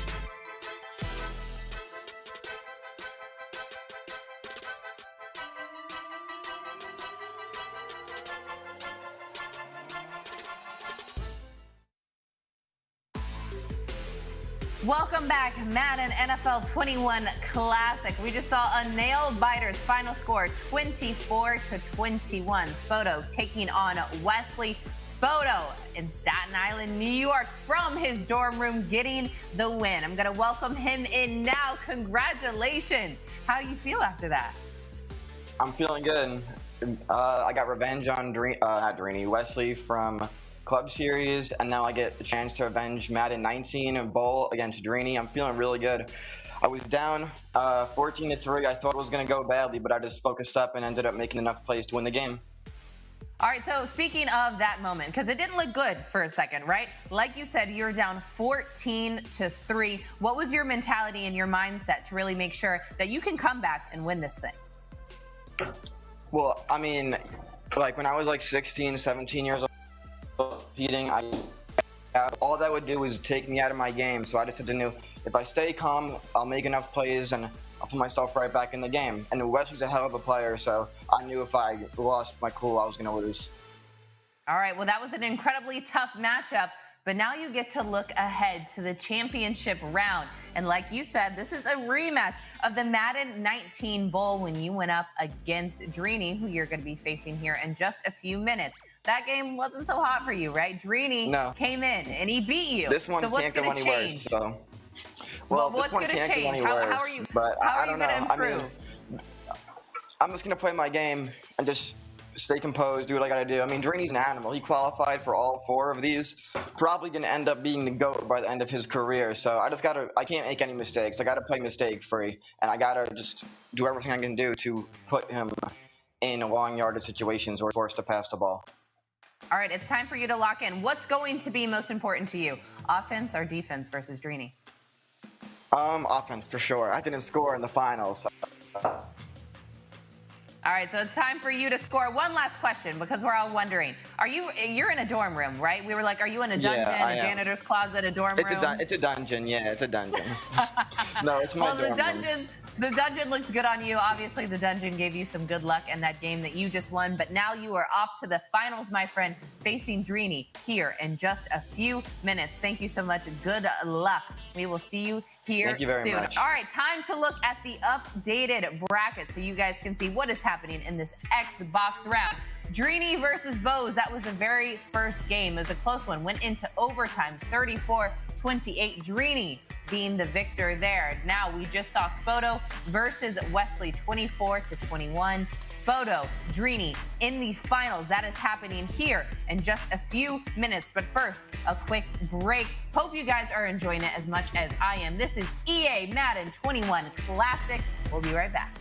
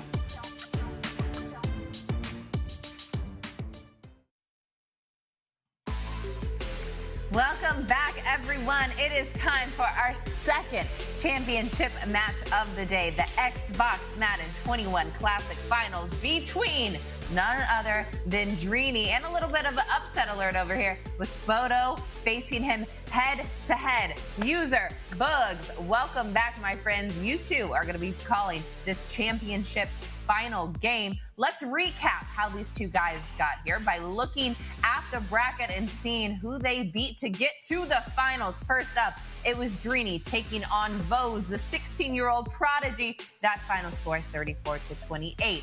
Then the last game that we just saw moments ago, Spoto versus Wesley. Wesley just getting frustrated and turning off his console at the end. A very tough loss, 24-21. Now, Dreeny, Spoto, they face each other in the championship match. This is a rematch of the Madden Bowl back from 2019, where Dreeny reigned supreme. The final score of that game back in 2019, 41-0. Spoto not even getting an opportunity to get on the board. I just spoke with him a few minutes ago, and he said, you know what? Nothing can be worse than last time. My goal here is to score and put up some points and hopefully avenge himself with a win versus Dreeny. Can you two, User and Bugs, tell me about the guys we're seeing here in the finals?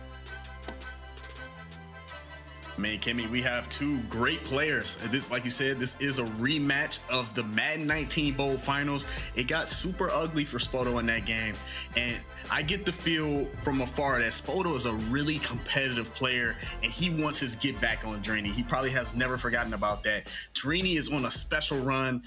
It's really just like a great final matchup. There was a lot of people clamoring for that Wesley Dreeny final. We were robbed of it today, but all due to great players in Spoto and 6 cents. Now we get a chance to see Dreeny versus Spoto. Absolutely, right. Bugs. Absolutely. Go ahead, you got Spoto and Dreeny, like you're saying. I definitely doesn't think that if Spoto let that loss go away, 41-0, come on, man. Ain't no way you let that slip out your mind. And this right here, this is actually for like the Unified Classic title, because Dreeny won on Xbox. If Spoto pulls this out, how do you kind of look at that? People say, hey, the Xbox winner should play the PlayStation winner. Technically, that's happening right now. Technically, it's happening because Dreeny getting in the finals, both PS4 and Xbox. Now, let's take a look at this tweet here. Amazing game between Dreeny and Vose, that one we just saw moments ago. But with the win, Dreeny is currently on a 31-game win streak in Classic and Challenge single elimination games. A clean sweep is 36 wins. Y'all, can he do it? User, you picked him earlier to win. You compared him to a steak. Do you think he's going to have the clean sweep at 36? I'm not sure if he's going to have the clean sweep at 36. I thought things would go a lot differently with Wesley on the other side of the bracket. Now you have Wesley. Only way he can win is, be a captain is beat Dreeny tomorrow. You have Spoto right in front of you. Dreeny's trying to make greatness right now. Can he go 36-0? It's tough because he also has to go through Clef, Spoto, Wesley. This is some of the toughest matchups.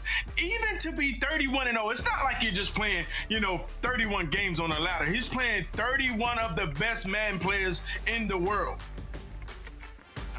This was a live look at them right now. Snickers Virtual Players Lounge. They look locked in, ready to go. A lot on the line, including some serious cash. The game underway. Championship round. User Bugs on the play calls. Bye, y'all. Thanks, Kimmy. Woo, User, we got a great one right here. Being that Spoto always brings exciting games, User. You always know when Spoto gets on the field, it's going to be an exciting game. That game against Wesley was great. He's had great games in MCS history. Now we get a chance to see him get his revenge versus Dreeny. Can he do it? It's tough. I want to see if he can do it. But before we touch on that, do you feel like Wesley has gotten into his head? Like, I'm kind of shocked to see Wesley go 0-2 right now, not to be in one of these finals. Yeah, it's heartbreaking and heart-wrenching for Wesley right now, and he's going to have to really kind of shake that off, because I know that right now he's thinking about all the wrong things, and he want to make sure he keeps his mind right is thinking about the right things. All that doesn't matter anymore. I know you're mad. You're going to have to get it out at some point. Hurry up and get it out and focus on tomorrow because you got that beast, the potential new GOAT. We'll have that conversation later in Dreeny tomorrow. So you need to go ahead and get your mind right because you got a tougher task tomorrow. New GOAT. He said it. Y'all heard him, chat. He said it, the new GOAT. I didn't say that because, I got a show with a certain guy named Skimbo on Monday, and it could go a whole lot sideways if I said that, but I'm glad you said that. That's what a lot of people are saying. That's what the whispers are about. If Dreeny is able to pull out this sweep to go 36-0, he is the new GOAT in the MCS era. You have to say it. And right here, Dreeny, he's just walking right downfield. You see this? He's in that New York Jets playbook. It's just giving his opponents fits. This mode really fits Dreeny perfectly with how it plays. It's not a defensive mode, so it allows him to kind of move the ball effectively on offense and then do his strength. Because he's a defensive player, now he can come out and shine versus opponents. And that's what we've been seeing all this time. We've been seeing him really just kind of put things together on offense, be able to put things together, and then on defense, get the stop when he needs to. Yeah, that's what Dreeny has been doing, coming up with these clutch stops. And that's what I'm kind of shaky on this game because it's Spoto. The last time I seen Spoto and Dreeny in this ship, it was ugly. It was real ugly. So it's like, I don't know. I'm hoping that we have a great game. But once you see somebody get blown out like that, that's always in the back of your mind, like, it could happen again. Great touchdown that was a great right play there. call. That was so good of a play call, being that he hasn't called that once in that spot. Dreeny hasn't called that. He hasn't even come on that formation in the red zone yet today, and we see him come out in a different formation when he's inside the 5. I don't know if Spoto really knew the call there. You saw he tried to double team Devontae because that's the kind of attention that he attracts, and it just allowed for him to call a trap and walk right into the end zone. Yeah, great play call by Dreeny, punching it in there, opening drive. Really Dreeny is just seems like he's settled down from the first game, and then he's just been off to the races.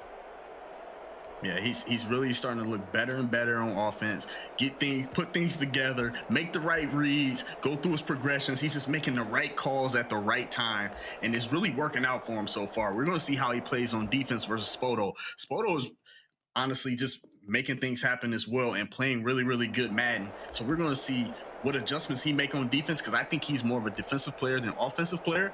But we also need to see what is he going to do on offense to keep pace with Dreeny. And that's another thing. Spoto, he reminds me a lot of Vols. He's a player that wears his emotions on his sleeve. That's why I love to see him play. He's a very tough competitor.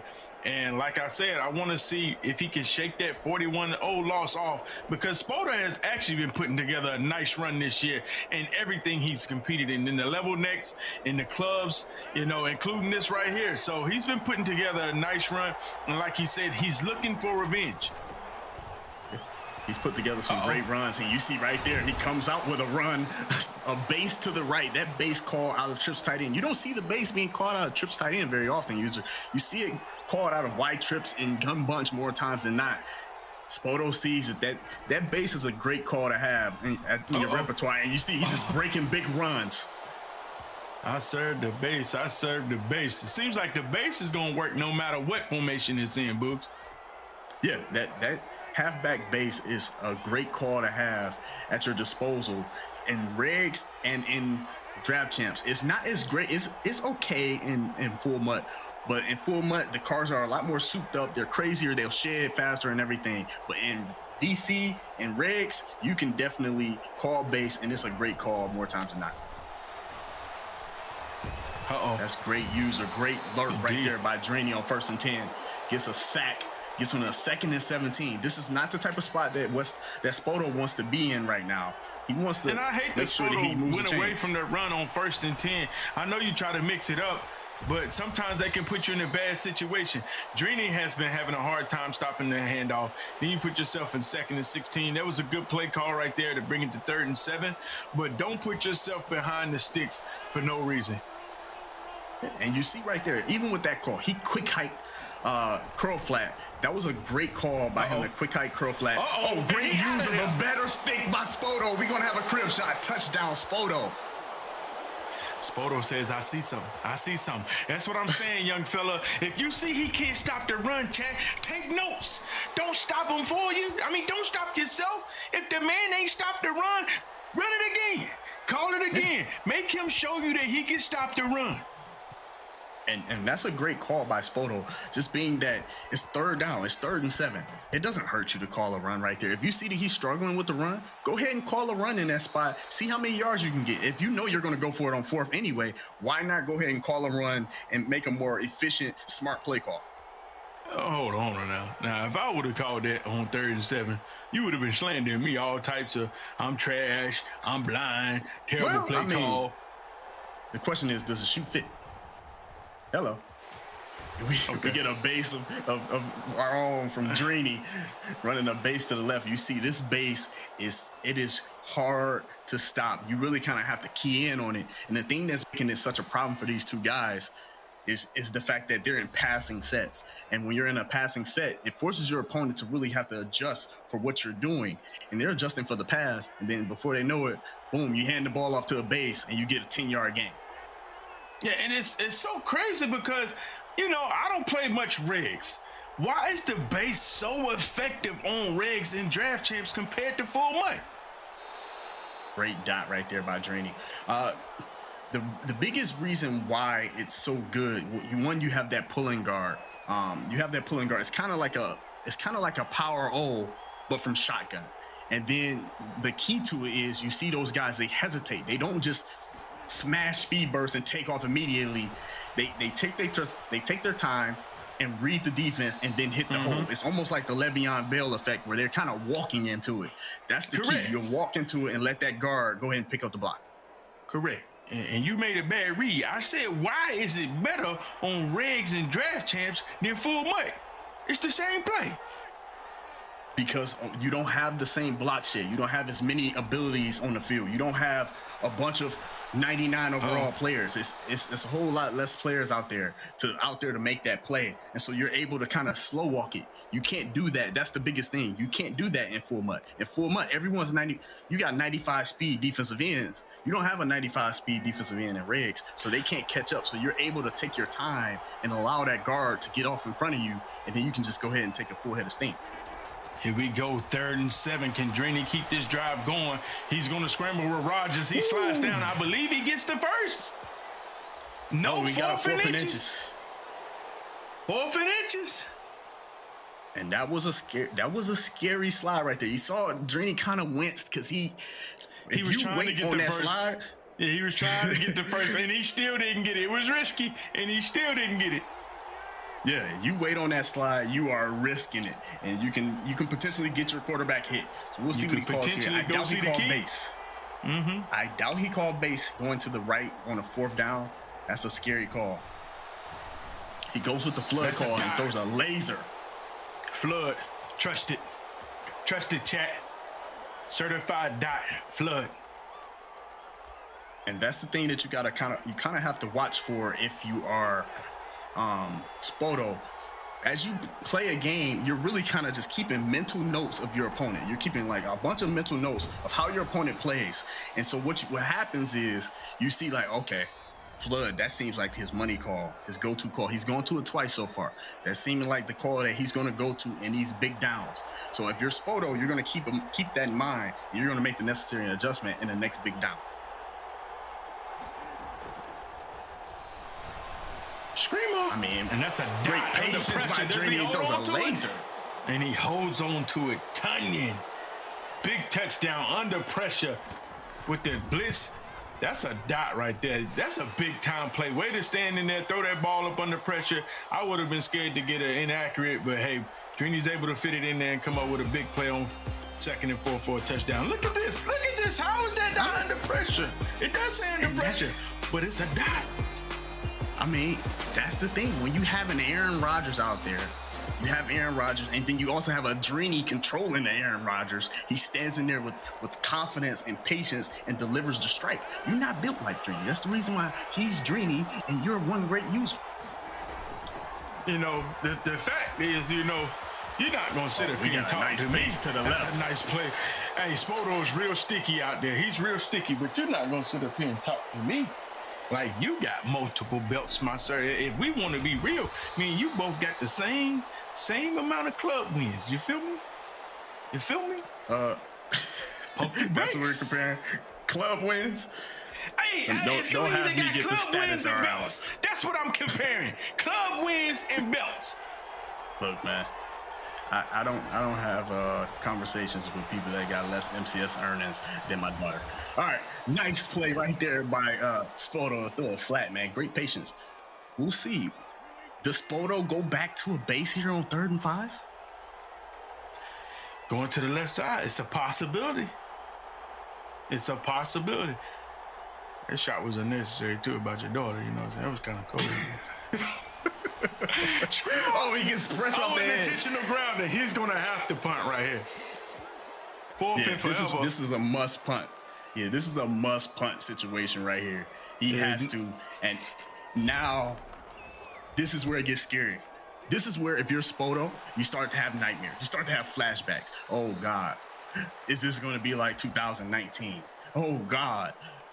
Does this happen to us? Like, right now, we're going to see how does Spoto respond. That's really what Madden's all about. It's all about the response to the different situations that happen to you. Absolutely, man. Spoto, because this right here, this is where it could get dark. That one turnover and everything starts to unravel. I expect Drini to hand the ball off and run the base, but still try to be, you don't want to be too conservative. You want to get some points out of this drive. Sometimes people can be too conservative when they get that turnover, like, hey, let me milk this clock out. But I know Drini, he's still pressing, at least get in field goal range to get some points. Yeah. And that's the thing, Drini in this spot, he sees red, he sees blood, he sees the opportunity to go ahead. Oh, but he got him with a crosser. Does he throw a pick? Woo, that was close. That was close right there. Ain't no was really just an inch. Ain't no acrobat, so ain't gonna be no animation. That's a dot. Yeah. Great play right there by Drini. And it really doesn't hurt him too bad. Even if he would have thrown the pick there, that was an absolute laser. Even if he would have thrown the pick, it would have been kind of like a punt. But obviously, he's looking for the gusto. And he might get one right here. Drini burns that last time out. I don't feel like he had to burn it with 41 seconds left, you know? No, he doesn't necessarily have to do that. But at the same time, if you're Drini, you do know it's under the 2-minute warning. And I couldn't stress how important that the fact that he's under the 2-minute warning, now he can quick hike him. Expect him to quick hike and quick snap him. Do not let him. Oh, actually, he's actually going to go ahead and audible instead. I thought he would go ahead and quick hike him and try to snap something fast. So Drini's probably going to make this the last play of the half. If it's not there, he'll throw it away. Yeah, he's going to throw it away. He does just that, takes his 3 points, take it to half. Smart decision right there by Drini. Oh, he's still going to try to cook up one right here. This is big because if Spoto can get a sack, he can nullify all that, but I'm sure Drini would take an intentional grounding before he gives up a sack. And it went through his hands. I think that was that Tavon Austin? I think he tried to throw a laser to Tavon Austin. It was wide open, great play design. And Drini, what made that play work? Yeah, he's short arming. You know it happens all the time. Those receivers 6'2" and below, actually I'll just say 6 feet and below, are always short arming catches. It kind of just happens in the game. It sucks for sure.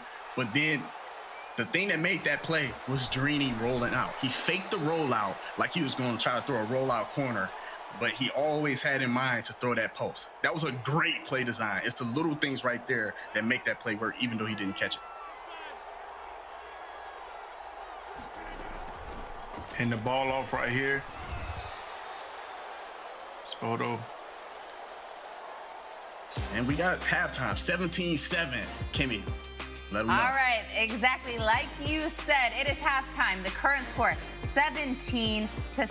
Drini is up by 10, but Spoto still hanging in there, and he got some points on the board. Unlike the last time they faced each other back in 2019, that score 41-0. So things are looking up. All right, guys, it's time for another giveaway. Thanks to our friends over at EA. This is a dump truck giveaway. That means every single card that we've given out throughout the day, one lucky winner is going to get right now. All right, I know y'all are hyped. You're excited. I wish I had a little drum roll going, but the lucky winner is Pac-Man 032. Pac-Man 032. You get all of these cards. Congratulations to you. All right, we are just moments away from the second half of this game getting underway. Dreeny versus Spoto. This is a rematch back from the Madden Bowl in 2019. But user, Boogs, a lot of fun things happened in this first half. This is a very kind of back and forth game. We've seen a lot of great offense, but also some tough defense to keep these scores down. Do you guys have any, as you know, I always like to ask, any bold predictions for this second half? I'm not sure, Kimmy. This game can go either way. Right now, we don't really know how Spoto's going to respond to this situation. Can he go downfield and get some points, preferably 7? That's really going to be the biggest story of this half. Kimmy, I got you with a bold prediction. Dreeny is not going to lose this game. Oh, yeah, great.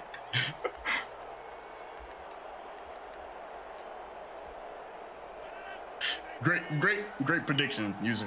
But yeah, don't do that. Don't put the sarcasm on that. Don't do that. Okay. We start the half off with a 17-7 ball game, and Spoto being down. Being a savvy, seasoned vet like yourself, user, somebody that's been around. You've played in Madden challenges. You played at the highest level. You were a club champion. Tell us, like, what is your mindset like in this spot if you're Spoto? If I'm Spoto, I'm looking at this drive. This is the most important drive of my life right here. I have to get 7. If I get 3, I feel like I still lose the game. I have to get 7. Make sure I'm very efficient on my reads. Don't force nothing and make Dreeny. And Dreeny's starting to commit to the run right there. As you see him shoot the gap, saying, I've had enough of this, Spoto. You're not just about to keep hitting me with the base. If I'm Spoto right now, I just got to make sure this drive is really the game-winning drive in my eyes. Yeah, and you see right now, Dreeny's running that base align, that man align version of 3-3-5 wide. He's mixing up. He's really doing that so that he can make Spoto respect him being in man coverage. And he's coming out, he's running it, and he's bringing that inside quarter down from the safety to kind of just match. He's blowing this base up now. That's a bang him. That's how you kick him in the chest, chat. Yeah, that'll get you discouraged to call that run. As Madden players, I don't know if I consider Spoto to be a toter like that. So I'd say that's one of those hit sticks that kind of make you think twice about ever making that call again. Yeah, he got to let that ball go. Good read right there. Being patient. Taking his curl on the outside. Yeah, and that's the thing.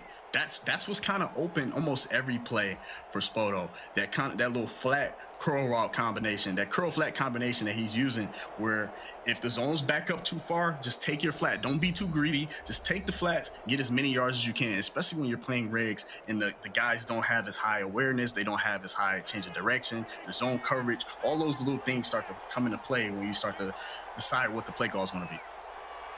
Yeah, Z Moore, you're absolutely right, man. When you're great, they patch you. They patch you. That's what they do. You know, they patch Nasty Street. Could have been the belt. We get a user alert. Dreeny's going to the It Baja. might be 6. He's going to the Baja. Get on your Crib horse. shot. Dreeny, 7 more on the board or 6 more on the board. He goes up 23-7. Dreeny's feeling good about himself right now. He's feeling like he might be back in 2019 against Spoto. Spoto's going to have to fix things. He cannot get in his feelings. Game's not over. It's not over. All he has to do is keep fighting and try to figure something out, and don't make any more mistakes, and try to get some points fast. Yeah, Sky is saying GG's in the chat. Everyone's feeling this GG's in the chat. Spoto, you got to hold your head up and you got to dig down and fight, because right now you're fighting against a titan, a colossal titan right now. And to be down 17, get ready to go into the fourth quarter.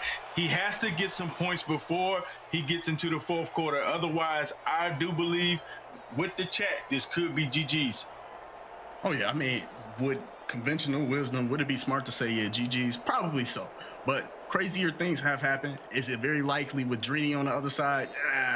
Probably not, because Dreeny's not one of those guys that's going to lose this battle. He's not going to blow this kind of a game, being up 17 points right now in the third quarter with only 2 minutes left. He just doesn't lose these type of games.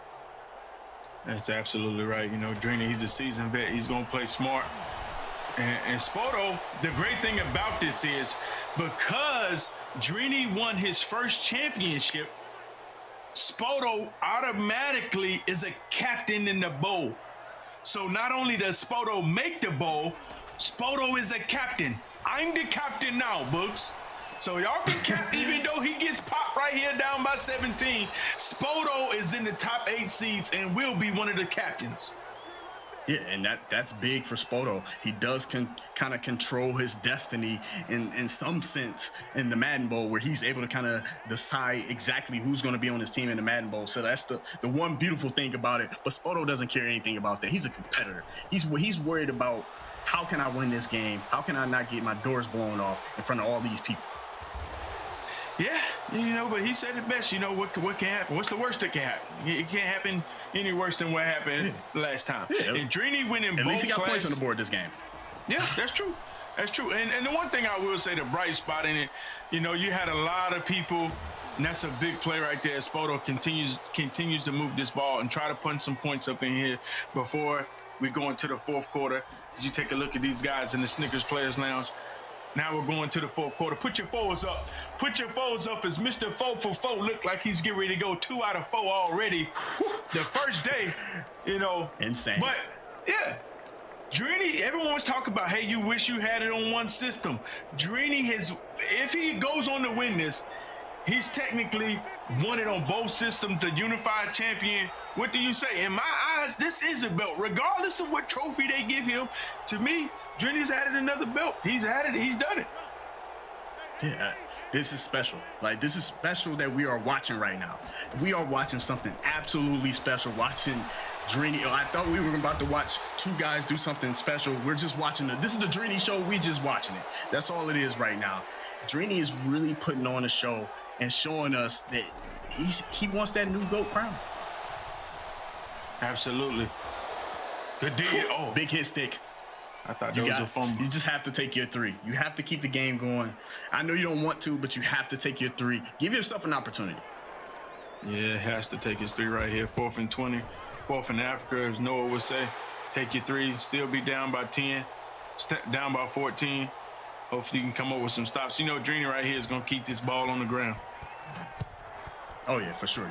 Drini he's not going to make the mistake, and he's going to force Spoto to start burning those timeouts. And the beauty of this for Drini, he knows this in his head. This kid, he knows all these little things, these little details. He's great at clock management. He's playing regs. The play clock is 40 seconds. It's not 30. 40 seconds. That 40-second play clock hit. Once you get 2-minute warning, no timeouts. GG's. Go. Out of here, go. Yeah, and every first down is going to be critical right now for Spoto. He cannot give up a first down. If he wants any chance, no first downs. He has to 3 and out him. Yeah. Look at Drini, just got a little bit fortunate right there. Yeah, he just got a little bit fortunate there because that base looked like it was going to be a big run. He was able to get a little bit of a stop. This is the play right here. Can he lock up? And Drini, right on cue, goes with the money play. I don't think Drini goes for it here. I don't think he goes for it. You're gonna have to punt. I think you punt it here. Let him work. You punt and let him work. Make him work. Make him work. Time is on your side. As much as you want to go for it here, up 2 possessions, why give him the ball where he can kind of potentially score fast? Go ahead and punt the ball here, and then make him start burning timeouts and make him take time on his own. Drini right on cue. You see he does it. Drini, Bugs, they're already starting to bring it up in the chat. Drini the GOAT. Drini is the GOAT. Is he the GOAT? Technically, he's won the Madden Championship, the Madden Classic on both systems. Does he have to win the challenge too for you to say he's the greatest of all time in the MCS era? He got to go 4 for 4. He has to give us the. He got to go give us the Wendy's special. He got to go Junior Bacon. He got to go fries with a Frosty on the side. Crazy. The Frosty? The Frosty, is that the option there? You go with the Frosty over like a lemonade or something? Lemonade? Well, Come on now, man. Right, see, the people think I don't actually know things. I know these things. We know, Books. You ain't eating that Wendy's anyway. He trying to bluff us. Come on now. All the Books lawyers know. Emmanuel, Manny Dev, Bev with no dead. We know Bugs is not eating at no Wendy's. He's the Dr. CD of the Madden community. Come on, he trying to bluff us. Yo, and we about to see right here, Drini's gonna make Spoto work right now on this drive. He is gonna make him work. He's not gonna give him an inch. He is gonna force this guy to take every single second. He's not gonna give him a lot of yards or a big play. And this is big, but Spoto's keeping all his timeouts is major. He cannot burn one timeout if he wants to still get a chance to tie this ball game up and possibly win it or force it to OT.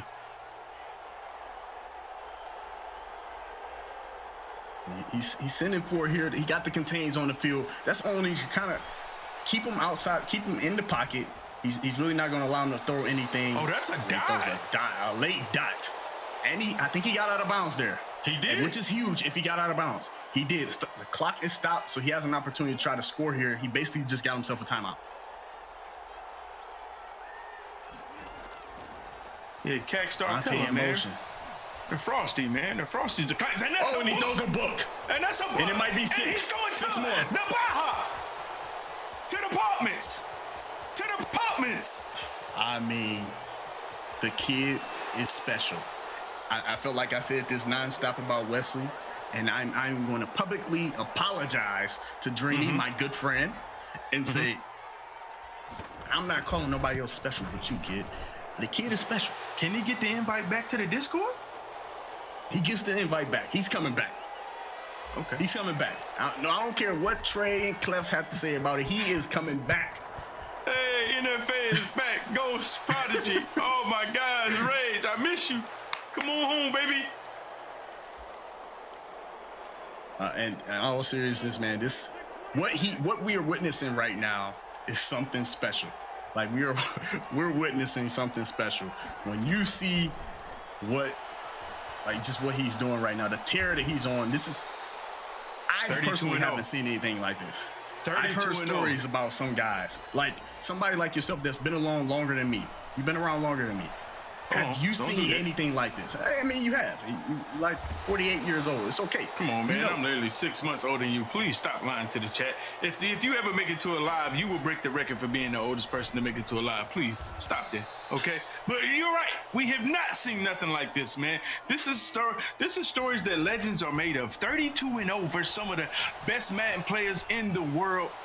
I mean, come on, man. There's another book, and that's how you seal it.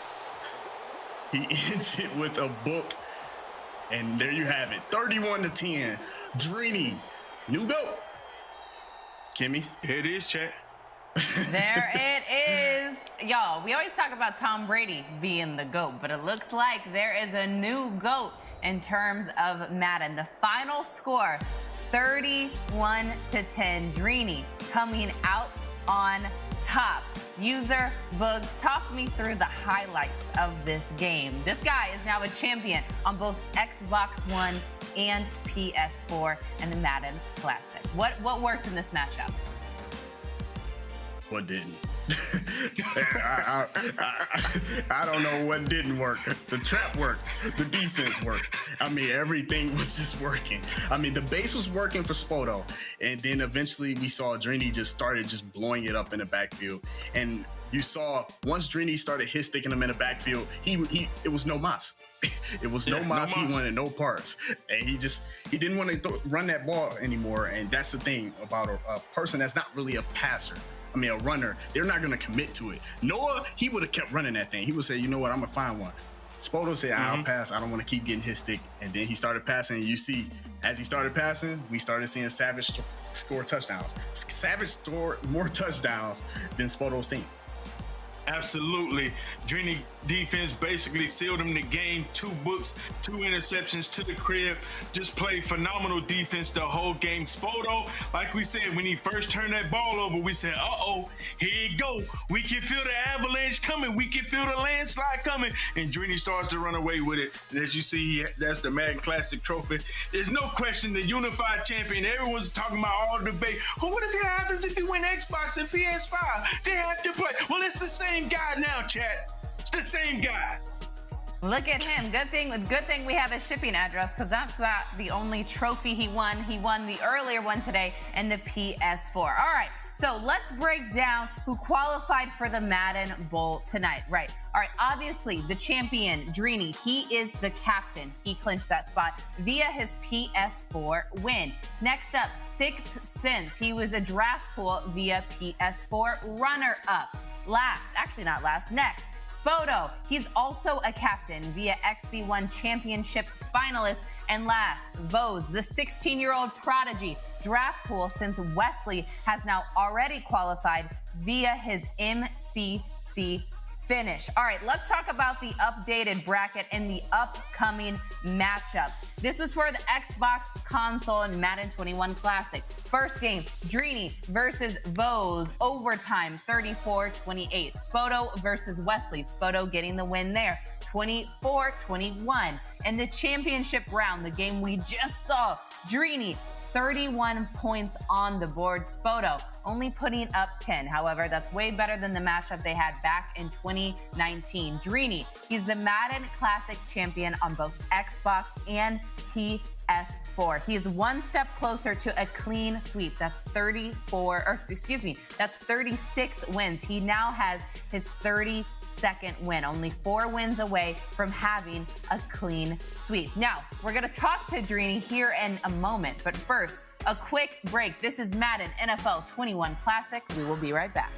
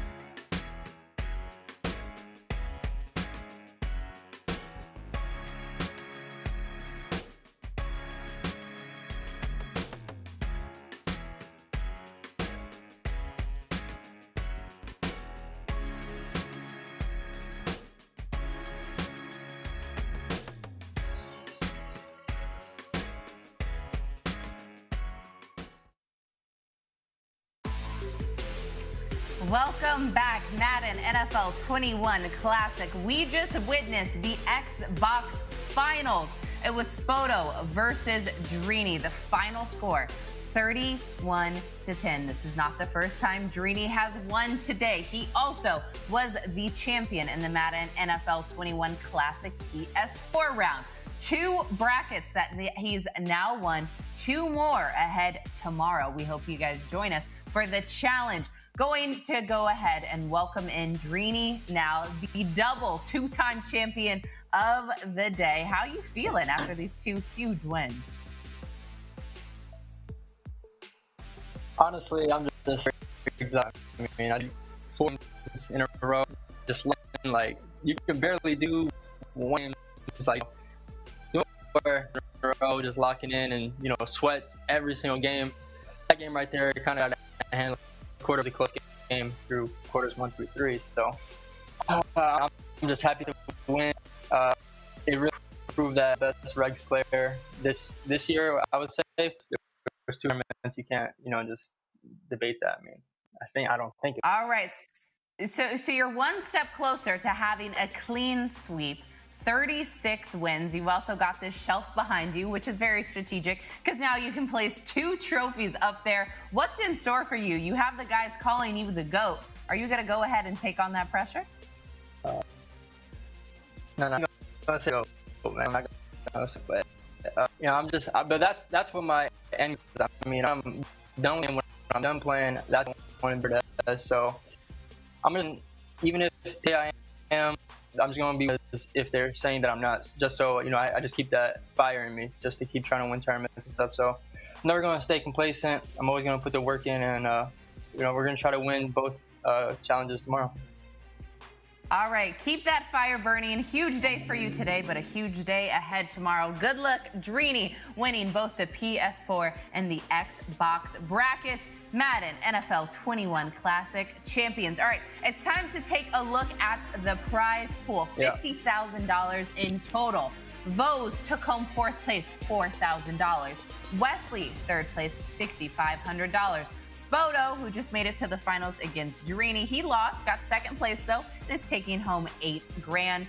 1st place champion winner, Drini, $15,000. In total today, he's taken home $30,000 in total prizes, both having the first #1 spot. He is reigning champion and reigning supreme. Guys, this has been a long day, but it's been a fun one. User, Bugs, what are your final thoughts on today's matchups? I mean, these guys, they played great today. When I look at it, Vose ending up making it to the Madden Bowl. I don't know what it is, but he needs to send Wesley a $50 Pizza Hut gift card or something to save him. That he saved him from the LCQ gulag. I know he's happy about that. He doesn't have to face that jungle. That's my takeaway of it. Bugs, what about you? What are your thoughts? This has been a whole day of incredible games. It was just honestly just great games and just watching Drini work. And I feel like my final thought should be just about Drini and what he did. He's doing something special. We're witnessing something special. Only thing I want him to do is own it. You see how he kind of doesn't own it. He has that Tom Brady approach where he gives you the politically correct answer. He's not going to say it, but he got that fire. He's got that fire. He's subtle though, but he knows he's a little bit of the GOAT. He's a mini GOAT. And User, the mouthpiece of Madden, said he's a steak. So he's a steak, he's a winner, he's a GOAT. He's good to go. Thank you guys. Hit me one more time before I got up out of there. Bye! I got you. And what's up with the green tongue? Like you just eating Jolly Ranchers? Come on, bro. What you? Yeah, I've been over here. I've been slacking. I've been eating some airheads in the middle of the show. My bad. Thank you guys so much for joining us, calling incredible games. You'll be back with us tomorrow for the challenge. Going to go ahead and welcome in Scott and Chaos. Y'all, your final thoughts. Drini, he's a champion 2 times in a row tonight. 2 more on the line. Scott, how do you break this down? Like the guy's just I mean he's a buzzsaw right now. I mean he's just adding to the resume. I already think he's a top 5 player of all time, but maybe he's making a people. I don't want to get a soapbox here, but it's a what have you done for me lately world. I'm not ready to crown him. I'm not ready to put him at #1, but if he can get through this weekend and maybe finish off in the Madden Bowl, maybe we need to have that discussion. All right, Chaos. Are you going to give him in the GOAT conversation? Or are you going to be a little bit more apprehensive like Scott? I mean, Drini's my guy, so I'm always going to call him the GOAT. But I mean, my final thoughts, special shout out to Drini, but we're going to show him lots of love tomorrow. We get to see him twice again tomorrow. So I just want to give a shout out to everyone that got to punch their ticket to the bowl. 6 Cents, Bose, Spoto, shout out to those guys. They don't have to worry about the LCQ because that is a gauntlet. So shout out to those guys. Guys, it's been so incredible. And all of these guys have been humble and they've been hungry and they've been ready to take home a dub. Even these guys that have lost, they still understand there is so much more in store. That's why we love playing Madden, right? Because we know we're going to have some wins, we're going to have some losses, but regardless, we're going to have fun. Thank you, too, for joining me as well. Again, they will be joining me tomorrow. Speaking of tomorrow, do not forget, we kick off the Madden 21 Challenge at 5 p.m. Eastern. 2 more champions will be crowned in Madden Ultimate Team. Will it be Drini again? I don't know. You have to make sure that you tune in tomorrow and watch to find out. Thank you so much for rocking with us today. This was Madden NFL 21 Classic. I was your host, Kimmy Checks. Thank you so much for watching, y'all. We'll see you tomorrow. But before we do that, we'll leave you with a little sneak peek of the brackets for PS4 and Xbox.